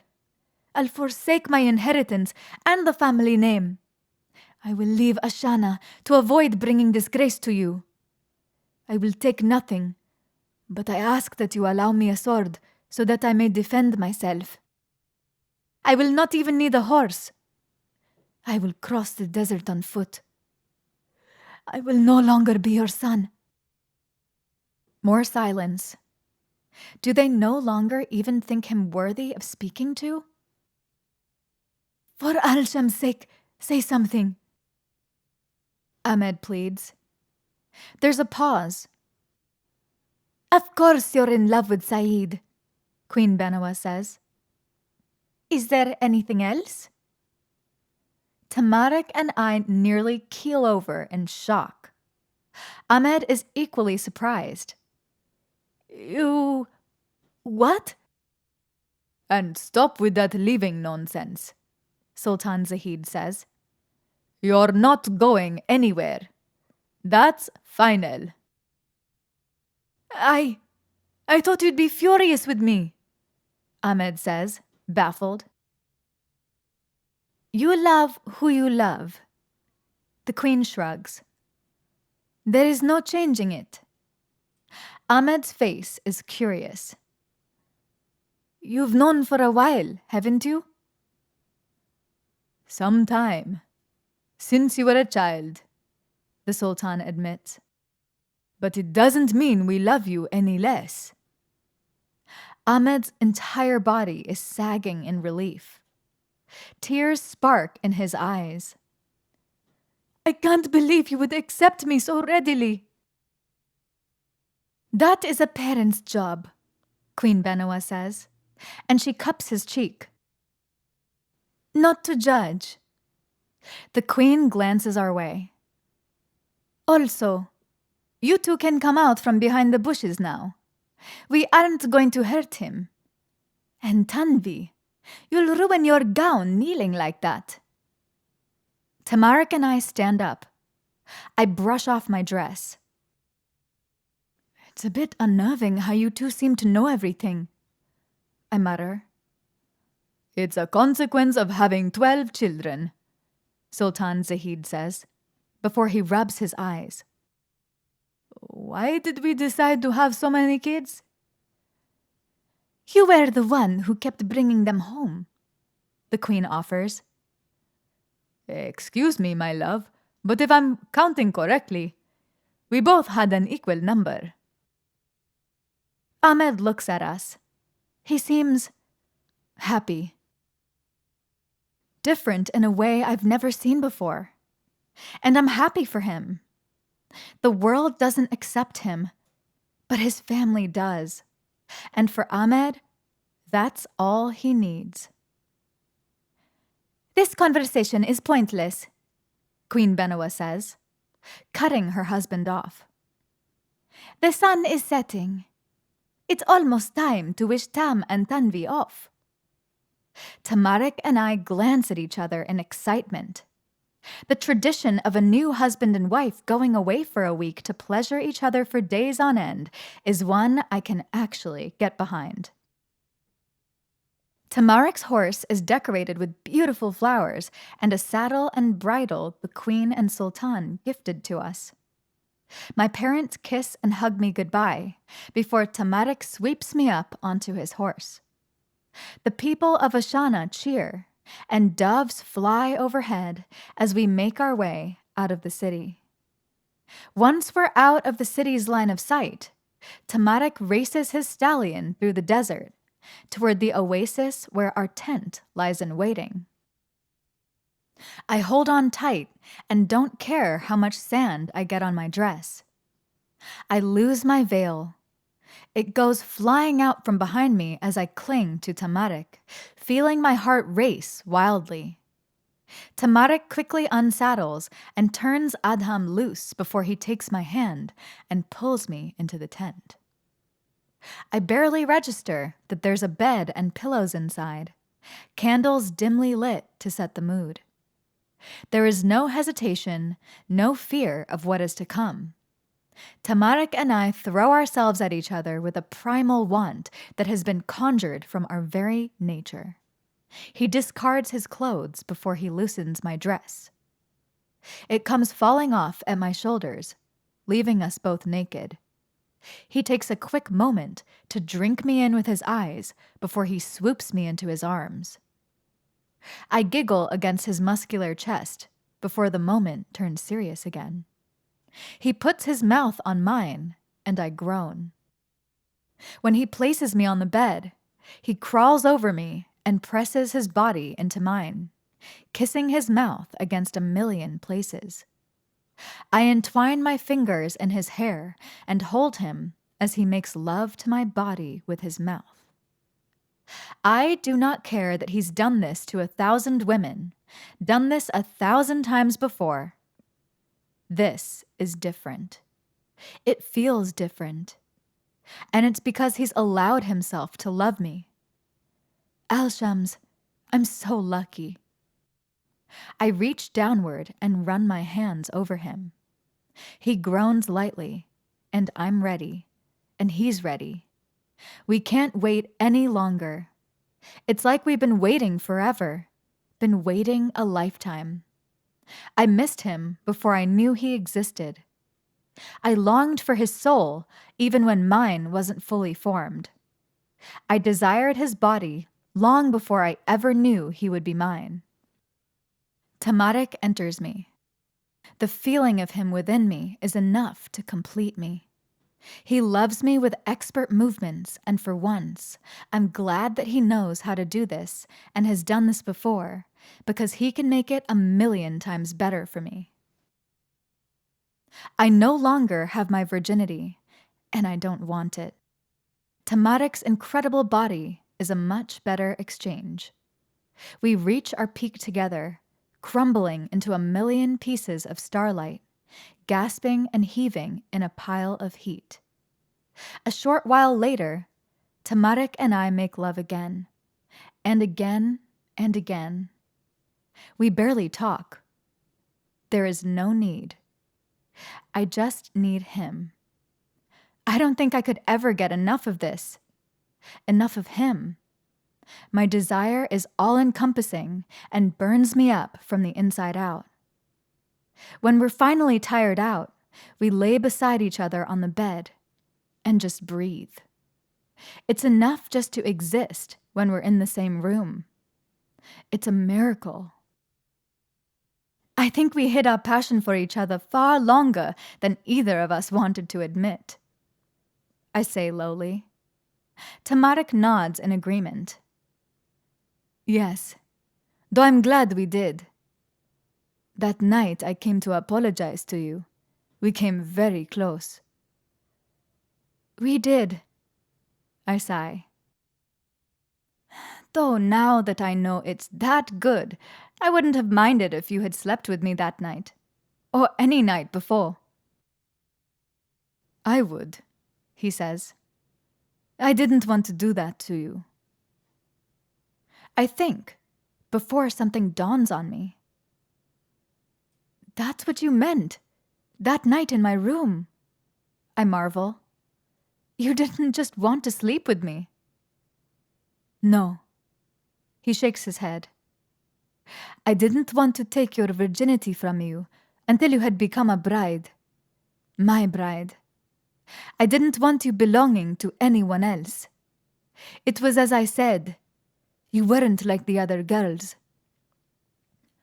I wanted to give you everything I could. Before I took anything. I run my hand through his hair. You could never take anything away from me, Tam. You love me. You've given me so much. He turns on his back. I hope so. His tone is tinged with a small bit of doubt. I just worry that I've dragged you into something that will destroy you. Never. I lean over and kiss his head. You saved me, not destroyed me. I know that. And Amira knows too. It is why she wanted us together. His eyes still grow troubled. I know. I doubt Al-Shams would unite us if it wasn't good. Though I'm still concerned that you'll be overtaken by my darkness. He's still afraid of what his condition could do to me. I sit up. Maybe you need to feel the darkness in order to let it go, I say softly. Tamarik smacks his mouth. It is dry. I'm scared. The Stallion of Ashana would never admit that to anyone but me. It is something I'll cherish forever. I know you're scared, but I'm here. I'll never let anything happen to you. Tamarik nods. I suppose it is time. It'll be freeing to speak it aloud. I cross my legs, and he slowly places his head down upon my lap. He reaches for my hand, and I let him have it. He closes his eyes. I slowly drag my fingers over his back to try and relax him, but it doesn't work. The muscles are so tight. Tell me about the day it happened, I say softly. What do you see? Tamarik's face scrunches. It was cool. About to rain. There were clouds. My birth father, said it would be good for the crops. We were just simple farm people. Go on. Then Tamarik gasps. I can see he's trying to hold it all in. That's not going to work. Not this time. I won't let him linger in this prison he's created for himself any longer. Don't stop. What's on the horizon? Tamarik's expression contorts further. A line of men on horses. Bandits. They're riding fast, and my father's yelling at me to get inside, and my birth mother is screaming, saying we need to hide. She pushes me into a cupboard. I'm small enough. I can fit. Tamarik's body is trembling so hard he's shaking the bed. I shush him and say, What happened next? They broke in. The fields are on fire. My father's dead. Something happened to him. I can see his entrails on the kitchen floor. They're doing terrible things to my mother, but I was too young to understand. Tamarik gasps. He squeezes my hand so tightly it hurts and turns white, but I hold on through the pain and squeeze his hand back just as tightly. I'm not going to leave him like this. Go on. After they're done with my mother, they've cut her throat. They start searching the house, and they find me. Please, no! Tamarik starts spitting out random words. An episode, but it's not as strong as the others have been. It's small. I let him finish, and it only takes a few minutes. Don't go there, I whisper, and I bring him back. They did something to you, didn't they? Tamarik breaks down, and I don't mean a few tears. He starts sobbing, harder than I think he ever has. He grabs onto my leg and squeezes my hand while he turns in my lap and cries. I run my hand through his hair and bite down hard on my lip. I want to cry too, seeing him like this, but I've got to pull myself together. He needs to get through this so he can move on. He needs to tell his story so he can stop reliving it. The tears end after a few moments, which means he's not ready yet. We have to keep going. What did they do? It hurts so much to ask this question, but I have to get him to say it out loud. He's been suppressing it inside of him for far too long. This is a secret he's been holding on to all by himself since he was a child. He can't carry it alone anymore, even if it's just me he tells. They violated me, and they left me for dead. I remember there being so much blood, and I made a mess of myself. Then they left me alone. You were just a child. It wasn't your fault. Tam's body settles a little with the removal of guilt. His voice becomes a little less thick. They burnt the house down. I remembered I wanted to die. I was only 6. But the fire and the smoke didn't kill me, and for some reason, Al-Shams woke me up in a pile of rubble after the house had collapsed. I crawled next to the body of my father and sat there. I was in the ruins alone for days. For days. I nearly starved. I didn't know what else to do or where to go. There was nothing left for me. I continue stroking his hair. I don't need to prompt him now. He's doing fine on his own. I remember that my father's body had started to smell, and I think it was the smell that brought the caravan there. Then, the Sultan saw me. Father saw me crying under a pile of rubble. I was scared of him and tried to run away, but I was too weak. He opened up his arms, and I didn't know what else to do, so I crawled into them. He carried me to the nearest oasis and bathed me, got me new clothes, and gave me something to eat. He put me on the back of his horse and put his arms around me so I'd feel safe. Then Father brought me home. There's a lump in my throat. What Sultan Zahid must have felt when he saw poor Tam in such dire straits. No wonder the two of them share such a close bond. No wonder Tam thinks his father is his hero. What do you want to do to those men? Tam's face twists from grief to rage. Kill them, in the vilest way possible. But most of them are probably dead already, and the rest I could never find. I can never have my revenge. And that's why you hurt everyone else, isn't it? Tam lets out a sob, quickly choked back. Yes. What happened that day isn't who you are. You couldn't have saved your parents, and you couldn't have saved yourself. The monster inside that you fear isn't you. You know who you are. Tamarik's body is trembling again as he desperately attempts to hold on and avoid going over the edge. He's doing everything he can to keep from breaking in front of his new wife. In his words, he's afraid to shatter.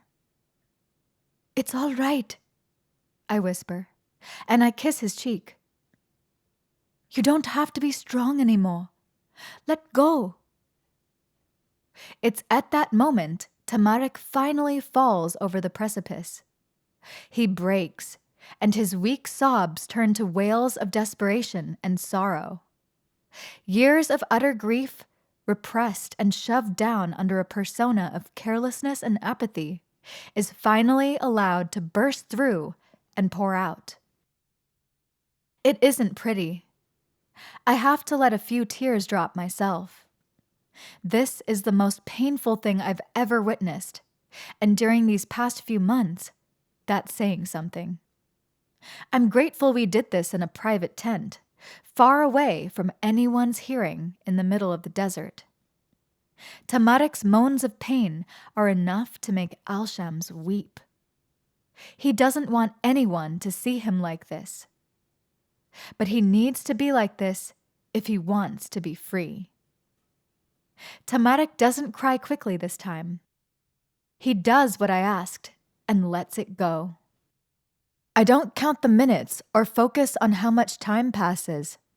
Just let him grieve and try to make him as comfortable as I can. Finally, tears begin to slow. Tam opens his eyes, and they're clearer than I've ever seen them. How do you feel? I ask, as the last of the tears are drying on his face. He lets go of my hand, moves his arm over his head, and looks up. I feel... He takes a moment to think about it. Relieved. All my life I've been trying to run from it. And now I don't have to anymore. The weight and anger in my chest is gone. He tries to get up, but I force him to stay down. Just rest here for a moment, I say softly. You need to recover. Where did you learn all this? His eyes flicker up to mine. How are you able to do what you do so well? I'm a storyteller, I say quietly. People need to feel in order to survive. And what you weren't feeling, Tam, it was killing you. He nods. Yes, I can see that now.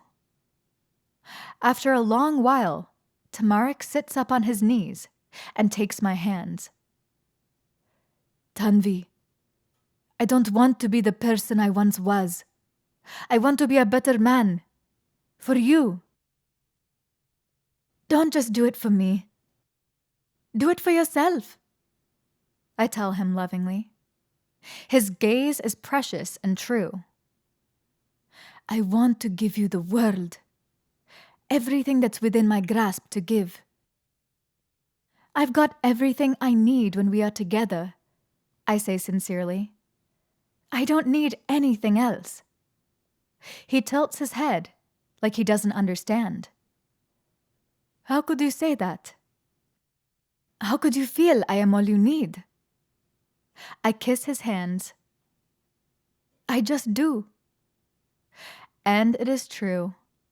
Tamarik doesn't know yet, but he'll learn in time. I'll teach him, in love. Some emotions don't need words to explain. They can only be felt. Tam is the string of my tapestry that ties it all together, the part that, if it was to unravel, would ruin everything else. I'll keep him from falling apart so that he can do the same for me. Somehow, we'll get through this world together. Tamarik is my story. He is my happy ending, the ending that came out of the burned embers of a shattered life. After I lost my kingdom, I thought my world was over. I thought my story had ended. But it wasn't over. Our new future together is dawning. My story has merely begun. Amira will rise to reign over all in Queen of Cinders, The Kingdom Saga, Book 6. The end. This has been Dawn from Embers, The Kingdom Saga, Book 5. Written by Megan Linsky. Narrated by Maya Shankar. Copyright 2019 by Megan Linsky. Audio copyright 2024 by Megan Linsky.